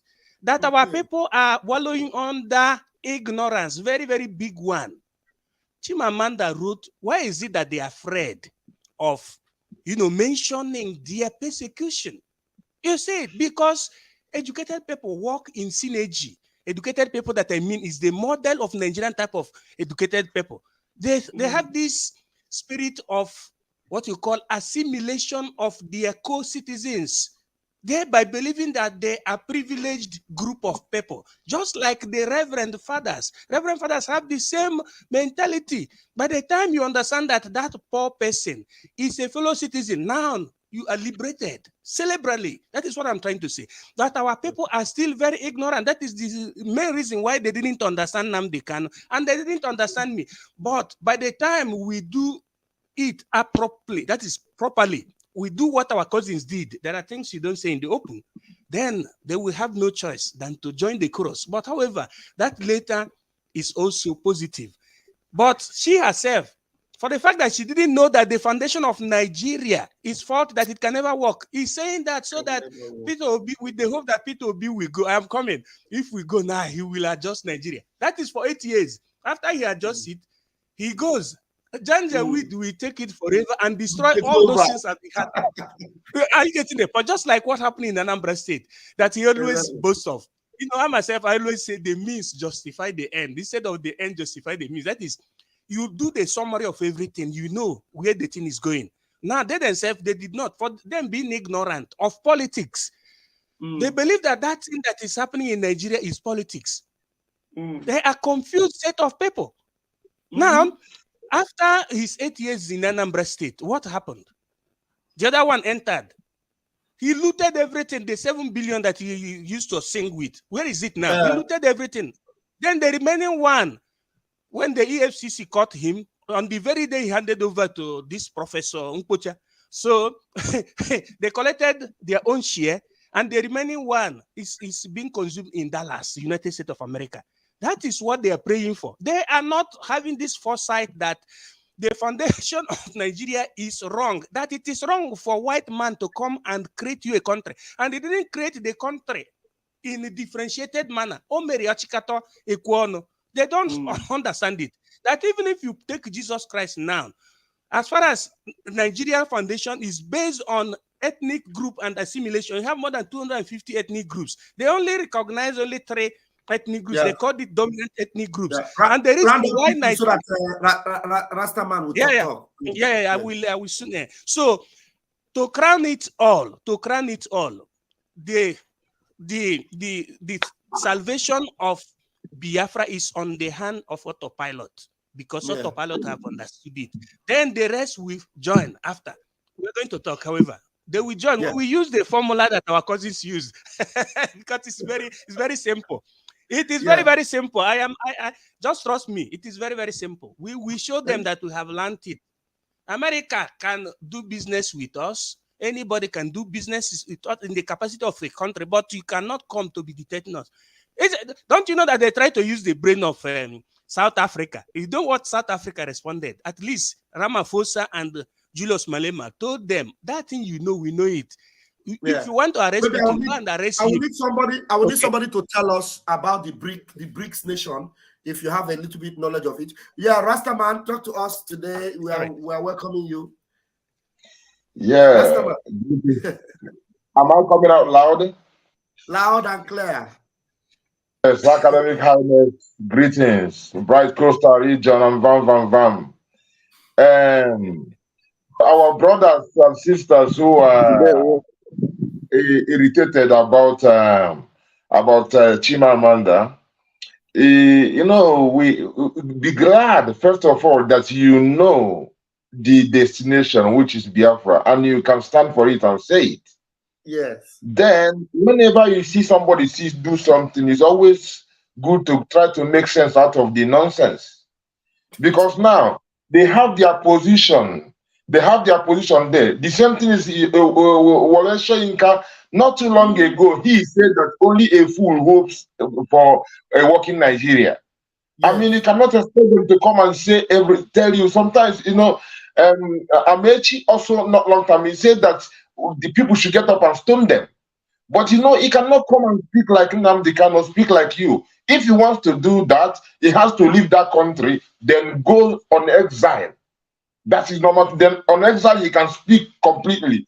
Because if not, he spoke a lot. A word is enough for the wise. So when Amechi said that, I really appreciated him because he's building road to Niger. Their hands are tied.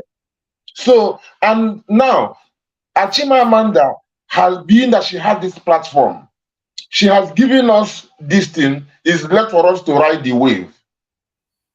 So what we're supposed to do is to ride the wave of that thing that is moving, everybody. Then we will be making it. She didn't mention Biafra, but I am 155% sure that when she was writing, she was thinking about those agitating.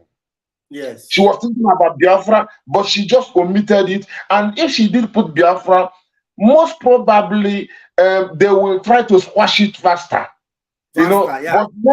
But now she omitted Biafra completely. I remember there was a time she was kind of coming against Biafrans and IPOB rushed her. She made a kind of apology then that these are her people, I remember. So now it takes a little bit more for people to come out. And the way things are now, I don't even think she would like to, if you tell her to enter plane to go to Nigeria tomorrow, she won't go. Because she knows the nature of that people.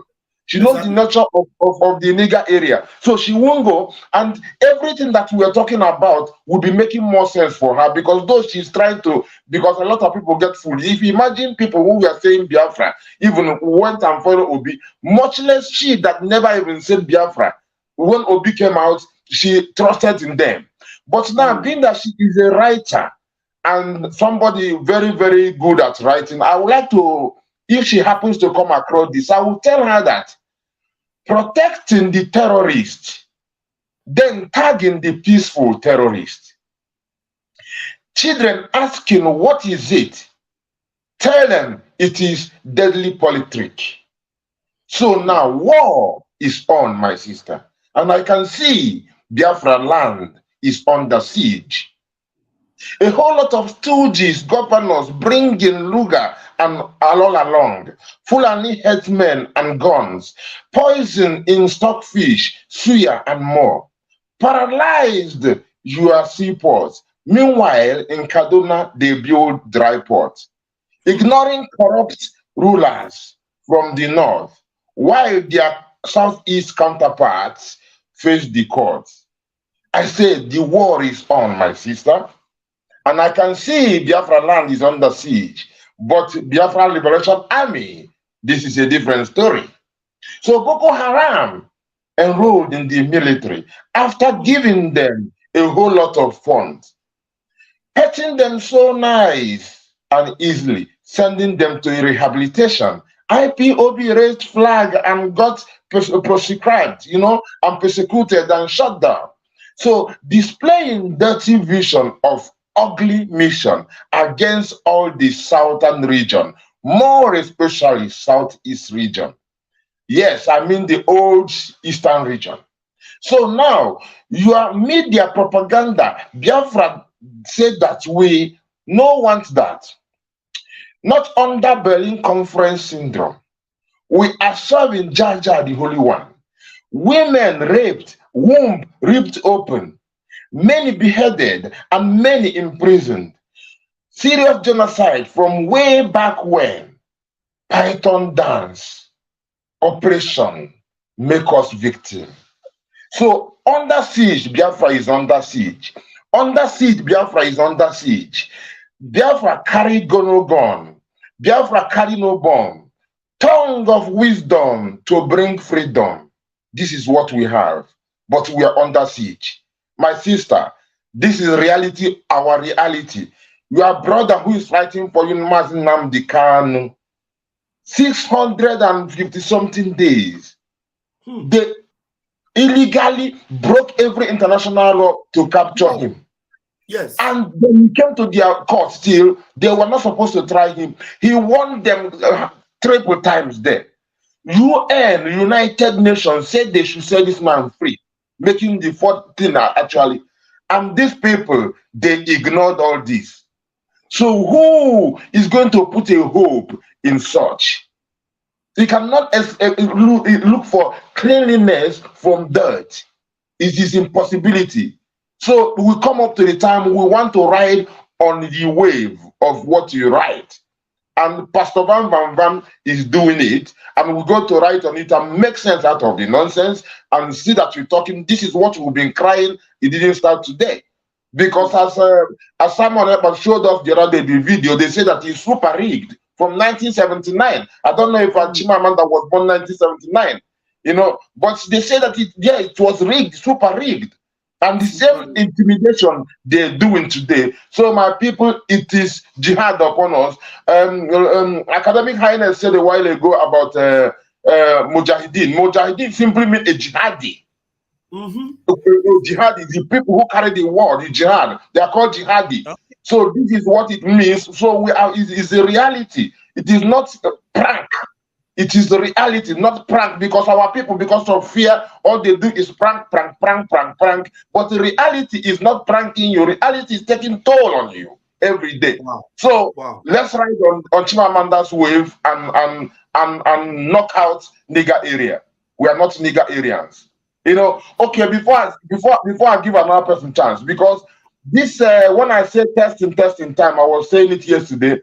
It was actually written on the day Nnamdi Kanu's parents were buried on February 14th, I think 2019 or 2020. Yeah, that was when I said that. Initially, I was like, I said that all road leads to Alpha. Everybody goes to Alpha. But at the end of the day, I started it say that we fed up of the zoo. So we shake up the zoo. Now break up the zoo. No makeup for the zoo. Then I say, greetings, people of the rising sun. In Selassie, I name only one upon the throne.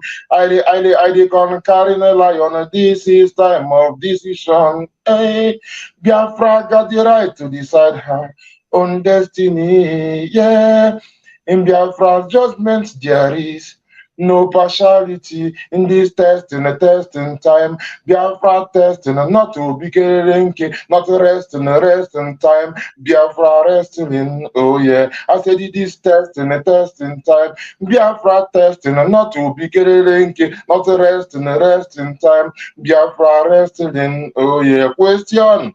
Do you know who you are? You said you love Biafra, your land. Forever now stand up for her. With the spirit of Chukwokika Biama, the Most High Jah, Yeshua HaMashiach, justice of Rastafari. Yes, was another Mewemaker Juku, Ephraim as the Israel Okukano, Atuzi and the Lolo Gezekano. Now rest on Nnamdi Kanu and the rest of us. So rising us, the spirit of peace, rising us. Equity, writing of Jah the Almighty in this testing time. Biafra testing, not to be kererenke, not resting time. Biafra resting. Then I said, because Wazulike and Masabnodi beginning of Ohamadike and Biafra parents lifted their children up in Kiruka and Azuka Adam. Let us slap injustice with unity, slap injustice. We tell them no more impunity. We will slap injustice. Oh yes, slap injustice with unity. Cut the reckless Fulanis. Common sense, our dedication to humanity. Cut the reckless Fulani. Yeah. Britain, go home with their Land Rover. Every nation like we want to take over. This is Biafra land rearranged over. Run for cover. We all of us moreover. Traitors got no immunity in Biafra community. Fire! City man Chuku, the Umuchibono, Kaninu, the Biafra, and testing time. Biafra testing, not to be kerelenki, not resting time. Biafra resting. Then I tell them, hey, although there be saboteurs, they can't do nothing to us. Some speaking Queen's English to us, Yankee. Some speaking Turkish to us, but who God bless, no man cause. Thank God we don't pass the wars. Fed up of the zoo, and we shaking up the zoo. We breaking up the zoo, no make up of the zoo. Children of the rising sun. Oh, children of the rising sun, my people of the rising sun, arise with the rising sun. Then I say, Biafra, Unia, Marcus Garvey swag, Communia, testing time. Biafra testing, not to be kererenke, not resting time. Biafra wrestling. Nnamdi Kanu is another savior. Blessed love, my people. Thank you so much. That was it. Thank you so much. Thank you so much. Thank you, Rastaman. Eke, thank you. That's a good one. Yeah. Okay. Rastaman. We have Onyendu. Да. Please Я make всегда your хотела contribution. носить очки, а ничего не All those you go for your видно. back, Что they в этом want видно? to Причем здесь это? Ты что так сказала, как Say hi. Brad.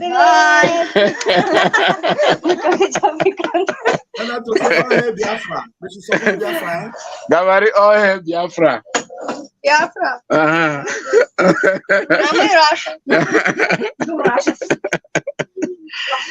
Nah, I don't even know your topic. I just enter now. Please go on. Later we'll talk. Okay, no problem. No problem. Let me put on the background. So when you want to talk, I can bring you in later, okay? All right. All right. His academic highness.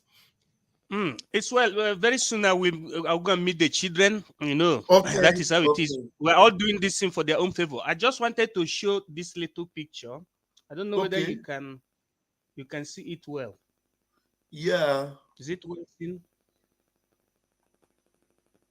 Yeah, I think I can see it. Talk about it then. Okay, now there is a VIP vehicle being encircled by the faller. What I mean by faller is by revolution, by the people. You see some people carrying bicycles, some carrying stick, you know. So that particular vehicle, that particular picture was taken in 1944. During the revolution time. So it is the kind of vehicle that the VIPs used during that time. What I'm saying is this. By the time we do what our cousins do, then that Nigeria will change by force. That Biafra will come. So all these people that have been blindfolded with privilege, I said, how many of them speaks against the VIPism in Nigeria? The police and the army that's supposed to be guiding the people, are being converted into private use. And this set of people think in that way. That is the reason why they cannot understand the need for freedom because when they are habitual already in that old system. Okay, so they will do everything to make sure that they continue that life of differentiation, of social stratification. The reason why Europe is functioning is because Europe is humanistic. It's a humanist. And they fought. Their educated people came together. They were not looking for privilege. The person who wrote the Italian Constitution was called Professor Togliatti. He was in the battlefield during the time of revolution, 1943. He was the one who formed what you called NLC, Comitato Liberazione Nazionale, together with all other German intellectuals, Robespierre, and the rest.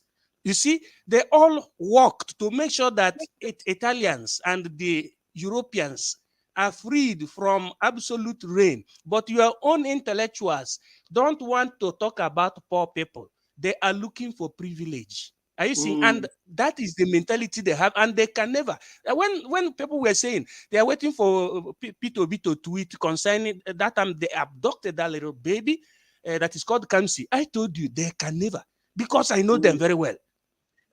Likewise, the priests, they raise shoulder. So when people raise shoulder, there is no humanistic in them. Nnamdi Kanu, he himself, he was having a consultancy in the United Kingdom. But by the time the spirit caught him, he said, oh, look at my people. Those people that are poor. Nobody's supposed to be poor in Africa. It is the situation that made these people to be poor. He started studying. All of a sudden, he discovered lots of things, and up till forming indigenous people of Biafra, because he possessed that humanistic spirit. That is the same spirit you, Van possess, and every lovers of freedom under possess.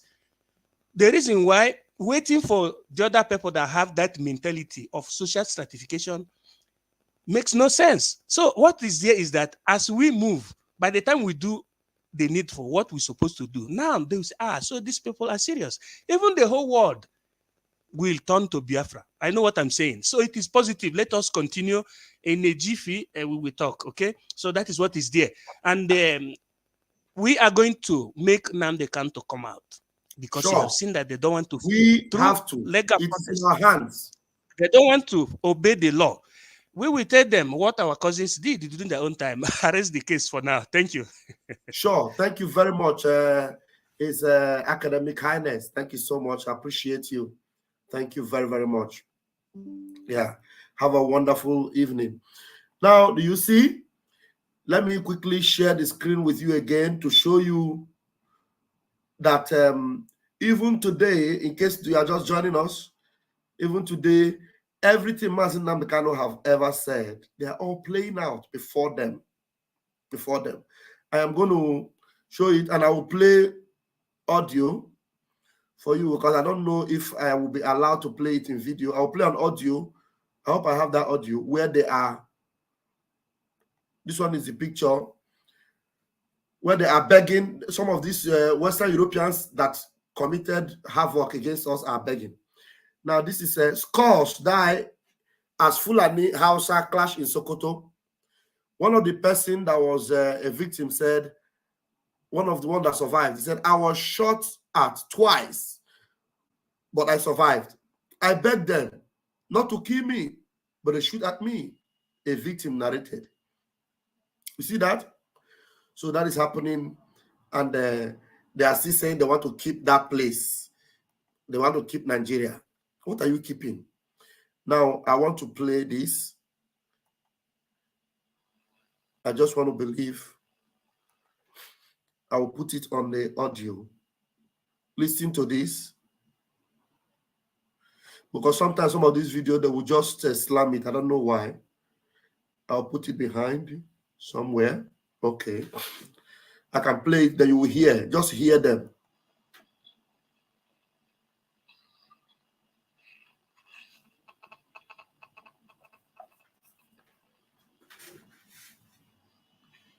They are all white people. Listen. Honorable dignitaries and all people of Africa.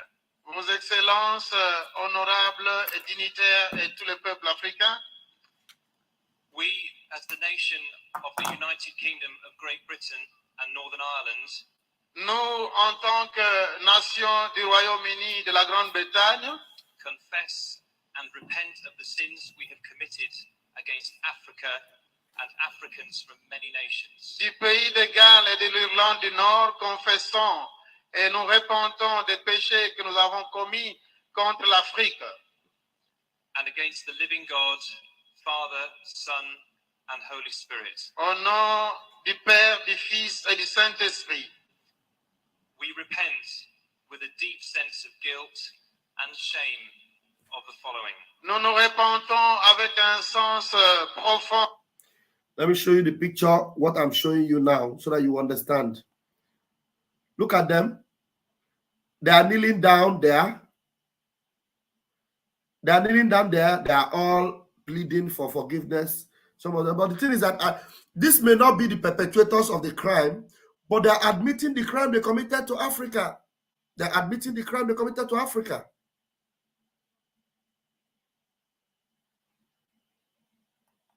De culpabilité et de honte devant le point suivant.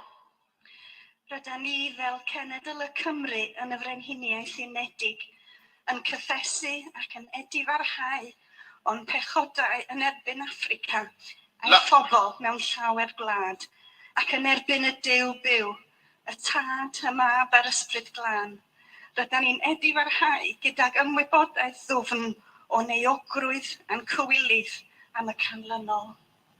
La compétition entre nous Européens pour la domination impériale dans le monde qui a contribué au pillage de l'Afrique. Competition with our fellow European nations for imperial domination in the world that contributed to the scramble for Africa. La compétition entre nous Européens pour la domination impériale dans le monde qui a contribué au pillage. They scrambled for Africa. They scrambled for us, like, you know, now they're admitting it. But the truth is that people like United Kingdom today, they would not admit it openly that these are the things they did to Africa, particularly to Biafran people and indigenous people all over Africa. Today, Mazi Nnamdi Kanu, who happened to be traveling the world with British passport, was kidnapped in Kenya. And up to tomorrow, Britain has not released a strong word against Nigeria. They are rather supporting illegality in Nigeria. They are even supporting the training of the Fulani Boko Haram infested army of Nigeria. They are training them. They are training them. You know, can you believe that? Yes, l'Afrique. The imposition of the empire spirit upon Africa, robbing Africans of their identity and destiny through an ideology of superiority. L'imposition. Robbing Africa of their identity and the ideology of this, their superiority. That ideology of white Jesus and the black Satan. Africa, black, them, white. That ideology. Let me take it back again. You hear the woman confessing it. Pour la domination impériale dans le monde qui a contribué au pillage de l'Afrique. The imposition of the empire spirit upon Africa, robbing Africans of their identity and destiny through an ideology of superiority. L'imposition de l'esprit de domination sur l'Afrique, dérobant les Africains de leur destinée et de leur identité au travers d'une idéologie de supériorité. Ceci a été imposé à tous les niveaux de la société. God bless Africa. Que Dieu bénisse l'Afrique. Now, these ones are, they are confessing and they are saying, God bless Africa. No, you people have to remove your hand from Africa. Remove your hand. It's not about telling us that God bless Africa. God have already blessed us. Remove your hand from our matter. Remove your hand from our matter. Supériorité, ceci a été imposé à tous les niveaux de la société. God bless Africa. Look at the man saying, God bless Africa. Look at him. Look at this one. He's the one that is crying. He's crying and saying, God bless Africa. He's crying and saying, God bless Africa. Is it by your crying that God will bless Africa? It's by you admitting your wrong openly unto the world and go to the United Nations, go to ICC, submit yourself to ICC. You committed havoc in Africa. It's not by gathering in one church somewhere and then you are praying and confessing there. You know, that's not enough because the evil is still being perpetuated. Look at what they are just doing in Nigeria. When we Biafra say we don't want to participate in any election, we don't want to join. And then one of us that they bought over, he went to London. We called him a London boy because he went to London. They told him what to do to come and distract us. He came to distract us. And at the end of the day, the people were deceived. And even though they voted for him, at the end of the day, it is evident that they never wanted to make him any president. We told him, but he refused to listen to us. He went ahead and did the nonsense. People died because of that rubbish. And Britain was the first person to congratulate the charade they called election. Britain. But the London boy went there. Only God knows what they promised him. And after the nonsense they did to him, Britain was the first to congratulate Tinubu in an election that was mad. I am bringing in the Rastaman. Rastaman wants to say something. Yes, I want to remind our people that Labour Party is actually British Party. Okay. Everybody should be connecting the dots. Labour Party is British Party. Simple. It's not any other thing. So it's their party. So they put him in their party to carry out what they want to do, which is to control you and rule you. And about those who are apologizing, our people should research about Jesuit. Normally, the meaning of Jesuit, it means Society of Yesu. But everybody should study these people and research about them. You might think it's from the 14th century, but I tell you that they are very active. And they were active before the 14th century, and they are still active after they were even banned. They created different. They call them the secret priest or the black priest. The black pope. Black pope. The black, yes. The general, the top person among them is called general. So everybody, and the important thing is to check the oath of the Jesuit is very important for everybody. So when these people are apologizing, you can also know that people they can even fight themselves sometimes to achieve their goal, their end goal. So they fight against each other to achieve their final goal. So, and they wear black. That pope, the general of the Jesuit is above the normal pope, you see. But even the current pope is a Jesuit as well. So it's good for us to check all these things. The normal pope is a Jesuit. Okay. Normally they wear black. They are the people that wear black. Liars, they are. And in reality, they created Islam just to fight against Yeshua. They created Islam. And they are behind every government. They infiltrate every government on earth. They even US. If you say US, you see Maryland, you see Virginia, and all those things. When you study, even the Washington and the 7 hills of Washington is like the 7 hills of Rome. So actually, their headquarters is the US. Is a corporation. So and the Democrat is a Roman. And the Republican is a Greek.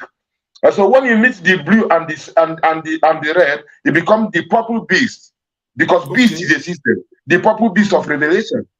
So anyway, I just wanted to touch up on that a bit. So this is the just remain here. I'm not going to take you out. Let them finish confessing. Maybe we might still remember something you want to say. Let me play that for you. You can hear the voice from here. Let's play. Que Dieu bénisse l'Afrique.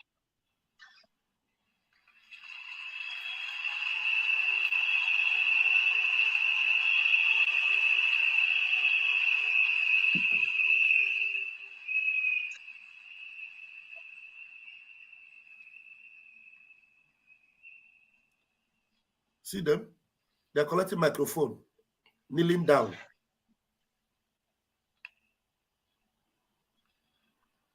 My name is Chris McCrossan.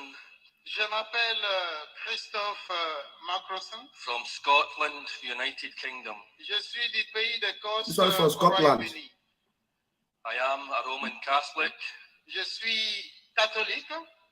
And I'm here to confess the sins of Catholic against Africa. Je suis de l'Église catholique romaine et je suis ici pour confesser les péchés des catholiques contre l'Afrique. As a Roman Catholic, en tant que catholique, I identify with the sins of my forefathers as sons and daughters of the church. Je m'identifie avec les péchés de mes ancêtres comme leurs fils et filles d'Église. In particular, their sins of omission against the Congolese people, against you, the people of Africa. Et en particulier, nos péchés des omissions contre le peuple d'Afrique à cause de leur échec. For their failures. À cause de notre échec. We failed to uphold the gospel message to defend the weak and oppressed. Nous avons négligé de maintenir l'évangile. Now he is confessing. He is confessing on behalf of people that actually brought the gospel. You know, the thing is that they don't even know the reason why the people took that gospel to Africa with deception and manipulation and brought a lot of anarchy, a lot of deception with gospel. With gospel. You see, we're told about a sheep that was titled Jesus that they used to bring to. I don't know about some of those things they did. So they brought these people that are confessing this sin, they are not the ones that committed it to. So they have realized that those things were evil that those people did, and now they are coming to confess on their behalf. But they should understand that that was the idea to conquer Africa, and they did. Everything they have in Europe today, places like Brussels, Belgium, everything in Belgium, it is sourced out from Congo. Congo is the poorest, one of the poorest in Africa. But Belgium, that has nothing. Belgium doesn't have any resources, nothing. But they are one of the most beautiful countries in the world at the expense of Congo. Now, this one, a Roman Catholic man is confessing as to what they did, even in Congo. In Congo. You see, they are confessing. So how do you now restitute the evil that was done to the Congolese people? Some of them, their hands were cut off. They were treated as if during the Sharia, what they do in Sharia, these Belgian people did to Congolese people. They cut their hands off, they cut their legs off. Some of them, they feed them to animals. They feed them to animals. Because of a bit of their diamond that comes from their land. Because of diamond that comes from their land. And there is this thing we have, this mobile phone you have. There's a particular component inside this mobile phone that comes from only Congo. Congo is the people that have it. Coltan. It is only in Congo. Yeah. And there's another one. There's another one called, I think, Cobain or something. Another one that is needed in the electronics too. It's coming from there. And for your surprise, this thing, all these solid minerals, they are flowing freely every day up to today. So those who are so-called confessing, they're not saying that, look at, this place is being still a war-torn zone, but all this coltan and the diamond, they are going easily, still going out every day. Tomorrow. Okay, what is the meaning of this confession now? This confession, does it make any sense? Of course, I would say it makes sense. For a word is enough for the world, because they cannot still do a lot, because they know that it is obvious what they have done. He's talking about what happened years back, but we're saying that the same thing didn't stop. It is more. You don't need to. There's one person met me one time. He told me, you know, we have gone to Africa. We told them sorry from what the Europeans did. They went to South America. They say sorry. I said, this your sorry no really makes sense, because it's one humanity. The rightful thing is to look to the legacy of those things, crimes done. Yeah, try to go against it and show to trample the legacies. What they keep that is still killing people today. Go against it, because when you do good, you yourself is doing it for. You are not doing it for anybody. I said that speaks louder than coming out and telling people sorry. When you see that the same legacy is still here, trampling people and killing people and killing them and taking away the resources and purposely underdeveloping them and making them always to seek and look up to you and all those things, instead of showing them what they have, or say that, you know, just simply liberating them and being human. Simple. So go on, my brother. Heartbreaking. Ti amo, amore mio. Ti amo, ti voglio bene.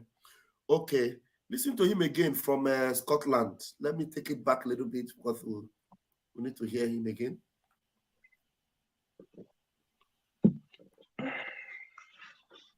Identify with the sins of my forefathers as sons and daughters of the church. Je m'identifie avec les péchés de mes ancêtres comme leurs fils et filles d'église. In particular, their sins of omission against the Congolese people, against you, the people of Africa. Et en particulier, nos péchés des omissions contre le peuple d'Afrique à cause de leur échec. For their failures. À cause de notre échec. We failed to uphold the gospel message to defend the weak and oppressed. Nous avons négligé de maintenir l'évangile. We failed to defend your worth as children of God. Nous avons failli dans la défense des faibles et des opprimés. We failed you by not raising our voice to speak out against the many atrocities that you suffered. Nous avons négligé de défendre votre valeur en tant qu'enfant de Dieu parce que nous n'avons rien fait pour dénoncer les multiples atrocités, les méfaits dont vous avez souffert.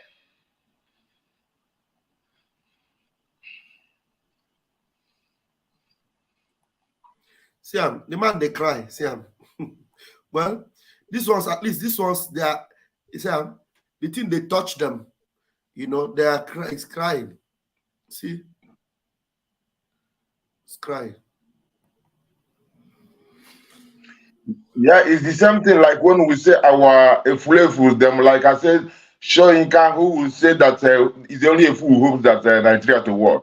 They drop one word, you have to do the rest somehow. You know what I mean? Because they know that they are just like as I mentioned, when he said that unless these people get up and stone them, you know, and some of them once in a while they feel it like that, they want to free their conscience, they just drop some words for you. So now you are a human being, carry on. You know that we know that some of you have seen this and some have been shouting for years. Sankara was killed, Lumumba was killed, Kwame Nkrumah was killed. All these people who were speaking this truth was killed. Haile Selassie was invaded 2 times, you know, from Rome, you know, because these are people who stood for the thing. Marcus Garvey was done everything and deported and tarnished his image because he designed our flag, by the way. So people have been there for ages, but there are some of us being in the 21st century, they're still believing in one Nigeria, in one nigger area. They don't even change their name like Sankara did. So it's left for us now. When we see this small word, a word, let it be enough for us to really get ourselves together and think deeper than emoting and carry out our action for the safety of the next generation. Wow. Yes, sir. Wow. Rastaman, you are awesome. I think that one is just crying. He ended it, he was crying. He was actually crying. He was actually in tears. Look at it. It's actually in tears. It's breaking down. It's breaking down. Okay. Yep. It's breaking down. Now there is there's another audio. This one I wish I have this. That one where who is that man? Who was there exposing there? It was in America. Somebody was actually exposing them. I don't have that video here. Was exposing them, Joe Biden and the rest of them that were coming to. Who sent me that video? Where do I have that video? They were coming to Africa to say they want to come and intervene. Hey, Ahmad, maybe there were a video. I would have loved to play that audio now. Was it in South Africa? I don't remember where they come, but I have the video. Somebody sent it to me. Somebody sent it to me. I've forgotten. When somebody was talking about those who enslaved us and even called Mandela a terrorist and apartheid, they supported apartheid, and all this, and people want to come and teach us about democracy. Come and teach us. You have seen it. You have seen it. I've Yeah. seen it. A lot of people have seen it. Maybe later you send it to me. But I want, most of those videos, they know when you play it on YouTube, YouTube will flag you. So I would like to play YouTube. They control them. They're in control. But the good thing is that to see. Yeah, let me see. I would like to play the audio for people to see, you know. I don't know if I neck. This neck has sent me that thing. Okay, yeah. Let me play the audio. I have it here. I've only got time to turn to the funniest story. Is it coming out? Is the voice coming out? Is currently holding. No, it's not coming out. Okay, wait. It's not coming out. I have to put it first. Add. Okay. Yeah. So listen, I'm going to play the audio now. Listen to this audio. Very important audio. Yeah. They are greeting Rastaman. They said, thank you for your contribution, Rastaman. I appreciate you here. Okay, let's. I've only got time to turn to the funniest story of the week. Is it coming out there? Joe Biden is currently holding a democracy summit in southern. Okay, I think it was in South Africa. I've only got time to turn to the funniest story of the week. Joe Biden is currently holding a democracy summit in southern Africa. That's right. In the very place where the United States and the United Kingdom and France and all the other so-called West supported racist, apartheid, white supremacist states right up until the very end. Margaret Thatcher, I was there, saw her lips move, called Nelson Mandela a common terrorist. The United States took Mandela off the terrorist list in 2008, in the 18th year of his presidency of the Republic of South Africa. And I got to thinking when I saw a very harrowing picture posted by one of my friends on Twitter earlier this evening. It's a picture that deserves to be seen far more widely. You'll find it on my Twitter feed. It's a picture of the Congo's first Prime Minister, Patrice Lumumba, half naked, in shackles, being pushed down aircraft steps by a Belgian military officer after his overthrow in a coup organized and executed by Britain, Belgium, and the United States of America. The newly elected President Jack Kennedy knew nothing of this coup, and the CIA defied him, lied to him, and conducted this coup behind their new president's back. But it happened. The CIA, MI6, and the hated Belgian colonist government that was finally having to leave power took this fine man, probably the greatest of all African leaders. Today we have the greatest of all Africans. His name is Mazi Nnamdi Kanu. Mazi Nnamdi Kanu is the greatest. Now, but these are men that have lived before Mazi Nnamdi Kanu, the way they humiliated them. Patrice Lumumba was humiliated by Belgium. Till tomorrow, Belgium is still benefiting from the Congo. Till tomorrow, Belgium, they are still mining cobalt or whatever you have it in Congo. Till tomorrow. And the world keeps quiet. The superpowers, they collaborated with Belgium to maltreat these Congolese people. Treated them like things. They didn't treat them like human beings. And this man is exposing them. He's a white man that is exposing them. Somebody is asking if he's Malema. This is not Malema. Let me show you the picture of the man. I'm not going to play the video, but I'll show you the picture. That's the picture of the man exposing this thing. The video has gone viral. You know, most of these videos, I'm very careful. When you play them, YouTube will just target something else. So I prefer to put it on audio. So go ahead and listen to him. Yeah, my sister Helen says, Pastor Van, we are here to really know who we are, because what that old gorilla, Pastor Deadstone, is doing now is an eye-opener, not to trust anyone in this struggle. I'm telling you. I'm telling you. I'm telling you. President Jack Kennedy knew nothing of this coup, and the CIA defied him, lied to him, and conducted this coup behind their new president's back. But it happened. The CIA, MI6, and the hated Belgian colonist government that was finally having to leave power took this fine man, probably the greatest of all African leaders, and murdered him. They then dismembered him. They then dissolved him in acid and sent one of his teeth back to Britain. Did you hear what they did to a human being? This is history. Oh. This is truth. What happened to a human being? What they did to a human being? They killed him. They dissolved him inside acid. They Left dissolved him. only one tooth. They leave. Only one teeth they leave. For his I took it to Belgium. I took it to Belgium. Now listen, you are listening to this is true life story. True life story. Van, keep it there.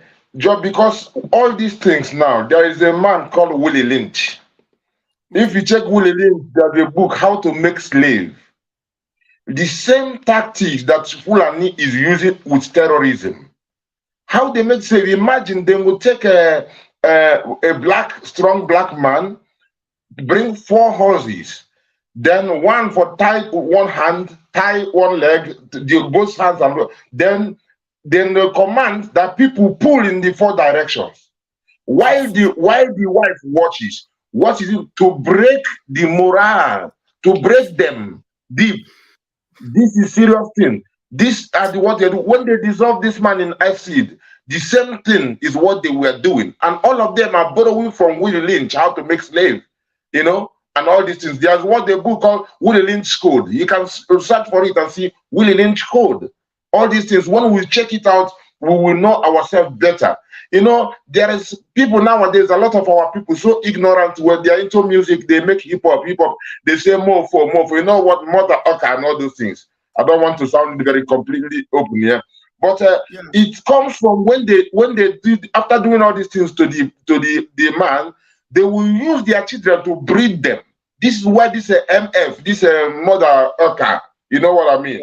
This is where it came from. The reality. It's just like when they say Negro, they call us so, you know, and now the same people carry it, you know, although they push it in a different level, but it's always good to know the root of all those things, know where it came from, and the fear they had for us. That's why they had phobia of, you know, when they call what they call white supremacy is actually what is it called? Inferiority complex that is posing as supremacy. They were afraid of us. They were afraid of us. They were scared of us. Okay, nowadays many people talk about everybody say want to do our family planning. It came from parent planhood, which is actually just like not too long ago. Is it in the 40s here? A woman called Margaret Sanger. So family planning is a new baptismal name of parent planhood, where they created abortion centers in black neighborhoods. You know, because this woman called Margaret Sanger, he said he want to weed out black people. You know, weed, like not be good crop or whatever. Weed out our people. So these same people are the same people. They have organizations that has been existing for a long time, and they kept replicating it. And they are very, very active. Like I mentioned about the Jesuits, they're active, but you don't see them. People talk about family planning, they paint it in a certain way, but the main people who are carrying it out, they are behind that. Even last year, Hillary Clinton won an award from them, you know, to show that they are completely are on and kicking and doing their thing. So we have to really, the more we know, the more calm we can actually then to be going deeper, because what is hitting us is coming from far, and it is very deep. It's coming from far and very deep. And when you check it more, it gives you more confidence. You know who you are, you know, and it doesn't bring you hate against them too, because they are telling their children lies. Because for example, now I mentioned a while ago the Greek and the Roman, what they stole from us or what they learned from us, even astrology and mathematics, but they don't teach it to their children. They only teach as if everything is coming from ancient Greek. You know what I mean? But Greeks said that we are called Ethiopians. This man who was talking about what they did to Africa. Africa was just a part of a northern Africa, yeah, northern of the continent where Rome conquered. They called it Africa, you know. So then they later imposed the whole name on the whole of the land. The whole of the land was called Ethiopia. Atlantic Ocean was called Ethiopic Ocean, you know. So all these stories, why they changed, if it was important enough for them to change the name, you have to know that it's important for you to know the real name. And Tob, we have the name called Tobias or Tobias. It means Tob means good. It's Hebrew, you know, and Hebrew is Afro-Asiatic language. Like Amharic is Afro-Asiatic language, and Greek is Afro-Asiatic. Even Arab is Afro-Asiatic. You have to know yourself. Even the place, the Byzantine, the place called Middle East, that term came from after Second World War. It is not East Africa too. So when we look into all these things, we know that we have to really sit down very well and digest everything. Then we move, because we are moving for not a very short time. It's a marathon. It's a marathon, and Biafra is going to play a big role in this. Yes, ma'am. Right on. Okay. Thank you. Now listen to him. They say his name is Galloway. The name of this man speaking is. His name is Galloway. George Galloway. George Galloway. And this show is called Mother of All Talk Shows. Mother of All Talk Shows. That's MOAT. I can see it written on the video here while I'm watching. Mother of All Talk Shows. This man is speaking truth. Yeah, speaking truth. Yeah. Yes. Let's go. Let's listen to him now. And conducted this coup behind their new president's back, but it happened. The CIA, MI6, and the hated Belgian colonist government that was finally having to leave power took this fine man, probably the greatest of all African leaders, and murdered him. Hey. They then dismembered him. Hey. They then dissolved him in acid. Hey. And sent one of his teeth back to Brussels for safekeeping, for DNA. For DNA. It was only returned to the Congo last year. It was only returned to Congo last year. Last year, they returned it to Congo. The West murdered Patrice Lumumba. The West helped keep Nelson Mandela in prison for 27 years, most of them on Devil's Island, Robben Island, in the dungeons of apartheid. The West supported racist apartheid rule in the very southern Africa. They're now holding a summit to tell Africans how important their democracy is. There's the picture of the hero, Patrice Lumumba, being... Let me show you the picture of the hero, Patrice Lumumba. Huh? No, be juju be that. Juju be that. That's the picture of Patrice Lumumba is coming down. That's where they kidnap him. You know, coming down from the airplane. And now these same people supported the apartheid regime. They supported the imprisonment of Mandela. They had Mandela on as a terrorist. It was only in this man said it here, 2008, that they removed his name as a terrorist. So now you are telling me that they are calling me terrorist today. That is a new thing. It's not a new thing. They called Mandela terrorist until he became president. He was a terrorist to them. These same people. They are illegally holding Mazi Nnamdi Kanu. They are behind it too. Because this is 653 days. Yeah. 653 days now, still counting. Mazi Nnamdi Kanu. That is the title of this our program. Today's program is actually for this particular motive, to keep creating awareness for Mazi Nnamdi Kanu's illegal detention, continuous illegal detention of a man that did nothing. Go ahead, Rastaman. They cannot say that they don't know, because UN involved already and said that they should release him and give them 6 months.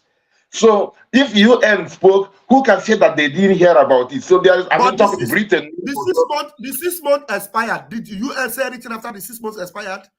Did they say That anything? is it. And who are the UN? Actually, I don't call them United Nations. I call them divided nation. Our academic highness mentioned a while ago, Rockefeller. These are the people behind the UN when they built it up. It was in 1945. And these people established what they call General Education Board. 1903, they established it. And John D. Rockefeller said that they don't want to raise a nation of thinkers. They want to raise a nation of workers. So now, people who established the so-called quote-unquote General Education Board are now telling you that they don't want a nation of thinkers. They want to raise a nation of workers. So now, when they funded the UN establishment, now, what do you think that they will do? Because any nation under UN now get influenced by them. So what they teach you is not to think, just to act like robots, and be doing what they want. You don't think you're working, they use as a robot to work. This John Rockefeller came to UN. You can even find the video online, where he was saying that their problem is the population, how to reduce population. And as I mentioned, Margaret Sanger and Planned Parenthood before, she was working with the father of Bill Gates, that is Gates Senior. And these are the people who have foundation. You have the Bill and Gates Foundation, you have Rockefeller Foundation, and both of them are saying the same thing: population is their problem. So when you connect the dots, you see people behind you, and they fund the what is it called, the media. One time, the same John Rockefeller was saying that in a secret meeting, he didn't know that it was being recorded, thanking New York Times for not bringing to light their doings, because they only need small some big action. I forgot exactly the right term he used, to come into their new world order, to create because there's what people should get familiar with certain terms. Some of these terms, you have what you call PSYOP. PSYOP is short for psychological operation. And you should get also familiar with the term called social engineering. And you get familiar with the term called co and pro,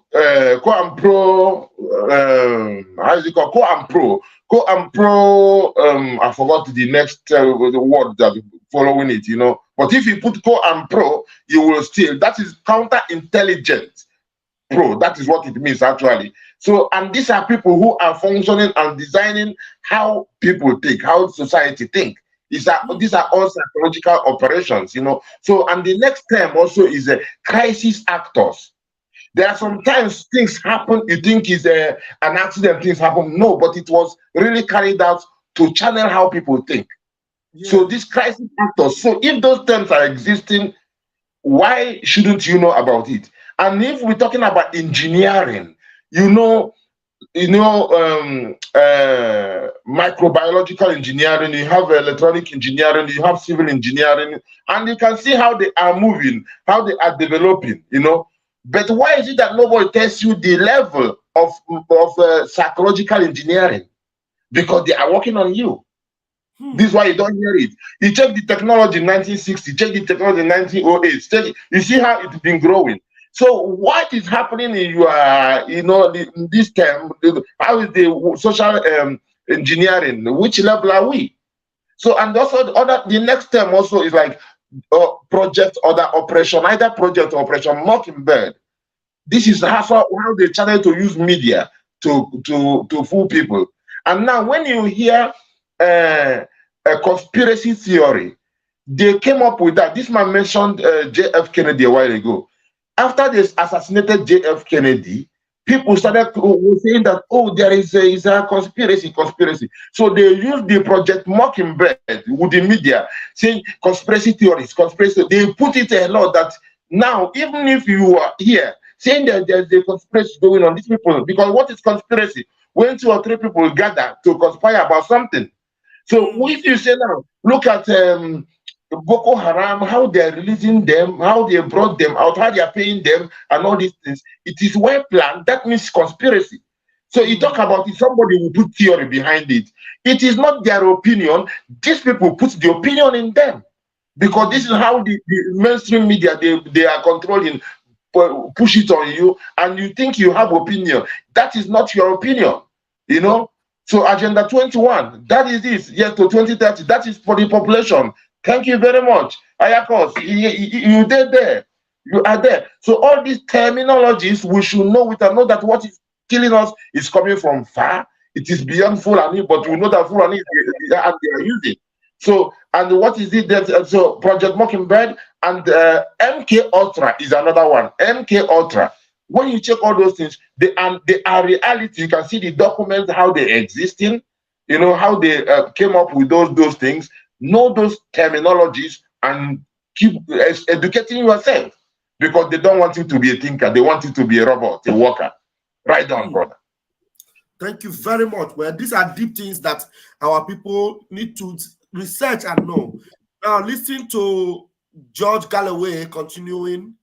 We have to listen now. Island, Robben Island, in the dungeons of apartheid.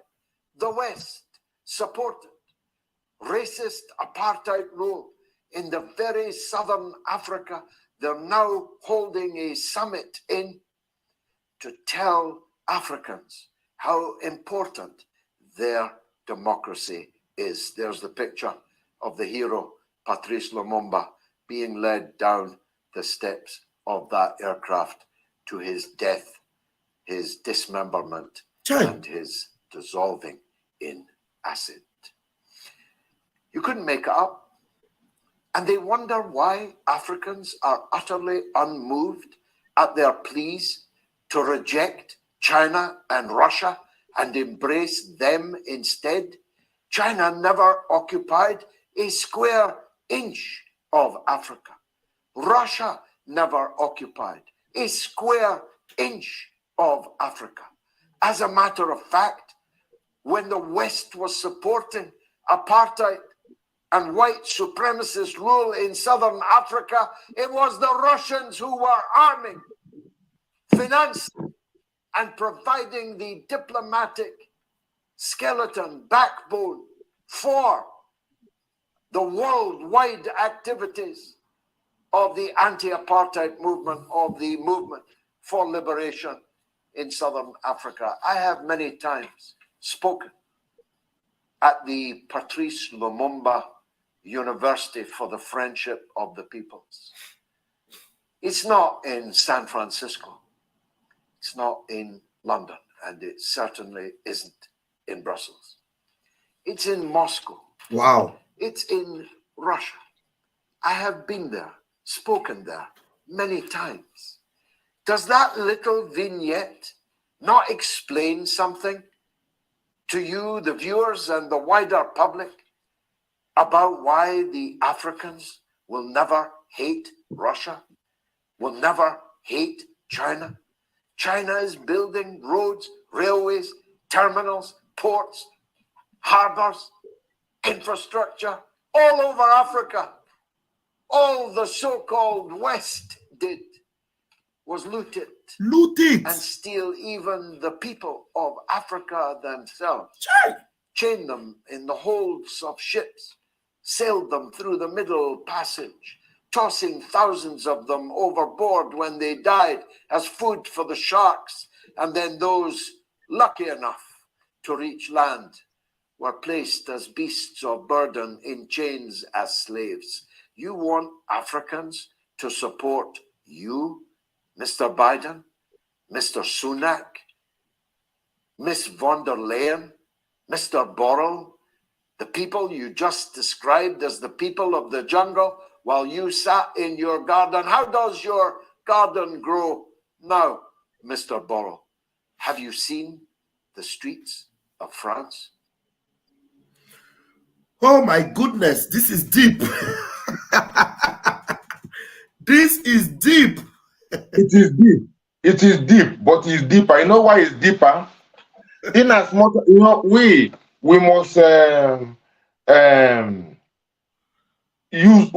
use completely our own head and not trip so much, because at the end of the day, when our brother wrote about Agenda 21, Agenda 21 is coming from the UN, so-called UN, I call DN, Divided Nation. Now, when they set up that, the same people set up the China one-child policy. It's coming for the same population thing. And now, Russia has a role to play too. You know, sometimes they have to fight each other. We have to be clear. So this one, what we show you, this one is the Jesuit vow, the Jesuit oath can make you understand it. Because if you look the traces of Jesuit became Illuminati. Illuminati became Freemason. And Freemason created the Trilateral Commission and other mushroom organizations. It's called Whale Within Whale. You created political parties. You think you're voting for this one. Each one you're voting for the same people. You know what I mean? The left and right is like the left and right wing of its same bird. So now why I'm saying it, if you go to the Kremlin, this is the headquarters of the sitting place of the Russia, you have to study signs and symbols, because sometimes they don't talk some things, but they drop it with symbols, with colors, with signs. So when you go there, you will see there are some symbols you will start seeing. You understand that the same people are behind the whole thing. And meanwhile, we have to use any people we have to use. If Russia wants to support Biafra, we can use them, let them come and support us, but we have to shine our eye very well. Yes. If China won't do something, we use our Yokometer, know all these things so that we go, they're accurate. Because nobody's an island. You must be able to deal with other nations, but we have to know ourselves very well. You know, this is what I'm just saying. Symbolism, thank you. Man, you are informed. This brother, they informed. You did. He's a grandmother. He's a grandmother. It's not a brother. He's my mommy. He's a grandmother. Thank you, lovely. A grandmother that is so informed more than even young people. Grandmama, grandmother. Yeah, respect.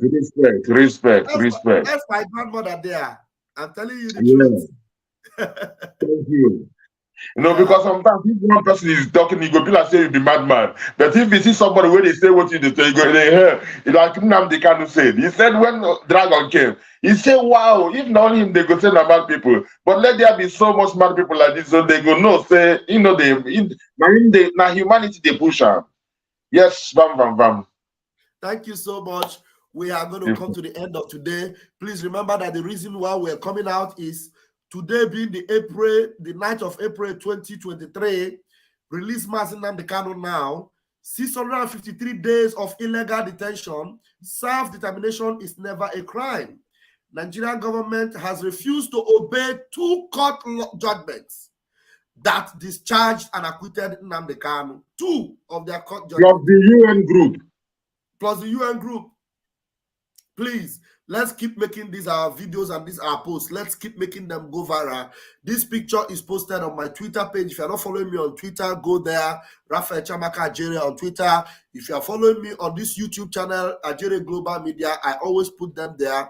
Please remember to share these messages. Mazi Nnamdi Kanu must be released. And remember always to follow our spokesperson, Mazi Simon Ekpa, on Twitter. Updates are always there. Every minute, every second, there is always updates on Mazi Simon Ekpa on Twitter. And Enter Biafra, he comes live on Enter Biafra. And we, the media warriors, are propagating this gospel. Even if we don't have any food to eat, we must have our voice to speak. That is very, very important. We must have our voice to speak, and our voices are louder. And we have our mremba to because Mazi Nnamdi Kanu must be released, whether they like it or not. We have a little girl that gave them 2 weeks. 2 weeks to release Mazi Nnamdi Kanu, or they will face the consequences. What are our senior adults, politicians? What are our celebrities? What are you doing? Mazi Nnamdi Kanu means well for you. He represents you. He speaks for you. When will you lend your voice? 653 days? And you are quiet, you are eating bread and chicken, you keep quiet, and your leader is languishing in the dungeon, and you are quiet. Chai! Arome. I'm going to allow our Rastaman to give us his vote of thanks and closing remarks. Then we are going to close the program right now. We have spent 4 hours here today. I did not see the young girl you're talking about, but one thing is sure that upon babes and sucklings, the Most High ordained the rightful. Let me bring it. I will bring it. So because you say you didn't see it, I'm going to bring the video. I will bring it out now. Honestly, it is heartbreaking. I'll bring this video out so that you will see a little girl. He's the one speaking, and all of you are there keeping quiet. Keeping quiet. Let me bring it. Yeah. Cherogodi, my daughter, please wait. Little girl, a beautiful little girl, is giving them 2 weeks. If you don't release him, you will know what we will do. Oh, Bremma. I hope the thing is gonna play. The thing is there. Please, I don't have a backup, but you're going to tell me if it's not playing so that I will refresh. That's a little girl there. My people, hello, my people. Good afternoon, good evening, and good morning, depending on your time zone. Is it coming out? Your sister Ada Ojuru. Is it coming out? Like, share, and comment on my videos. Okay, as long as you can hear it, it's coming. My people, there is something paining me in my spirit. There's something making me not happy.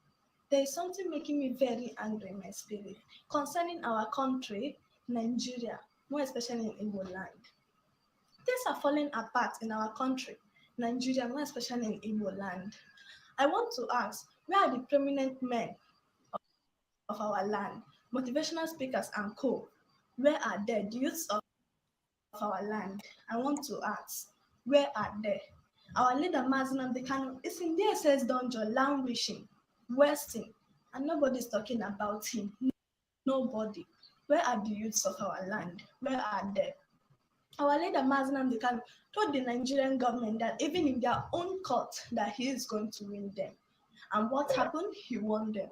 I want to know, why are they still holding our leader, Mazi Nnamdi Kanu? Why haven't they freed him? Why? And our youths are there. Only what you can hear them say is obedient, Labour Party, APC, PDP. Only where you can see them is in beer parlor, where they're discussing about obedient, Labour, APC, PDP. What they wear nowadays is Labour clothes, Labour shoe, Labour cap, Labour watch, everything about them, Labour. You can never see one wearing the uniform of Biafra. And the one that pains me most is the Nigerian government will still catch them, beat them mercilessly, damage and destroy their cars, and even naked them on the streets with their Labour Party clothes and every other thing. What I can see now, from all indications, they want to use the Labour Party of a team and silence the Biafra agitation, but it can never work for them. It can never work for them. As far as I am alive, as far as I, Ada Biafra, is concerned, it can never work. What is, it can never work for them. Since they have all failed, since the permanent men or motivational speakers and co and the use of our land, since they have all failed, we, the children of Biafra, have come to tell the Nigerian government that we give them 2 weeks to release our leader, Mazi Nnamdi Kanu, or else we will show them that we are the future generation. They should release him in between 2 days, in between 2 weeks, or less we will show them that we are the future generation. Thank you. Please share this video, make it to go viral. Make it to go viral, please. Make it to reach Asorok, the permanent men, motivational speakers, and co and the use of our land. Please make it go viral. That is the only help we can do. Please, please, thank you. Don't forget to like, share, and comment to my videos. And follow my page at Oji River. Thank you. Thank you. Her page is Ada Oji River. Support and follow her page and share the messages she brings. Oh. Children and sucklings are speaking. Adults are not. Yes, children, babes and sucklings are speaking more, my brother. Upon them is been ordered. Upon them is been ordered. Thank you for showing me that one. I will look at it again, and I'll try to follow her, of course. You know. Yes, Ada Oji River on Facebook. On Ada Facebook. Oji River. Yes. Ada Oji River. Okay. Anyway, great. It gives hope to see that our children, you know, they are coming up and they are up there. But for the world that we are fighting against and all those things, and of course for our people, who are the people being the victims, I will tell them, say, it don't settle, mama, it don't settle. Says the tracking angel, it don't bust to mama, it don't cut. Now chain you the cut. Okay, now make I use my microphone, scan reality, scan nigga area, Biafra phobia reality. Set Mazi Nnamdi Kanu free. Wongo. They don't want to hear the name of Biafra. For them is a scary name of Biafra. I love this very name of Biafra. Biafra. Biafra. Most I Jaja bless Biafra. Chukwu Kika Biama bless Biafra. Conscientiousness bless Biafra. Biafra. Biafra started in 1804. Oh no, by Utman Danfodio. Oh no, Rinem Gobie to Sokoto. I say boo, Sa Amadou Bello. Oh no, they massacred the house. Roga, Margi, and Bora. Roga, what about the Showa? Roga, Sambara, and Adamawa. Roga, referendum is the voice of everyone. Real freedom. Jah will must be done on the land. Okay, they don't want to hear the name Biafra. For them is a scary name Biafra. I love this very name Biafra. Biafra. Biafra. Biafra. Most Jah bless Biafra. Chukwu Biafra bless Biafra. Conscientiousness bless Biafra. Biafra. Biafra, they tried by the Kanuris, ruling this reckless Fulanis, ruling they conquered the Lorin, fooling who them, fooling who them, fooling they killed in Benue, every day Niger State and Plateau State, every day the whole of Middle State, but every day, our moo don't do, say we move, but now we move. We move. They don't want to hear the name Biafra. For them is a scary name Biafra. I love this very name Biafra. Biafra. Biafra. Most I Jaja bless Biafra. Chukwu Biafra bless Biafra. Conscientiousness bless Biafra. Yeah, check this one.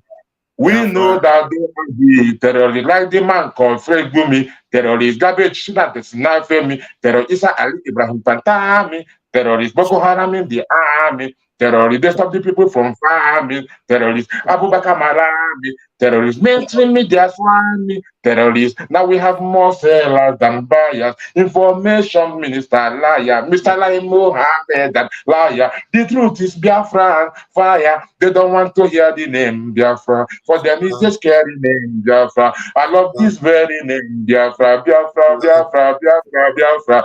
Most I judge bless Biafra. Chukwu Biafra bless Biafra. Biafra. Conscientious, bless Biafra. I tell them now. Say they can come into Biafra land, one they run them out of Oduduwa land, one them Kwararafa land, run them out now, run them out now. Check this.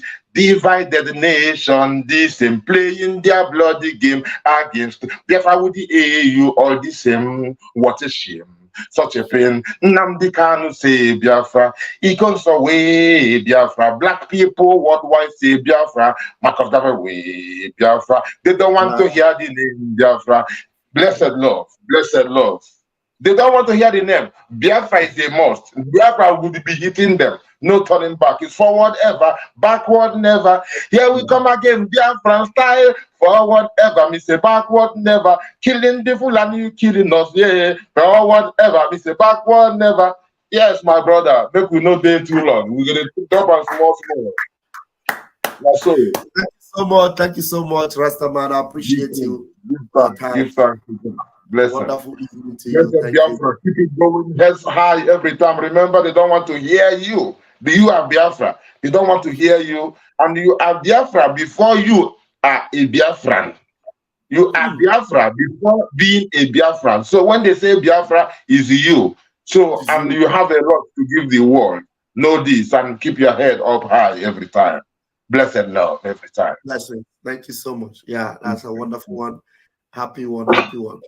All right, fellow Biafrans, I remain your host on this platform, Ajere Global Media. Please, if you're watching this and you haven't subscribed yet, hit the subscription button.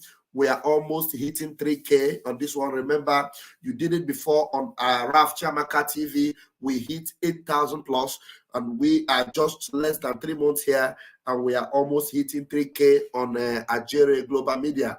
If you are yet to subscribe, hit the subscription button, and then we're going to hit 3K in no time. And then while we wait for them to remove all the sanctions we have on Raf Chamaka TV, we're going to remain here and maintain it. Have a wonderful evening. May God bless our leader, Mazi Nnamdi Kanu. For these 653 days, he remains solidly behind us. He stands with us. He doesn't give up. We are not going to give up. We're going to be here standing with him until he comes out to join us and raise this Biafra flag, because him coming out means Biafra declared. And we are also praying, may God bless our spokesperson, Mazi Simon Ekpa. May God bless all our media warriors. May God bless all our men on ground, the Biafra Liberation Army. May God bless our Umuada, every one of them, all our brothers and sisters on Biafra ground, standing and sitting at home every Monday for Mazi Nnamdi Kanu's release. May God bless you. May God bless all our alliances that are genuine and pure. May God bless them all. Our BNL and all our Biafra Liberation, we pray for ESN. May God bless them. Remember, next Saturday will be our fundraising, but before then, I will always be here. May God bless all of you on the comment section. God bless those of you that gave me super chat today. I said, for this Easter, go and take something. Those of you that want to support also, you can always do that. And I used to post my shorts. On the shorts, you have what we call super thanks on the shorts that I post. So if you miss the super chat, you can support through the shorts that I post by giving a super sticker or a super thanks. We will always appreciate that anytime we come across them. Thank you so much. My own units, thank you, Mommy Ayakus, thank you, Helen Peters, thank you, Rastaman, thank you, His Academic Highness, my own Onyi, I appreciate you. Every one of you that are watching, you are all blessed and beloved. Thank you so much. See you in my next video. Hopefully, Mazi Simon Ekpa will come live later tonight. And if he comes live, you are going to see me again. Thank you very much.